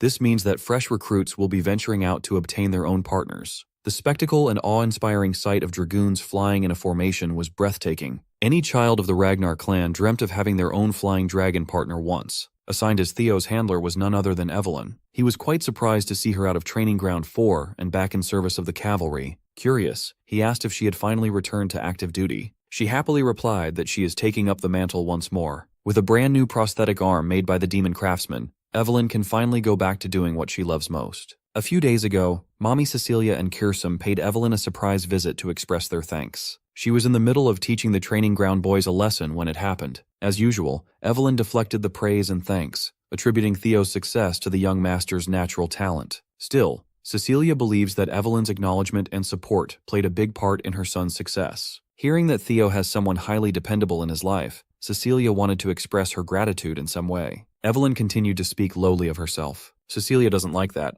Kirsten commented that lights that shine the way in the dark are often unaware of just how bright they really are. The elf could see that in this one-armed swordswoman, and she would like to help Evelyn shine even brighter across the world. Back to the present, her life as a premier dragoon for the cavalry has been reignited. Cecilia gave Theo all the credit, telling Evelyn that her son was the one who called in this huge favor. Thanks to that, Evelyn can hold the reins of her beloved dragon again. Theo had no clue that this was happening behind the scenes. Even without him knowing, his mother really is the best mom out there. To pay back this life-changing favor, Evelyn Nereville pledged to be the young master's loyal sword. He promptly accepted her vow as they flew into the perilous nest of the white armored dragon cavalry. The nest of white dragons is not a place fit for human settlement at all. The name is a bit misleading since it's mostly home for the flying wyverns. This place is also where the cavalry holds the admittance test. Although failing to find a fitting partner would result in failure to be inducted into the cavalry, failures rarely happen. Theo wasn't too worried for himself, but he's a bit concerned about the brutish Lanka siblings. Evelyn explained that choosing a partner typically comes down to vibes and sixth sense. You know it when you see it. Their first observation point was the stomping ground of Opterex. A large brown scaly wyvern is regarded as a tyrannical predator. Next was the den of the poisonous aviarii. Sporting serpentine bodies, they are capable of spraying violet poison mist and using their stingers as lethal weapons. There's also the blade dragon, Sigya.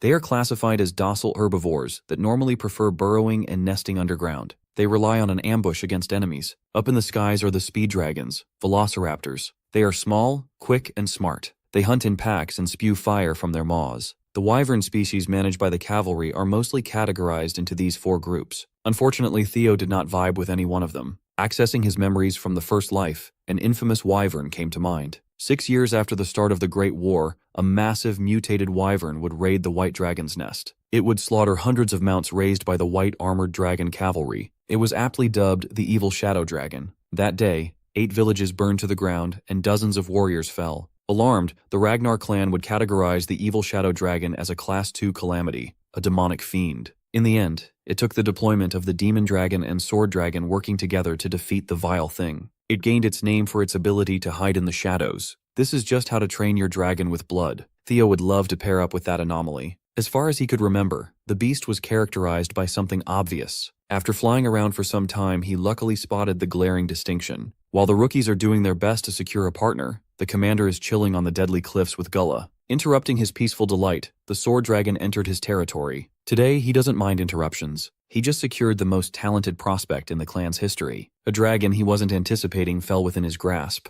Well, that's actually what brings Osa here. She knows that Commander Julius is planning on establishing Theo as a pillar of the cavalry sooner rather than later. Of course, he refrained from denying or confirming Osa's claims. Running one's mouth is many men's downfall after all. The Sword Dragon could just tell that this man is painting a bigger picture than she originally thought, even though he hasn't said a single incriminating word. Well, Osa didn't come here to cause trouble. On the contrary, she just wanted to put forth a proposal for the sake of the golden boy. Julius kept his reply curt. He already has Theo in his faction. Changing teams to the Plum Blossom Palace is out of the question. What kind of proposal could this plump woman have? Not mincing her words at all, she suggested joint mentorship for the rising star. This is an unprecedented idea. Factions within the clan never mix and bend traditions for a single prospect. Back to the action, Theo and Evelyn flew closer to the corner he had spotted from afar. In there, 4 rascals are ganging up on a single wyvern with bluish-white scales. Evelyn was made aware of this particular wyvern getting bullied by his peers. The cavalry tried every remedy they had, but nothing worked. The others are ostracizing him for not being pure-blooded.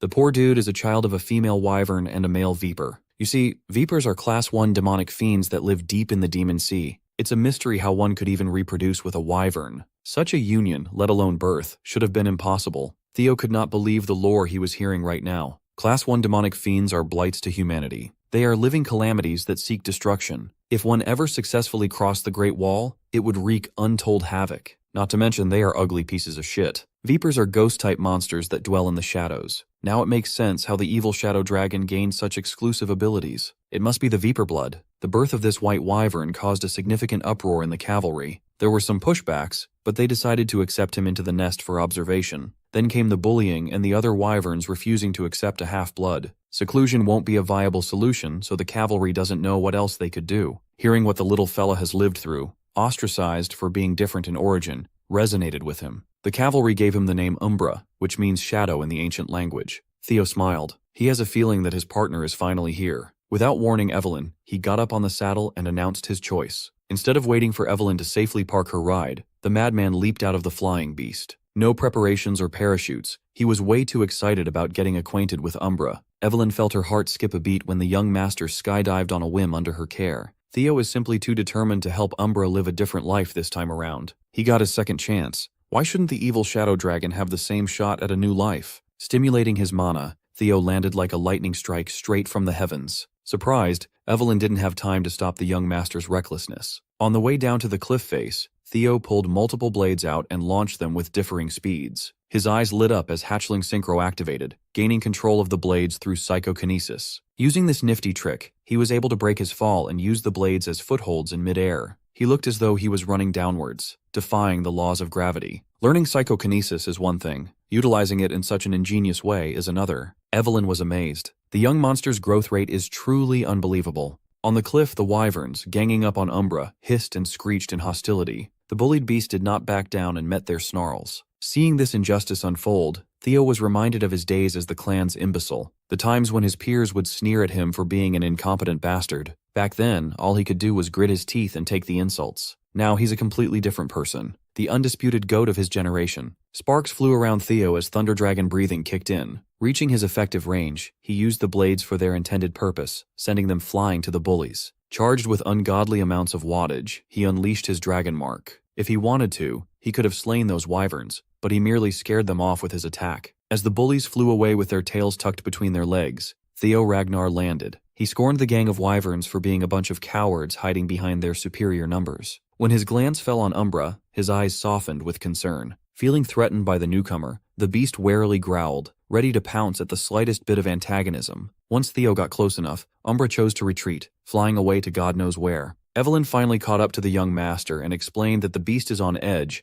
and approaching him won't be easy. When advised to take it slow, he disagreed. It's more important for Umbra to have someone by his side right now. Why would one linger around the nest, despite being constantly ostracized? Umbra is lonely. His emotional wounds are harder to bear than physical ones. Given Umbra's injuries, he couldn't have flown far. So Evelyn and Theo got back on the saddle and searched for the poor guy. As expected, Umbra quickly ran out of stamina and chose to rest in one of the nearby rocky peaks. Even though he's feeling weak, he forced himself to get up as soon as he sensed the humans arrive. Many dragoons from the cavalry tried to tame this one, but none succeeded. He's highly cautious around humans, and given his wounds, his wariness will be especially heightened. So, Theo asked Evelyn to bring something to feed the poor guy. In the meantime, he'll try to figure out Umbra on a personal level. He slowly strolled towards the beast, and it immediately unleashed wyvern fear. He promptly countered using Lesser Drake's fear. A beast and a man tried to one-up each other using pure aura. In the end, Theo's presence came on top as he steadily overwhelmed Umbra. The beast expected harm to come his way, but was cured instead as Theo poured a healing potion on its wounds. As the medicine took effect, Umbra felt his injuries rapidly get better and regained some of his stamina. After dealing with the egregious wounds, Theo pets the poor wyvern hybrid gently. Umbra was confused. In his entire life, all he ever experienced was pain, suffering, and alienation. Now there's a human standing beside him, showing kindness. Due to Theo's dragon heart, he felt Umbra's emotions upon getting close enough. He could sense Umbra's red-hot rage towards the herd that cast him out. The conflicting sadness is due to the desire to be part of the group. Most apparent of all was the long and painful loneliness deep in the lonely wyvern's core. Furthermore, Umbra's feelings towards Theo also present a contradiction. He's wary of the man who appeared out of nowhere to provide warmth, but he hopes that the warmth will last a little longer, that the man won't leave. So, Theo solemnly vowed to Umbra that he would never turn his back on him. To seal the deal, Theo retrieved the gem he got from the previous mission and gifted it to his new friend. Seeing the shiny gem sparkling with a beautiful luster, Umbra was mesmerized. Still, the wyvern was a tsundere and tried to resist temptation. There's not much he can do when Theo puts the gem around his scaly neck. Theo promised that if Umbra follows him from now on, they'll get plenty more shiny things. It was an offer that was borderline impossible to refuse. To sweeten the pot even more, Theo proposed that they make reins and saddles encrusted with invaluable gems. It will be super flashy and pretty. They might need to rob someone's grandma to make that though. That grandma in question is his own. Far away in his workshop, Kursum felt a foreboding feeling that she was about to lose a ton of money. With all the promises of companionship and opulence, Umbra roared with elation. Theo Ragnar has been successfully recognized as the Viper Wyvern's master. With this, he also unlocked the Wyvern taming skill. It would grant him a higher master proportional to his partner's trust. It also gives a 10% power boost to both rider and mount. A few minutes later, Evelyn came back. She's dragged 2 bulls by the horns as her wyvern catches its breath. The beast that no dragoon in the cavalry could tame was now cuddling with the young master. They gave the bulls to Umbra, and he happily munched on a hefty lunch. When Evelyn curiously asked how he pulled this off, Theo simply explained that he looked after Umbra's wounded heart. After doing so, the present easily sealed the deal. The once aggressive outcast now looks like a cute puppy offering his master some of the bull meat. At this point, Evelyn has just accepted that Theo is a charmer, whether it comes to people or beasts. Seeing Umbra offer his neck and back to Theo as a sign of trust, Evelyn congratulated the young master for officially passing the test. Then she realized that Theo wasn't planning on just ceremoniously riding on his new mount's back. Evelyn panicked. He has yet to receive any sort of flight training. Furthermore, riding a wyvern without a rein and saddle is just asking for a gruesome accident. Theo grinned and assured Lady Evelyn that he'd be fine.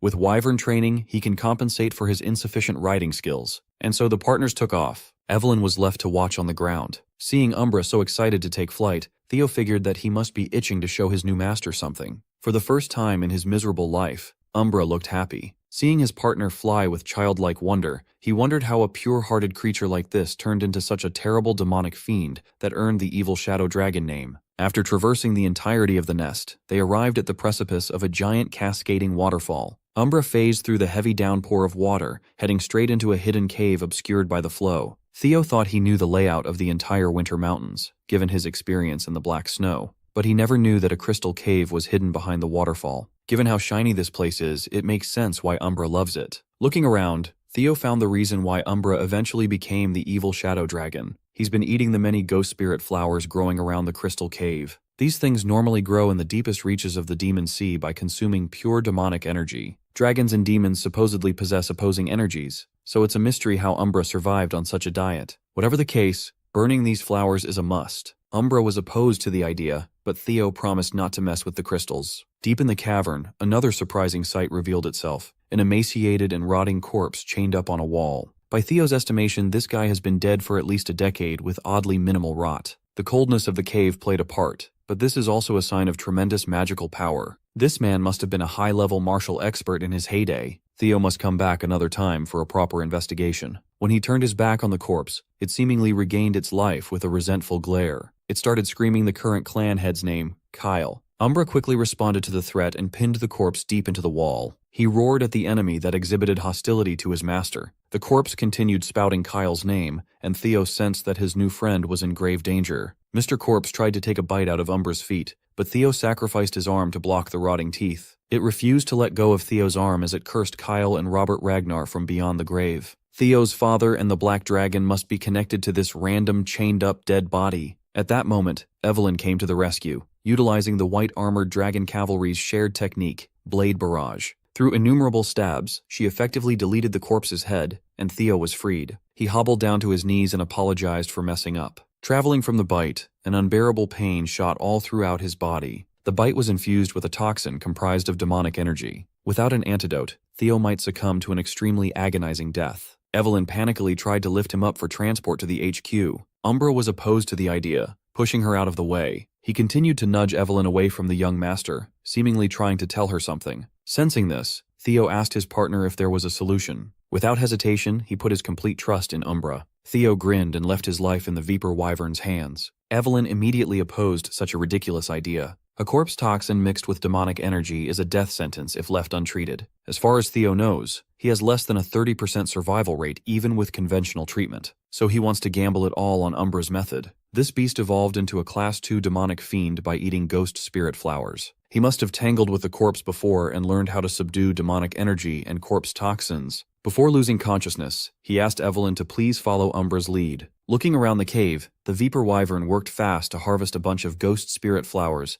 and broke some of the crystals off. He handed the smattering of materials to Evelyn, asking her to blend and feed the mixture to the young master. She clenched her teeth and followed Theo's request. Evelyn grabbed the crystals and flowers. Using her mana, she forcefully crushed and mixed them together. It resulted in a dark purple mixture that she dripped through Theo's mouth. The loyal soldier and the concerned beast held their breaths, waiting for the concoction to take effect. When the mixture reached Theo's chest, his dragon heart loudly thrummed. With his heart as the engine, Theo started visibly recovering. His mana overflowed from his body, eventually taking on his natural electric affinity. Slowly, his lightning became infused with the extracted corpse poison. The color of his magic power attribute is changing to black. Once the transformation was complete, the black lightning re-entered his body, restarting his system. Body cleansing purification is now underway. The trait of the evil shadow dragon has been obtained. While our boy is literally fighting for his life, Commander Julius Ragnar is in his office, receiving grim news. The Black Snow had already cross-checked the facts, and the report was confirmed with 89% authenticity. His emotions got the best of him, and the demon dragon shattered his office desk. He has been riding high with winds. He should have expected some bad news to rain on his parade.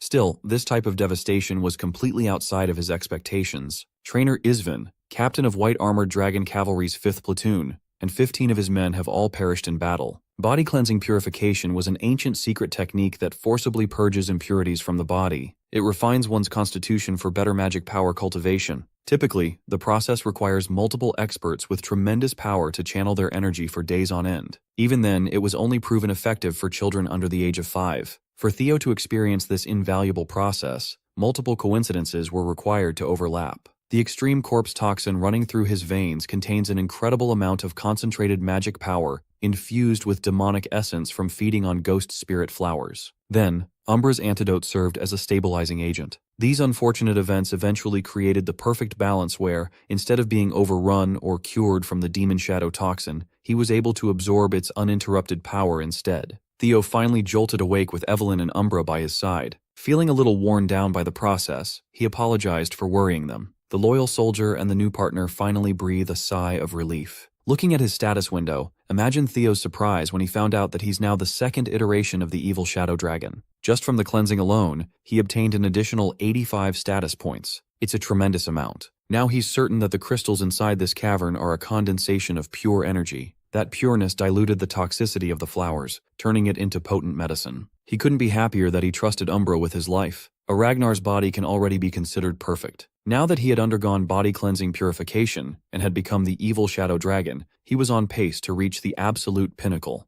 The big question now is who this corpse was prior to becoming just a vengeful spirit. Taking a closer look, Evelyn noticed something fascinating about the writing on the wall. Riddled throughout the surface was a journal cleanly inscribed by a high-level martial master. It chronicled the man's experience hiding in this cave after his defeat at the hands of Kyle and Robert Ragnar. He planned to bide his time and plot his revenge before his body gave in. His frame degraded due to Robert Ragnar injuring his mana hall, and his demise was hastened by the ghost spirit flowers he's been consuming to survive. Eventually, his sanity slipped away without enacting his revenge plan. He was forced to accept the reality that he would die with this undying grievance. The man eventually chose to leave everything behind, binding himself by melting his precious emerald serpent sword. Hoping that someone would eventually discover this place in the future and fulfill his dying wish, the man left his legacy. The next section detailed the flying sword technique of the god of tempest. This corpse must be the legendary swordsman said to have freely wielded the wind, a tragic hero who fell into the hands of Kyle Ragnar in the battle for the throne 40 years ago.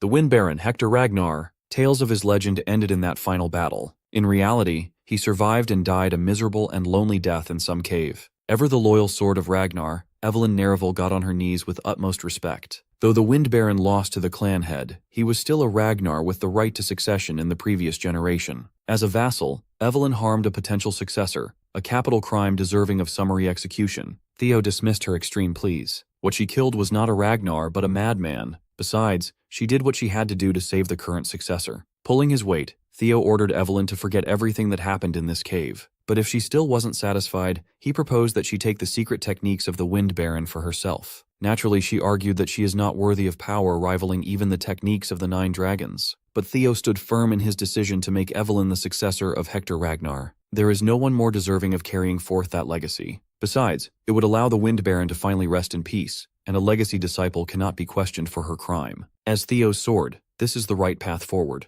Moved by the young master's words, Evelyn Nereville, a high-rank swordsman of Ragnar, bowed to Theo with utmost reverence. She pledged her undying loyalty as a faithful vassal and humbly asked for her oath to be accepted. Theo smirked. This girl has always been uptight and by the book. Indulging her desire for proper acceptance, Theo drew his blade. He gracefully knighted Evelyn, accepting her oath of loyalty and engraving it upon his heart and soul. She is now the esteemed lord's first sword. With Umbra as witness to this pact, the vassal-master relationship between the two has been solidified and formalized. By sundown, most of the rookies have returned to the white-armored dragon cavalry headquarters. Holkus feels proud of himself after seeing that he got back faster than Theo. He and his frog-like mount were shocked to see the last rookie land. Theo Ragnar brought back the most unique partner out of everyone in here. Some of the cavalry veterans immediately recognized Umbra, the disobedient brat. Seeing that Theo was the one who tamed the untamable, they just chalked it up to him being the Millennium's greatest prodigy. Poor Holkus had his confidence crushed. Evelyn submitted their formal report for the complete aptitude test and asked where the commander was. Other dragoons just saw their boss rush off to the office a moment ago after receiving some urgent message. Speaking of the devil, the demon dragon and his intimidating partner reappeared on the field with a heavy and serious landing. Julius Ragnar apologized for relaying some bad news right after the admittance test. Everyone present here, veterans and rookies alike, will be deployed to Fort Blanky immediately. This announcement sent confusion and worry around the HQ.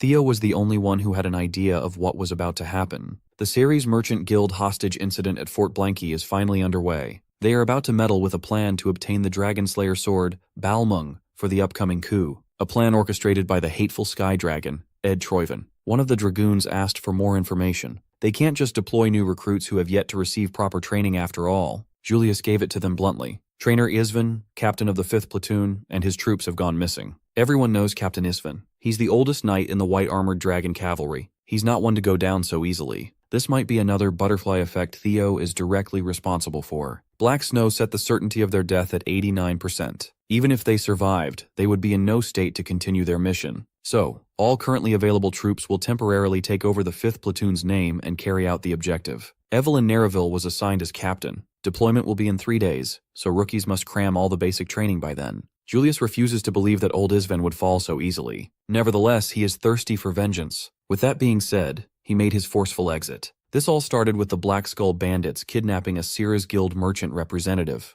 It was supposed to end with no casualties with the cavalry's involvement, but the real objective of the incident lay elsewhere. All these smokescreens are to make the theft and transport of the Dragon Slayer sword, Balmung. When Ed Troyven gets his hands on that blade, the coup will start. It looks like things are taking a different turn compared to Theo's previous life. If this is his fault, he needs to see it through firsthand. The hidden quest to obtain the Dragon Slayer sword has officially commenced. 3 grueling days of basic training passed. The weather in the northern stronghold was unbearably cold. The sole bandit watchdog manning the tower suddenly saw something blotting out the moon from afar. Then, he realized that it was a battalion of wyverns from the white armored dragon cavalry. Before the alarms were rung, the watchtower was decimated by an explosion. Evelyn gave the order to hurl bombs down to the stronghold. The wyverns looked like World War II bomber planes. The coordinated bombing of the stronghold was carried out masterfully, bringing about destruction with laser precision. The bandits tried to hide inside the castle to avoid getting blown up. They were too late. The dragoons had descended from their mounts to cut down any and all stragglers. Evelyn seamlessly directed her troops to slaughter every bandit in sight. This is the price of messing with the white armored dragon cavalry. The man tasked with smuggling the legendary sword was thanking his lucky stars for getting out of the stronghold before the attacks. If he can deliver the blade, all that's left for him is to collect the generous payment, kick back, and enjoy the rest of his life with his riches. Unfortunately for this dude, he was set up to fail from the start. His greed resulted in his uneventful beheading by a hooded figure. Once Balmung was smuggled out of the stronghold, the hooded figures could finally take over. With the primary objective secured, the next stage of their nefarious plan can start. Wheeling out their long-range cannons, it's time to exterminate the wyvern-riding pests. The cavalry made quick work of the bandits, eliminating and subjugating every lowlife occupying the stronghold.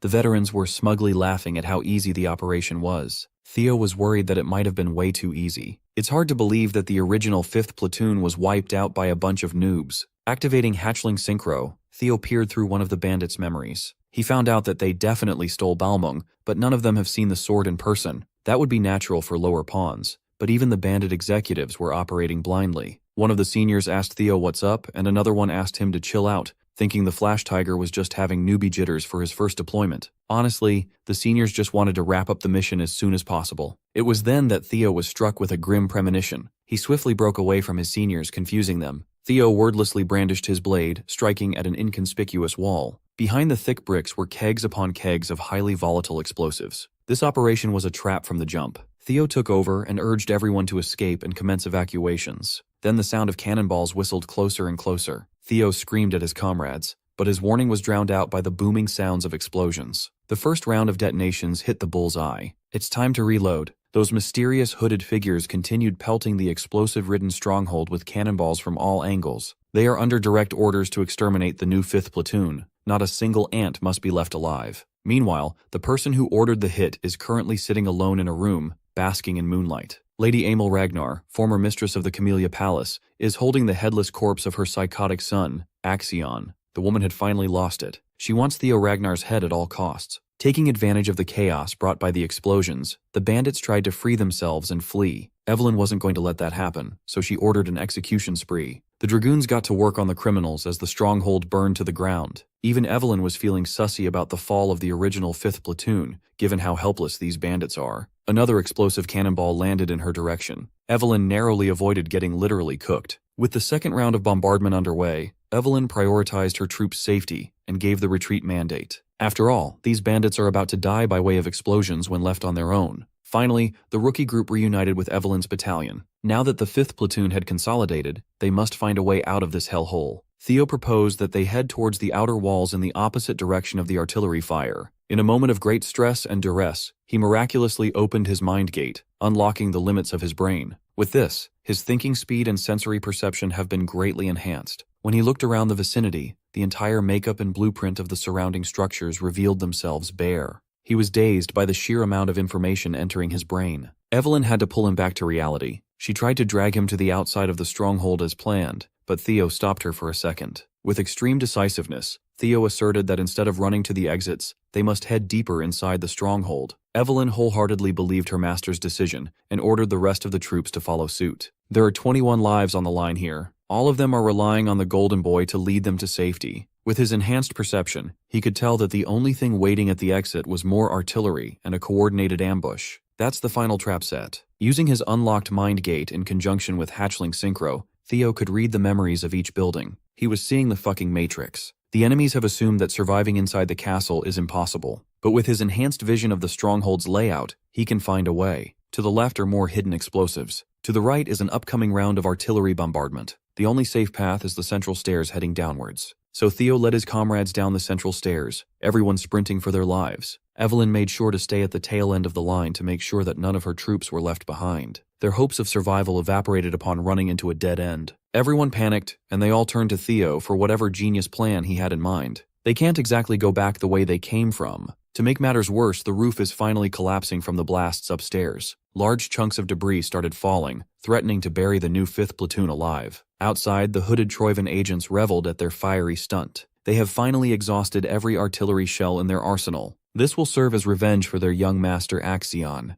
With blades drawn, the Troivan agents plan to enter the stronghold. Even if they have to piece Theo's corpse together, they'll rummage through gore to get proof of the kill. Well, that won't be happening soon, though. The new 5th platoon narrowly avoided death. When the roof and ceiling collapsed, so did the floor they were standing on after Theo's desperate slash at the last second. The gang fell into a secret underground lair, and they met some more hostile bandits. Theo only directed everyone in this direction because he noticed an open space deeper beneath the hallway. Looking past the bandits, he saw an underground prison inlaid with steel bars. Among the prisoners was Captain Trainer Eisven. Of course, Evelyn's troops easily dispatched the remaining pair of bandit jailers. Hell, Hulkus did it himself. Evelyn got the rundown of what happened from Captain Isven. Who would have thought that the Central Intelligence Bureau was the one behind this whole master plan? The original 5th platoon was freed from their shackles, but they weren't too enthusiastic. All of them have lost limbs, including the old man himself. Evelyn suspected that Ed Troivan must have a hand in this treachery, but she never expected an internal collusion of this magnitude. Those bastards actually raised their swords against fellow clansmen. This is treason, and treason must be penalized by the harshest punishment. Captain Isven understands the young'uns, but he warned them to be careful in their response. The enemies are not stupid.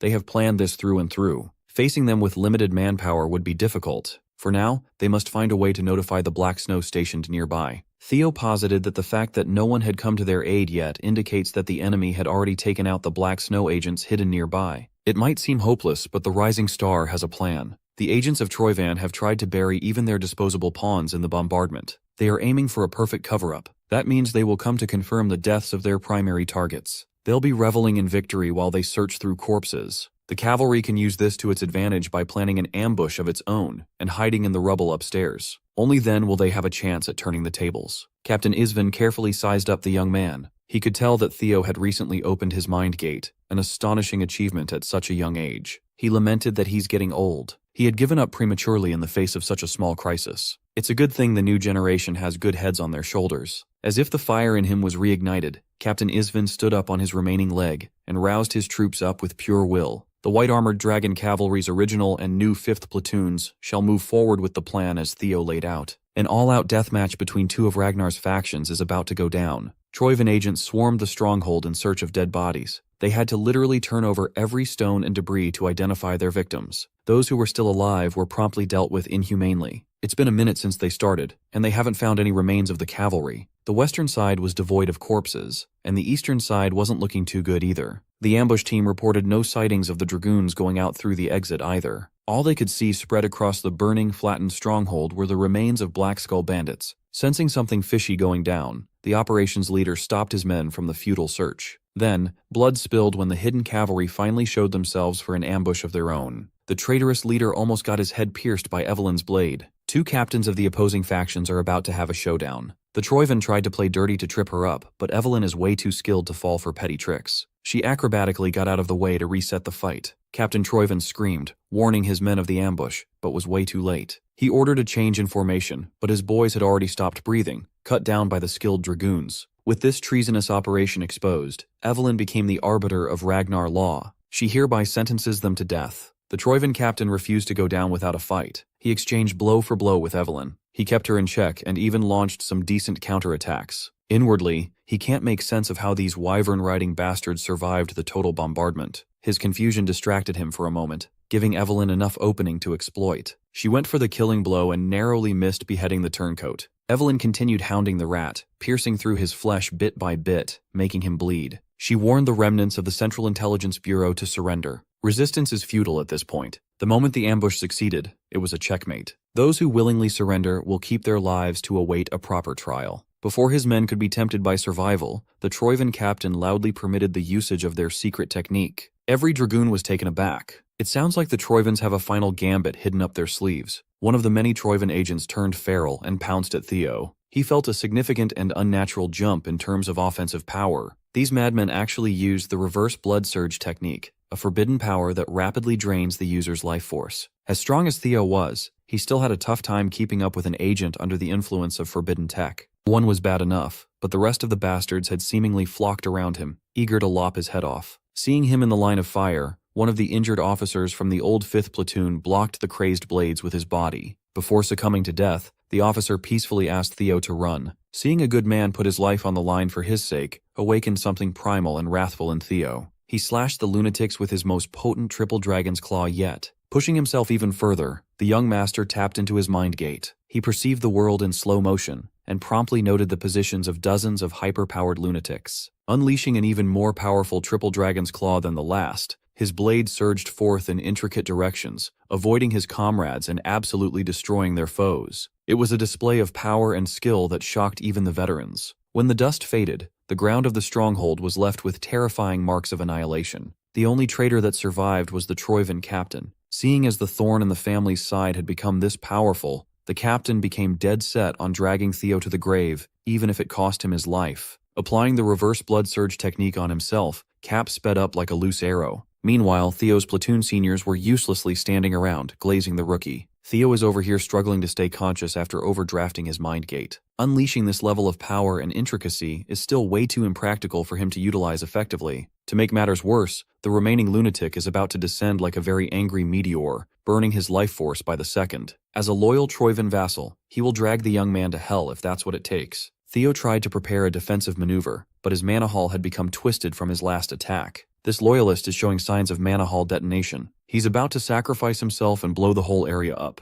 Thankfully, Theo's official first sword is here to defend her master. For the first time ever, Evelyn used the God of Tempest technique, sending the suicide bomber up to the stratosphere with Squall. After juggling the rat up in the air, Evelyn followed suit, gathered the pure power of wind in her fingertips, and pushed it out to create a maelstrom. Theo watched in awe as Evelyn's power whisked around the traitor's mana hull to forcibly stop the suicidal explosion. From there, sending the Troivan captain hurling back to the ground was easy. With the last rat neatly dealt with, Theo finally felt exhaustion catch up to him. Hulkus, Erica, and his seniors came running in his direction, eternally grateful to the young master for saving everyone's lives. The sun finally rose, its glorious rays illuminating Theo's contented smile. The standouts in this operation were undoubtedly Theo and Evelyn. They practically carried everyone to victory with their overwhelming skills. Everyone finally felt relaxed as the atmosphere became jovial and festive. The long night has passed, and a bright new dawn led by a resplendent leader of the new generation has come. Inside the miserable walls of the Rose Palace, Lady Amel Ragnar is crashing the fuck out like a lunatic. Ed Troivan has her in a deadly chokehold while hurling curses at her. It seems like she acted on her own and orchestrated some unnecessary moves in that stronghold operation. She actually stole the Sky Dragon's seal to forge official orders. The killing of the entire white-armored dragon cavalry and the illegitimate child of Ragnar wasn't supposed to go down this soon. Now the Troivans are in hot water. A crazy bitch ruined Ed Troivan's decades of planning.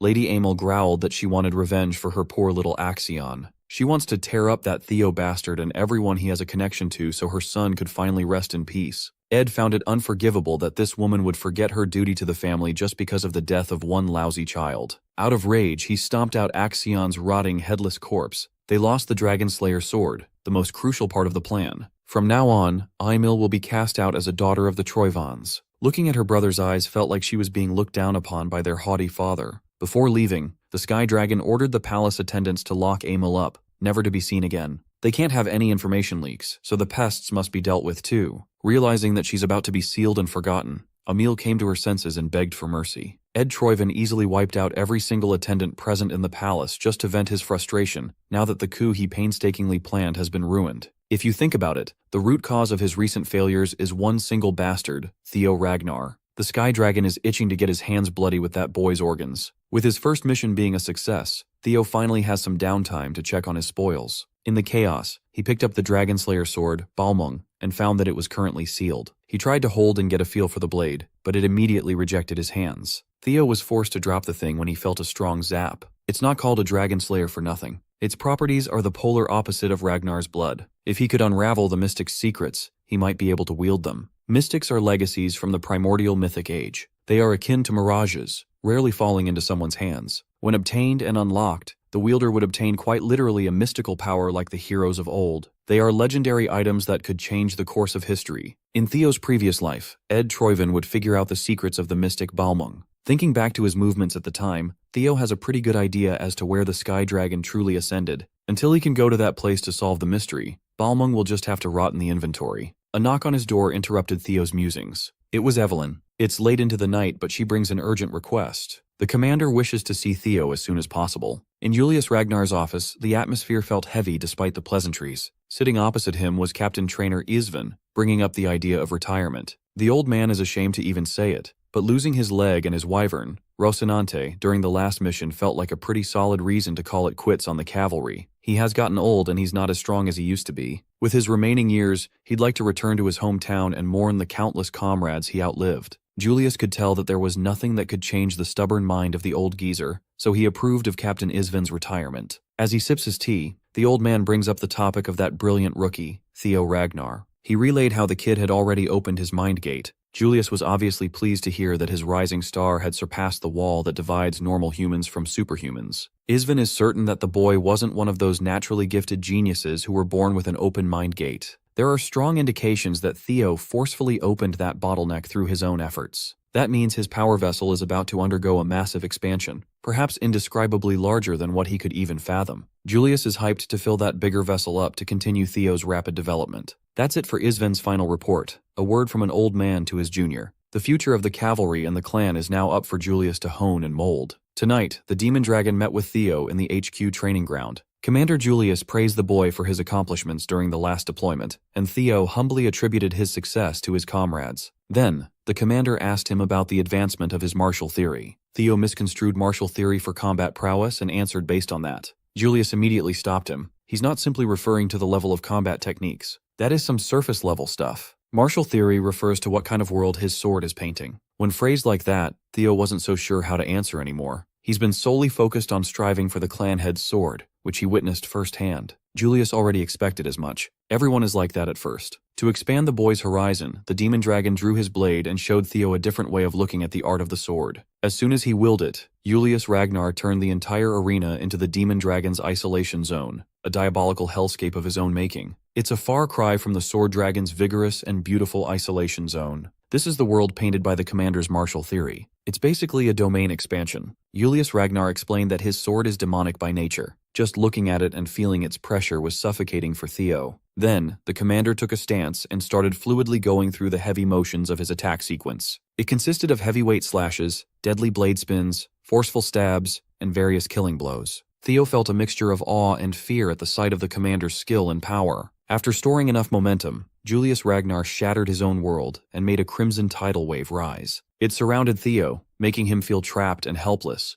consumed by something incomprehensible. Julius Ragnar finished his sequence, letting the tidal wave dissipate, and asked Theo what he gleaned from the Demon Dragon's martial theory. The only words Theo could use to describe that experience were strength and destruction. He wasn't far off. In fact, he hit the nail on the head. Strength and destruction are the essence of demonics. The concepts are direct and intuitive. Even if it means breaking, the blade cuts in a direct line, hungry to break through anything in its path. An explosion of destructive strength that is the foundation of the commander's swordsmanship. He embodies death itself. In contrast, Julius asked what Theo gleaned from the Plum Blossom's sword. He defined it as flashy and beautiful. Julius found the answer satisfactory. Lady Plum Blossom's sword holds the essence of life after all. She goes through the process of a seed germinating and growing into a flower, the purest depiction of life. It is slow and gentle, filled with infinite variations. It turns, bends, and adapts to the situation. It does not stop spreading out until it blooms. 2 of the 9 dragons showed Theo such widely different interpretations of martial theory. Seeing him deep in thought, Julius asked if life and death are separate interpretations with completely polar opposite definitions. One would assume that they are, but the commander hinted that this might not be the case. However, it wouldn't be fun if he just spoon-fed Theo the real answer. He dispelled his isolation zone and walked away. Before leaving, he tossed a book towards Theo. Written in its pages is an extensive debate that Commander Julius and Lady Osa had over the principles of the sword. It is unusual,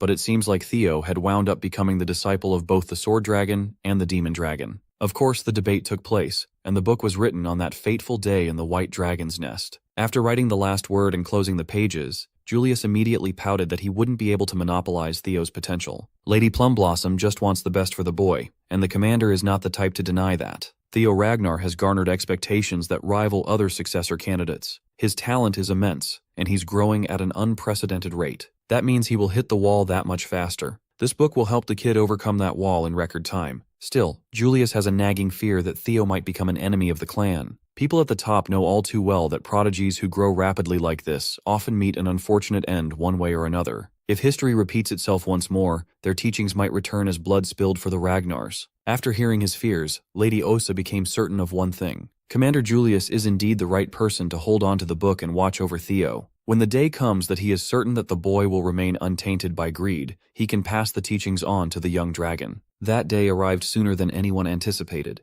The insights of the 2 dragons, who are said to be number 1 and 2 with the sword, are now in Theo's hands. He questioned if he truly deserved something this valuable. Julius had already assessed his worthiness and passed the test, so he gratefully accepted. Thinking back on it, his meteoric rise had only been possible thanks to a few people. They continue to help him unconditionally, propelling him to the top. From the Randon incident to now, Commander Julius had always been partial to him. For that, he promised to repay this debt one day. Actually, there is a way for Theo to repay that favor now, but it won't be pleasant at all. The demon dragon is aching for a jewel. It's been a while since he found a fun new toy. Sure, the book will help, but the real painful lesson starts now. Evelyn averted her gaze from the sidelines, feeling sorry for her master. She made sure to lock the arena before leaving. She even chained the door up from the outside while repeatedly apologizing. The torture didn't stop until the sun rose. When the chains dropped and the gate opened, Evelyn saw the aftermath. Her lively young master looked like he had just experienced an entire war overnight. The commander definitely went a little overboard this time. More importantly, Evelyn took care of a task she was assigned to. She confined a key piece of the puzzle in the underground detention cell. They crippled and locked up the captain of the defeated Troivan squad, but he's not the type to spill the beans, no matter what torture method they choose to use. So, they just left him there to rot as Theo hatches a different approach. She whispered to Evelyn about the chain of events that will take place in the coming days. A few days later, Theo finally visited Plum Blossom Palace's training ground. In there, he politely greeted the Lady of Plum Blossoms. Osa Ragnar Plunus has been waiting for him after receiving the generous gift of insight. The book has been of great benefit to the young man already. To test that out, Lady Plum Blossom summoned one of the training swords into her hand. Holding a blade, the entire training ground was filled with the manifestation of her martial theory. She wants to continue teaching him about the building blocks of her technique that one might easily overlook. The root of swordsmanship itself. At the end of this session, she would love to discuss how to blossom life using a sword with the young man. For the second time, she formally asked Theo to become her official disciple. Before giving a definitive answer, he wants to ask a question first. He wants to know if she's speaking as the Heaven Dragon Swordmaster. Lady Osa was quite surprised. Not many know of her secret title after all. The Heaven Dragon Sword is a secret school that passes its teachings through only one disciple. Currently, she's the sole inheritor of this secretive legacy. Lady Plum Blossom could tell that the boy wanted to know her true intentions. She truthfully confessed that the offer doesn't come with any ulterior motives. From the full bloom of the plum blossoms to the Heaven Dragon Sword, she wants to pass everything in her arsenal to Theo. A few minutes later, Theo came out of the training ground after locking in a decision. While walking through the beautiful halls of the Plum Blossom Palace, he was surrounded by some flowery faction idiots. Theo wasn't the type to take disrespectful shit lying down, and these bastards are easily offended by his curt reply. They reckoned that Theo just got accepted as the Lady Plumblosom's newest disciple, and they demanded respect as seniors. Theo was wondering what these dogs were barking about, but it was just an immature attempt at protecting their fragile egos. Nothing new. They're not even his direct superior officers, so ranks shouldn't matter. Still, these flowery mutts wanted to big dog the rising star of the clan for some clout. But they are gravely mistaken about something. He was offered to become Lady Plumblosom's direct disciple, but he rejected it. When he was presented with the choice to accept 2 incredibly valuable legacies, he was naturally enticed to accept. But he wasn't clear why Lady Osa cherishes him so much when he hasn't done anything to benefit her. She confessed that there is no big reason or crafty scheme. Lady Osa wanted to help him out because Theo reminds her of a young Kyle. He looks and acts exactly like the clan head in his youth. He too used to chase his dreams and ideals relentlessly. Perhaps that man is still dreaming and chasing to this day. He was not allowed to despair. He worked hard to break through any trials and challenges on his own. Every day was an unending hardship. Despite that, Kyle Ragnar never once yielded or bent his principles. When Lady Osa sees Theo, she's reminded of the Kyle that she fell in love with. How can she stand by and remain still? Stepmom here can get it. Since she truthfully laid out her reasons, it's time for Theo to decide. Though it is an attractive offer, he chose to decline. Currently, he has too many teachers guiding him. Including Lady Plumblossom herself, a lot of people have thought of him in many ways. The Demon Dragon has taken him under his wing. His senior dragoons, Evelyn, Selford, and Aaron, continue guiding him every day. Even his friends and comrades, Remington, Hulkus, Erica, and the boys from Training Ground 4, made him the man that he is today. Hell, he would even add Axion and Ed Troyvan to the list of his teachers. Lady Osa wasn't expecting that last bit in particular. Everyone knows Theo's beef with the Troyvans, but the hardship those villains created is what built and pushed him to become the current him. His sword has learned and changed because of everyone who either loved or wronged him. For that same reason, he's not confident in upholding a school's tradition and passing it down to the next generation. Lady Plumblossom understood what he was trying to say. Theo's sword is ever-changing and ungovernable. That is both endearing and regretful to hear. But even if he cannot be her direct disciple, he would gladly be her son. Lady Plumblossom was moved by that sentiment. After he left, Osa Ragnar Plunus retreated to her leisurely wine time. She looked happier than ever. Her attendant noticed the significant improvement in her mood. The heavens decided that she would never bear a child of her own,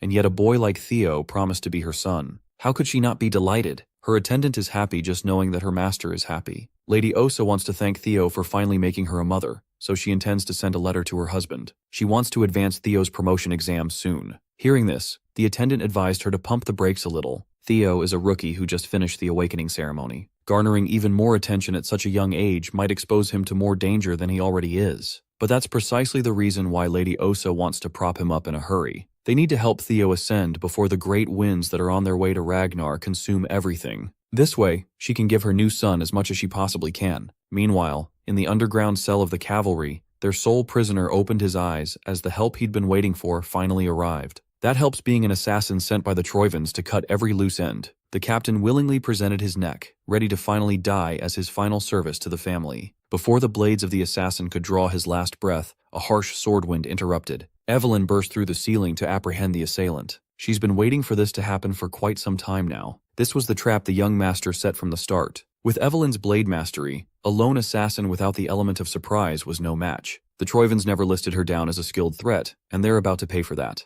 Though it's a shame that Captain Cedra cannot be taken out, things will become worse if the cleanup guy is also caught. The assassin racked his brain for an escape plan, but Evelyn won't just let him waltz out of this dungeon so easily. Executing the secret technique of the God of Tempest, she summoned Whirling Squall, trapping the assailant. Within the limited walls of the dungeon, there wasn't much room to maneuver out of the way. At his wit's end, the assassin chose to just get rid of the evidence by detonating his mana haul as a last resort. Evelyn continued being a nuisance, not letting him get a sly technique off. She'd already seen this stunt once. It didn't work then, and it certainly won't work now. She handily subjugated the cleanup guy of the Troyvan family. In the middle of an unknown woods was a secluded black site. Inside, operatives are discussing Evelyn's capture of the assassin who sneaked into the underground dungeon. They confirmed that he was affiliated with Serpent Season, a sub-organization of the Eastern Elite Clan, the Troyvan family. Present in this discussion were Theo, Evelyn, Commander Julius, and a Black Snow operative. This incident confirms their suspicion that the cavalry has a mole in their midst. They are holding this important meeting at such a remote place to prevent any more intel from being leaked. According to Black Snow's information, Serpent Season is currently based out of an ancient castle in the Calhelm region. 3 hours from now, they will consider the mission a failure, burn any evidence, and run away. So, they need to ambush that base, round up all their members, and extract information as well as evidence. This Black Snow operative reporting is Cleve, a Null Snow agent. Theo didn't think he would get to personally meet such a high-ranking operative so soon. Before concluding the brief and arranging the ambush, Commander Julius added one more thing to the agenda. This mission will also serve as a promotion exam for Theo Ragnar. Theo himself thought he had heard it wrong. He doesn't think he earned the qualifications for a promotion exam this soon. The commander agrees, so the difficulty of his promotion exam has been hammed up. Rising through the ranks, it's normal for the promotion difficulty to escalate. This time, the higher-ups are assigning a mission that can lead to a full-on civil war for a mid-rank swordsman promotion exam. The Demon Dragon was made aware that Theo orchestrated Evelyn's stakeout and capture op. It's only natural that he sees what he started through to the end. Even if he's an heir, it is disrespectful to plan things without discussing them with the commander. He must complete this integral mission flawlessly to get his promotion. Julius made Theo get it through his head that promotion to a mid-rank swordsman would earn him solo mission privileges. With the way things are going, this young man is becoming the center of attention and history. To give him more motivation, the system started the 4th scenario quest, a chance to clean up the dark ties of his previous life. Theo is pumped to uncover what's really happening under the hood of this rotting clan. With conviction, he vowed to complete this mission no matter what. With that being said, Operation Snake Cleanup has officially begun. Due to the possibility of a mole inside the cavalry, the mission was limited to just 3 people: Cleve, Theo, and Evelyn. As swordsmen, they should have the advantage in direct confrontation against these viperous assassins, but they are vastly outnumbered. Whatever the case, they must adapt and pull this off. Inside Serpent Season's HQ, the assassins just finished compiling every document linking them to the Troivans. While they were preparing in case of failure, a little orb-like gadget rolled its way inside. It was a smokescreen, a prelude for an ambush. Before they could move in response, heads flew and rolled onto the floor. Cleve is a Null Snow operative for a reason. Only one assassin survived, but was badly injured, bleeding from a gaping neck wound. Cleve wasn't going to let an injured prey escape, so she doubled back. With that, her area was successfully cleared. She and Evelyn will confiscate the compiled documents while Theo is assigned to take the basement. He was quite impressed to see someone at such a high level in action. If the blueprints they got during the mission briefing are accurate,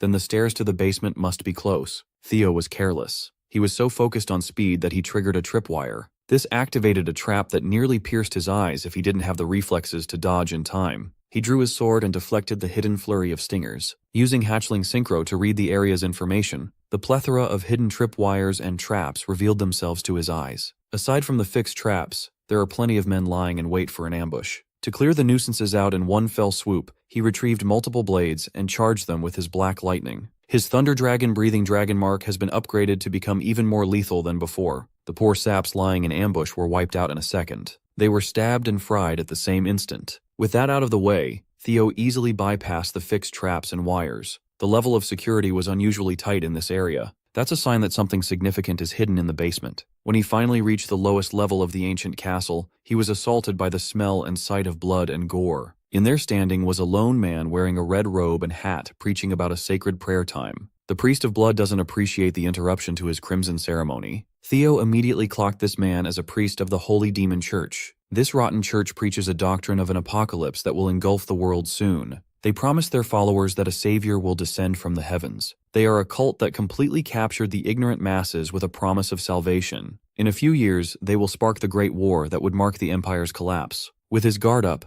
Theo used Hatchling Synchro on the unsettling priest. He saw a bloody aura fueled by a mysterious mana that doesn't follow the basic rules of the world flowing through a broken mind gate. This might be the so-called grace referred to by blood priests. Theo is considered a non-believer, and for that, he shall be given the honor of becoming a sacrifice for the one and only God. The blood priest closed the distance, trying to grab Theo with his blood-stained hands. He managed to parry the grab, but the unbelievable hardness of the priest's flesh was out of the ordinary. They exchanged more blows. Each of Theo's attacks was rendered useless. He could feel the weight behind every movement. One successful grapple, and he's done for. Finally, his sword was caught by the blood priest's bare hand. A full-powered swing was stopped so easily. With his blade out of the picture, the priest sent him careening towards the basement walls. Blood priests are supposed to be part of the bottom rung of the Holy Demon Church, yet they're already this powerful. Theo's options are limited. If he uses Tripe Dragon's Claw in this confined space, he'd get buried alive, but his mana-infused attacks are not working. What can he even do with his sword right now? Time slowed down, and he remembered what the Demon Dragon taught him. Explosive and destructive strength signifying death itself. The Sword Dragon, on the other hand, taught him the beating root of swordsmanship.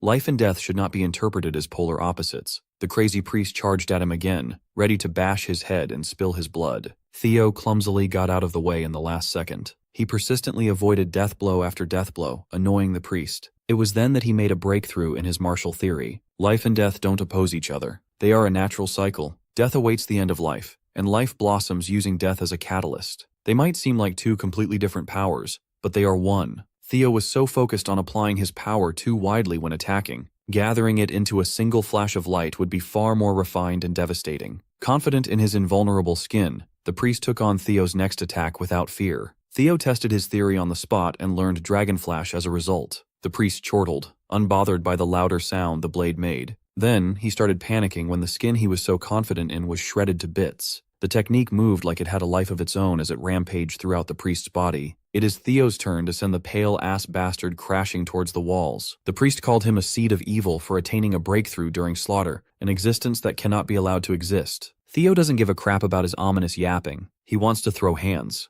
Gripping the blood priest's face tightly, he used hatchling synchro to peer through the lunatic's memories. This is his chance to figure out the source of this strange power that the Holy Demon Church wields. Theo felt his world swirl as his consciousness was sucked into another dimension. It was a familiar feeling, his soul floating through a vast expanse of infinite space. This is a completely different experience compared to the other times he tried reading memories. Then, his system sent him a glitched-out message, a completely garbled mess of characters. As if it were overloading, it warned him that he was about to encounter an enemy who was at a far higher level. The user is strongly advised to run for his life. But where will he run? There is nothing but darkness in every direction. Then, he heard a primal voice that shook his very being. The voice demanded to know who and what he was. Zooming out, the infinite darkness surrounding him was just a tiny part of an eye that belonged to a being beyond human comprehension. Theo is fucked. He just disturbed the sweet, sweet slumber of this universe's final boss. The god that the Holy Demon Church worships finally knows of his existence. Growing irritated by his lack of response, the god demanded an answer. Forced to confront the grace that the cultists keep on raving about, Theo was completely paralyzed. It was as if, seeing through his very being, that God had uttered his name, Theo Ragnar. In fact, this existence has been searching for him, for he is considered a blight to this plane of existence. The being's infinitely stretching body wriggled and reformed, surrounding Theo's soul. It bent, twisted, and squirmed into incomprehensible forms. As Theo's soul was being consumed, a golden light shone to shield him. An avatar of the ancient dragon, Lodbrok, tore through the fleshy form of the primordial god to break him out. Theo reveled at the sight of two beings far beyond his level facing off. Lodbrok sweetly referred to him as a significant other, and gave him a stern warning that this thing is not a being he can face just yet. Even if he can reach Sigurd Ragnar's level, victory won't be guaranteed. For now, Lodbrok will take care of this cosmic disturbance, tail slapping Theo's soul back to reality. He has many unanswered questions, but Theo was forced back to the bloody basement. The young man is still shivering from the ancient terror that tried to consume him. Lodbrok has been standing up against a thing like that for eons all by herself. While he was trying to process what he just experienced, the blood priest was crashing out. How could a non-believer like Theo be graced by the Lord's presence when someone like him, who dedicated a whole lifetime of devotion, has never received recognition? Theo finally finished the job and beheaded the bald bastard. That thing might be referred to as a god, but that's not his god. More importantly, he's now certain that the Holy Demon Church worships the nameless sovereign that Lodbrok once hinted at. Protecting the world from that presence had been her duty for a long time. Without her heart, Lodbrok won't last for more than 3 years. And in 5 years, the Great War will break out. The death of the Guardian Dragon will be the beginning of the end. The rise of the Holy Demon cult spearheaded by Ed Troiven's rebellion. It's all connected. It makes sense now. Theo stumbled, his mind still scrambled from the out-of-body experience. Thankfully, Evelyn was there to lend her shoulder. Cleve was thoroughly impressed to find that the young master had taken out a blood priest on his own. With that achievement alone, he has proven himself enough to pass the promotion exam. After cleaning out every hostile threat in the castle, the trio was free to investigate the damning documents. Unfortunately, everything in writing can only be considered circumstantial evidence. Nothing works as a smoking gun to prosecute. So, Theo brought out a familiar box he allegedly found tucked away in the basement. Evelyn immediately recognized it as the object she and Remington were tasked to collect before the awakening ceremony. Inside were secret trade logs between the Ceres Merchants Guild and the Troivans. She was impressed by her master's foresight to see this far out, revealing his cards at the perfect time. Cleve parsed through the logs and found formal trades with Ed Troivan, complete with official seals. With this, they can prove the Sky Dragon's treasonous machinations and the involvement of the Holy Demon Church. They now have sufficient evidence to take action against that bastard Ed. First, they will launch an immediate strike on the Sarah's Guild. It's finally time to correct history and crush Ed Troyven. When the Demon Dragon received word of the rotten schemes of the Sky Dragon, he was unbearably livid. Even though they only have enough to point to him as a suspect, a more thorough investigation is required. Julius received the report from the mighty Black Dragon himself. When Robert Ragnar is directly involved, this case is practically past the stage of mere suspicion. With his influence, Robert must have been aware of this undercurrent long before, yet he let it happen. Steering the topic away from himself, the Black Dragon praised Theo Ragnar for killing a blood priest by himself. Robert argued that the boy's talent is far more suited to the Black Snow, and he must go to where he belongs. He has excellent perception and deduction. He could see the bigger picture using the tiniest clues. Even his methods greatly resemble a Black Snow operative. It's as if he were trained for it. Of course, Julius wasn't going to let his star rookie get poached by the shady Black Dragon. Osa already tried, now Big Bro Robert is circling. Hearing Julius call him Big Bro made the Black Dragon nostalgic. Before they became who they are today, Kyle, Osa, Robert, and Julius were once sworn brothers and sisters. Julius could tell that this conniving bastard was just trying to tug at his heartstrings to get his hands on Theo. Still,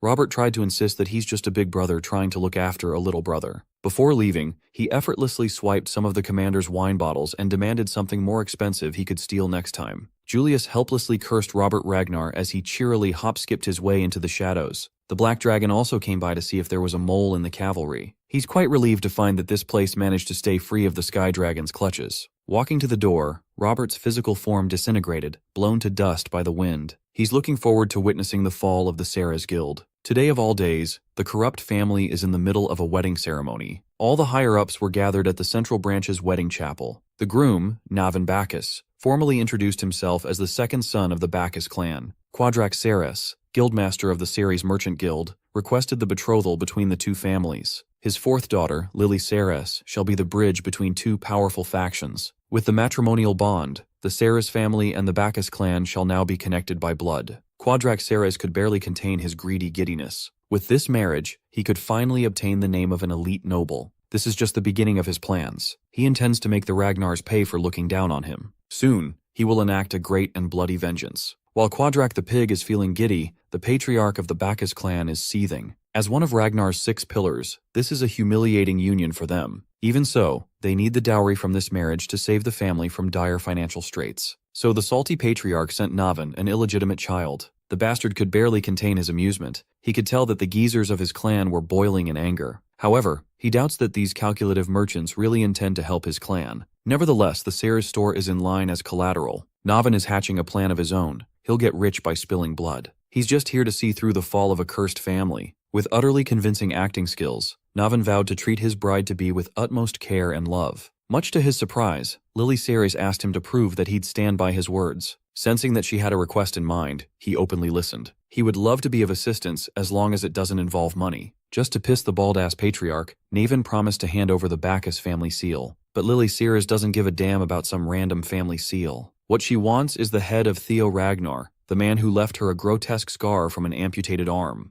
Navin immediately thought that the bitch was crazy. She's asking him to assassinate a family heir in public. Quadrak immediately jumped in to shut his daughter up. But what Navin said afterwards was arguably crazier. He agreed to give what her young bride wants. He would love to lop Theo Ragnar's head off to seal this marriage. Outside the chapel, citizens of the Central Branch collectively looked up at the wyverns filling the skies. Arriving at their destination, Theo, Evelyn, and Cleve ditched their ride to make a flashy landing. Contrary to their last covert operation, this one is bold and public as they openly fly the banner of the Ragnar clan. From this point forward, they will be enforcing clan justice. Cleva announced the Ceres Merchant Group's transgressions against the Ragnars, presenting the warrant to search and analyze any trace of treason. Those who interfere will be killed on the spot with no exceptions. She suggested that the culprits surrender peacefully and allow a thorough investigation to be conducted. Quadrak is well aware of the litany of his crimes, but he chose to appear strong. Cleve gave the criminals a countdown to peacefully exit the chapel. However, Quadrak argued that a small piece of paper can be easily fabricated, and his family won't yield. He alleged that this was just a frame-up job, the authorities playing dirty. Quadrak maintained his firm stance that his family has unwavering loyalty to Ragnar. And to fight these unreasonable accusations, he sent his soldiers forth to exterminate the law enforcers. He's looking so innocent right now. Trapped and visibly associated with criminals, Patriarch Bacchus tried to wash his hands. Seeing that things were about to turn for the worse, he tried to dissolve the marriage agreement. The pig is not going to accept that after going this far. It's way too late.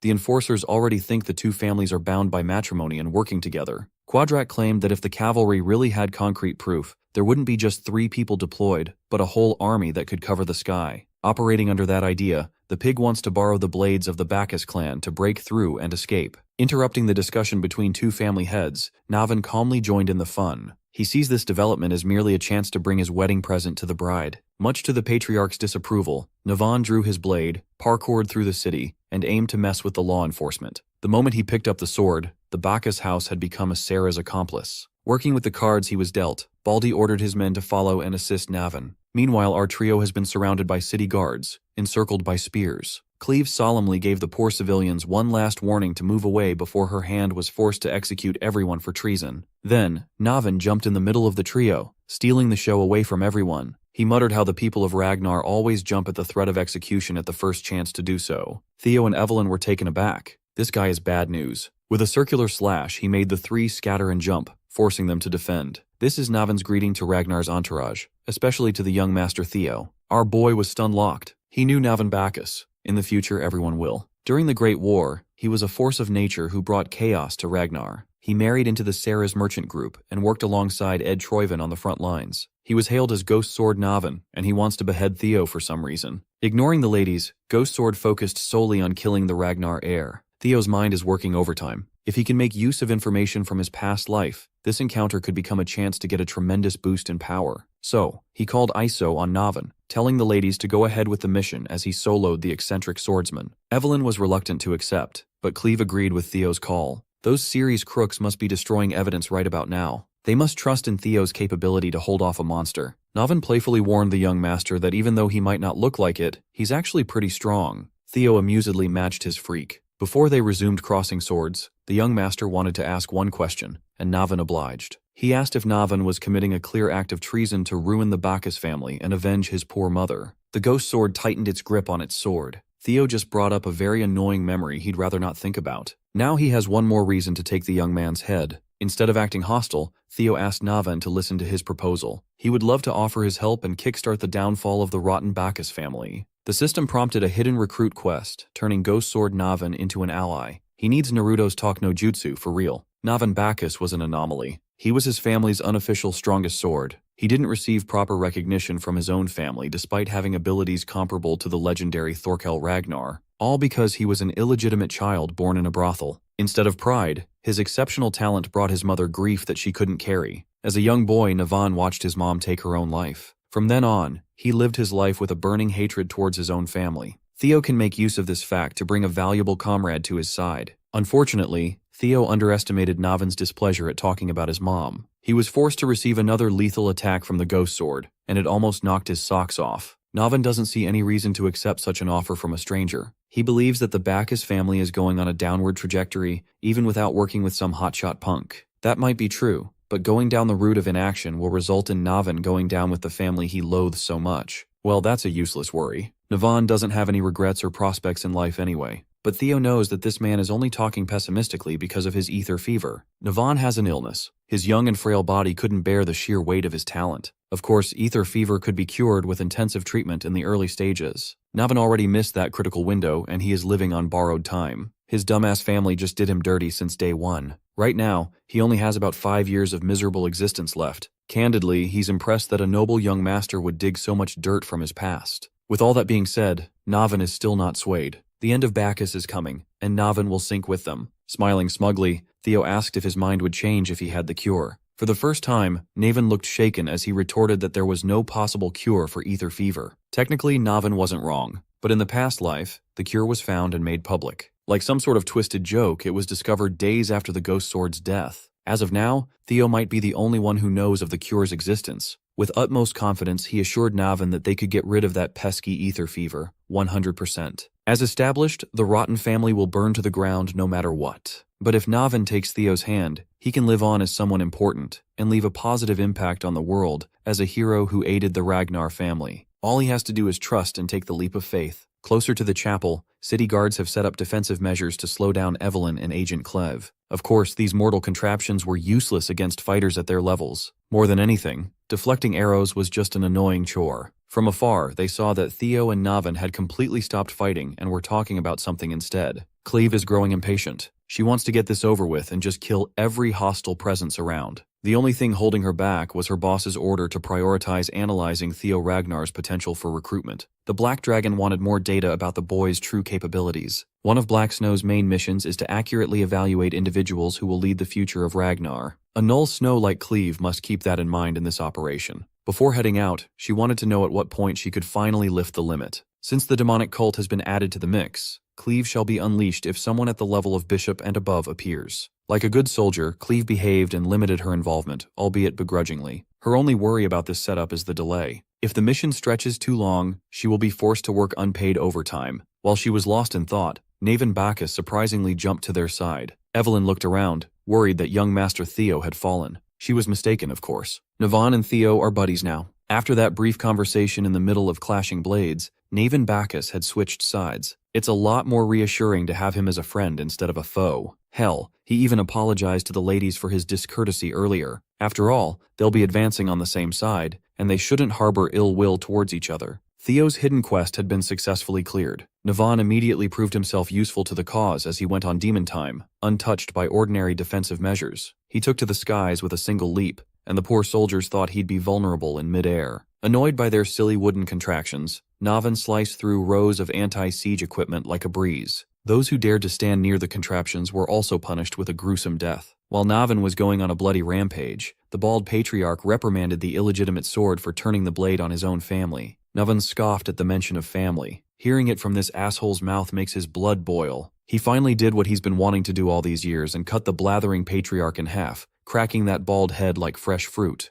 Evelyn was in awe. That man really lives up to his reputation of being equal to young Lord Thorkel. Theo urged the ladies to capitalize on Navin's rampage and push forward. Now they have a clear path to capture that pig, Quadrak Ceres. Speaking of the devil, Quadrak is stressed the fuck out upon hearing reports of their defenses being rendered useless. Now he's finally considering getting rid of documents that could be used as evidence against his guild. One of his attendants advised him to start by burning papers related to the Troivans. The pig crazily opposed the idea. No one is touching those documents but him. The scared attendant is just trying to think rationally and reduce unnecessary casualties in the future. Quadrak doesn't want to hear rational voices. If the Troivan link burns, how will he get the money he invested in them? He's not the type to give up on every penny he could squeeze, even if the law is knocking on his door. Another presence in the room insulted Quadrak for being a pathetic mortal drunk on salacious greed. The pig's eyes lit up. The only man who could help him deal with the cavalry just came in time. Outside, the four-man party's momentum was impossible to stop as they left a trail of corpses at every turn. Theo paused his relentless run when he saw the crowd walking out of the door. Led by a representative of the Holy Demon Church, hundreds of hooded believers lined up outside the chapel to put what they learned from their god into action. Quadrak is thanking the devils they sending him a bishop from the demonic cult. Since these freaks are also linked with the Troivans, perhaps they might lend some help. The bishop agreed to give some assistance, given that the pig might be of use on the Day of Judgment. When asked to hand over the Troivan documents, Quadrak clammed up once more. His obsession with riches is putting the bigger picture at risk. Some violence was necessary to correct that. The bishop doesn't have the patience to pacify an arrogant and foolish man, a wretched non-believer to add. So the bishop ordered the death of Quadrak. They have no need for his money anymore anyway. As his neck was being wrangled, the pig managed to utter a sincere apology. He admitted that he was being way too rude earlier. He added that his death would only complicate the link with the Troivans. Quadrak might be a greedy pig, but he knows how to stay alive. The bishop gave him one more chance to burn the evidence, and warned that running away is not an option. Their lord is watching over everything. Quadrak hobbled over to the basement door, afraid that the bishop might change his mind. Outside, Theo's party is about to experience a welcome party courtesy of the Blood Bishop. The believers spread out for the time has come to carry out the holy war. The sickly bishop of the demonic cult preached about the descent of their god, bathed in blood, and the brainwashed fanatics echoed his insane ramblings. There were only 4 fighters on Theo's side, including himself. They are up against an entire army of cultists. They already expected some demonic cult involvement in this case, but it's a surprise to see a bishop this soon. Seeing the dead and emotionless eyes of the cultists through their red hoods, Theo did not hesitate to mow them down and cut a path through the crowd. These lunatics weren't concerned about their well-being. They are single-mindedly going for attacks at the cost of their lives. Even Evelyn and Navin, two experienced fighters in their own right, were freaked out by the stampede of cultists. Cleve, on the other hand, stayed in the flank, thanking her lucky stars for the fact that a bishop really did come out. It'll be more troublesome, but at least she can finally go all out. She drew her dual blades, dying to cut through swaths of demonic worshippers. Just when Theo was feeling stuck and the momentum halted, Cleve joined the fray with a bloody display of her blade dance. From now on, she's done analyzing. She will take the lead. To punish those who stand in Ragnar's way, she is willing to destroy this whole city with her own hands. Before she goes on a killing frenzy, Theo reminds the Null Snow operative that they came here to collect evidence before they get destroyed. Cleva scoffed at his tunnel vision. Now that the demonic cult had openly displayed itself in public, no further evidence is needed. Theo begged to differ. He argued that they need something concrete now more than ever. If the demonic church cares deeply enough to deploy a bishop, then there must be something inside the chapel that they can't afford to lose. Cleva relented and asked for Theo's next course of action. Right now, all they need to prioritize is breaking through the Crimson Masses, speedrun style. Theo's plan to do so involves linking his lightning gate to hatchling synchro for expanded range. At the same time, he pushed his mind gate to the limit and map-hacked the surrounding terrain. Cleva was curious to see what Theo would do, so she took a step back. Seeing her slow down a little, a blood priest jumped into action with a sneak attack attempt. Cleve swiftly turned around and turned the pathetic muscly preacher into minced meat. Theo will now secure the evidence while the rest of the gang takes care of the cultists. After mapping the terrain, the young master figured out the optimal route into the chapel. He tried crowd surfing through the sea of fanatics and felt as though there was no end to their numbers. A tidal wave of brainwashed believers awaits. Directly assisting him and wiping out the dirt from his optimal path, Evelyn and Navin worked in conjunction with each other to clear the way. Hearing Navin sucking up to her lord, Evelyn's competitive spirit was stoked. Theo never stopped his advance. Now he's using the lightning daggers as a foothold through expert usage of psychokinesis. He named the technique Lightning Dragon Rapid Protection, Dragon Gate. Theo reckoned that the task of destroying evidence must have been entrusted to the High Commander, Quadrax Ceres. After a cursory sweep through the walls of the chapel, he easily pinpointed the pig's location. The fourth scenario quest shall continue. Back in the front lines, Evelyn and Navin have formed quite a deadly duo. Ever so arrogant, the Ghost Sword introduced himself as Lord Theo's new first sword. Judging by her reaction, he could tell that Evelyn took offense at his claiming the title. He would only relegate himself to second sword, if that Null Snow girl was the competition. Against Evelyn, Navin Bacchus believes he's a lot better than her. To prove that he is, he masterfully dispatched a few cultists trying to sneak up on the distracted Evelyn. Since they're on the same side now, there's no reason to quarrel. They could just figure out who becomes Theo's first sword based on who kills more believers. Evelyn is a by-the-book kind of gal, so she refused to participate in trivial competitions. When Navin called her a scaredy cat afraid to lose, she almost erupted. In response to Navin's challenge, Evelyn forcefully stole a kill from the Ghost Sword's grasp. Evelyn's method was brutal and decisive. Navin realized that he might have bitten off more than he could chew. Equipped with the Tempest God's legacy, Evelyn is determined to prove her worth as Theo Ragnar's first sword. Navin was quite excited to have found a suitable competitor in the middle of a bloody battlefield. Inside the chapel, the pig is hobbling his way deeper and deeper down to the lowest underground floor. He grabbed torches and broke some locks before arriving at the most secure room in the place. In the middle was a chest containing documents that could bring down empires. Quadrak only sees them as paperwork to score more Troivan money. If he burns these, he might escape being charged with treason to some degree. Even so, his greed did not permit him to drop the torch on his supposed payday. He had already sunk so much money into the Sky Dragon's plans. He can't stomach the loss in revenue that burning the documents would bring. Then he remembered the bishop's threats. He knows that freak wasn't fucking around. Money is good, but he'd rather keep his life. Quadrak dropped the torch. Speeding like a dark lightning strike, Theo arrived just in time to prevent the destruction of valuable evidence. Quadrak saw Theo Ragnar and went through the whole spectrum of emotions. Looking like a harbinger of death, Theo has come to take more than just the arms of the pig's daughter. Naturally, the corrupted but resilient businessman realized his predicament and tried to beg for mercy. Theo wasn't having any of his empty words. His electric energy filled the small room. Quadrak Ceres was sentenced to death for rebelling against the Ragnar clan. With the fat ass out of the way, Theo's fourth scenario quest, Ties of Evil from a Past Life, has been marked as complete. Scouring the paperwork, he just couldn't see how these documents made it worth mobilizing the demonic cult and a bishop. The secret ledger he gave Cleve is already enough to sentence Ed Troivan. Even so, he believes that the Sky Dragon is just a tale that the Troivan clan would gladly cut off for survival. Theo wants a complete victory over that traitorous clan. With an entire library's worth of evidence, the entire Troivan clan can be implicated. It's hard to gather which of these thousands of pages is more important than the others. For some reason, call it instinct, one book caught his eye. It was labeled the Rose Palace Investigation Report. Detailed in those pages were detailed accounts of information pertaining to primordial dragon relics, handwritten by Ed Troyven himself. In there, Theo read that the Sky Dragon had acquired 2 relics so far, and deduced that another one is in the Rose Palace, Theo's former home. It finally clicked. The discrimination, false accusations, and his miserable ending happened for a reason in his past life. In this book, orders were given to remove Cecilia and Theo Ragnar from the picture. All this just because of a relic that might exist. The young dragon's hatred for Ed Troyven had never reached these heights before. He ripped the pages that mentioned his and his mom's names out of the perturbing book. Theo had to force himself to calm down and center himself, refocusing on the mission at hand. To enact his final revenge, there are 2 things in this secret stash that would bring a great deal of pain to the Troyvens. They were stupid enough to hide the relics they acquired with great effort in the same place. 2 other relics of the primordial dragon in cube form have found themselves in Theo's possession. Back outside, Navan and Evelyn are holding strong against the horde of blood cult fanatics. She chose this moment to reminisce about the past. 7 years ago, she witnessed Navan place second in the blooming ceremony, and then vanish into obscurity. He was just honored to be remembered by someone, but now is not the time to ponder such things. After all, with his kill count, he's in the lead to snag the title of Lord Theo's first sword.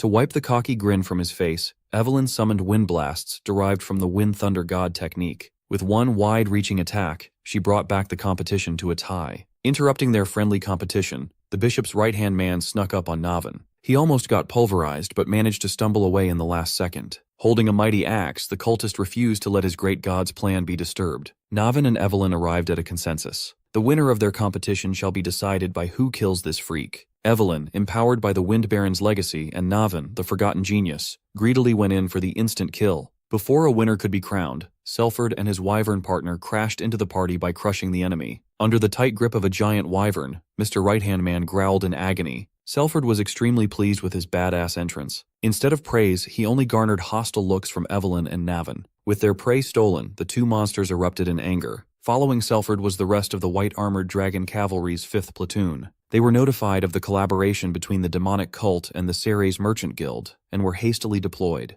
The central square of the Ceres territory turned into a war zone between dragoons and cultists. With the involvement of bloodthirsty wyverns, the numerical advantage of the fanatics was rendered useless. While his people were dying by the dozens, the bishop was praying for the new sun to rise in the blood-red sky and for the end of times to come. The freak preached his twisted gospel while Cleve sat nearby to catch her breath. She deserved to have a little break after going all out for once. The Null Snow operative completely crippled the bishop while no one was watching, driving the fool to insanity. With the cavalry's arrival, it only took a few hours to clear out the gunk and restore peace in the region. Now, everyone, including Evelyn, was relegated to doing the paperwork for the citizens who were affected by the short-lived war. The dragoons who were heroically cleaving cultists down just a moment ago would rather go back to killing instead of doing this mind-numbing desk job. Everyone felt like they were being tortured except for Erika Lanka. She might look like a savage, but she's surprisingly organized. Her brother, Hulkus, was also enjoying his task of compensating those who sustained property damage. Evelyn, on the other hand, is nearing her breaking point. Everyone kept on approaching her for help with their assigned task.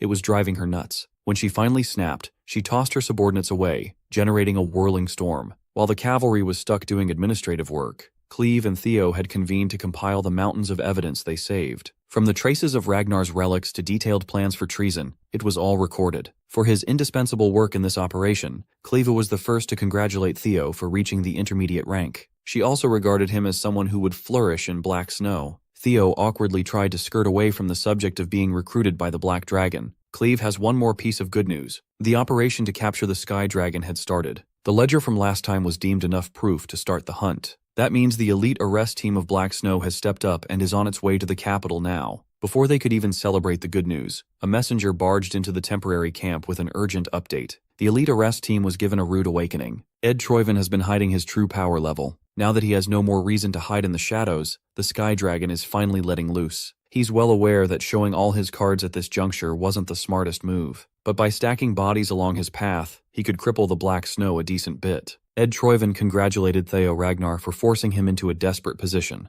The Camellia Palace, Axion, the Dragonslayer Sword, and now the Ceres Guild. Everything Ed meticulously prepared was lost thanks to that imbecile. Ed Troyven is finally hitting that insane anime pose, his sanity slipping away after catching L after L, but he's a hater by heart. He'll let Theo celebrate for a while, but the Troyven plan still continues. The Dragon Slayer sword was lost, but Ed successfully secured a contingent replacement. Now he's headed back to his father to call on something that could turn the tide back in his favor. With the Sarah's debacle settled, Theo can finally go back home to the Camellia Palace. The palace seemed incredibly busy with many nobles getting their fittings. Curson looked around the place and was taken aback by the chaos. A cursory walk around the palace was like marching through a battlefield. She would have gotten lost if her daughter hadn't found her in the middle of all the garment cutters. Cecilia excitedly explained that she's opening a new business, a high-end brand that uses luxurious fabrics and jewels. She went on to yap about the intricacies of the business, and Curson absent-mindedly listened. The elf mother was way too distracted by her daughter's smile and enthusiasm to catch any relevant details. Her happiness makes Cecilia even more beautiful than any jewel in this estate. Curson actually came by to deliver news in person. Some whispers about the Rose Palace reached her ears. Cecilia's anxious mind immediately jumped to the worst-case scenario, asking if her son was all right. Seeing her daughter go from joyful to an anxious wreck broke Curson's heart. So she assured Cecilia that she came with the opposite of bad news. Emil, that vile woman, was found dead alongside her entire camp.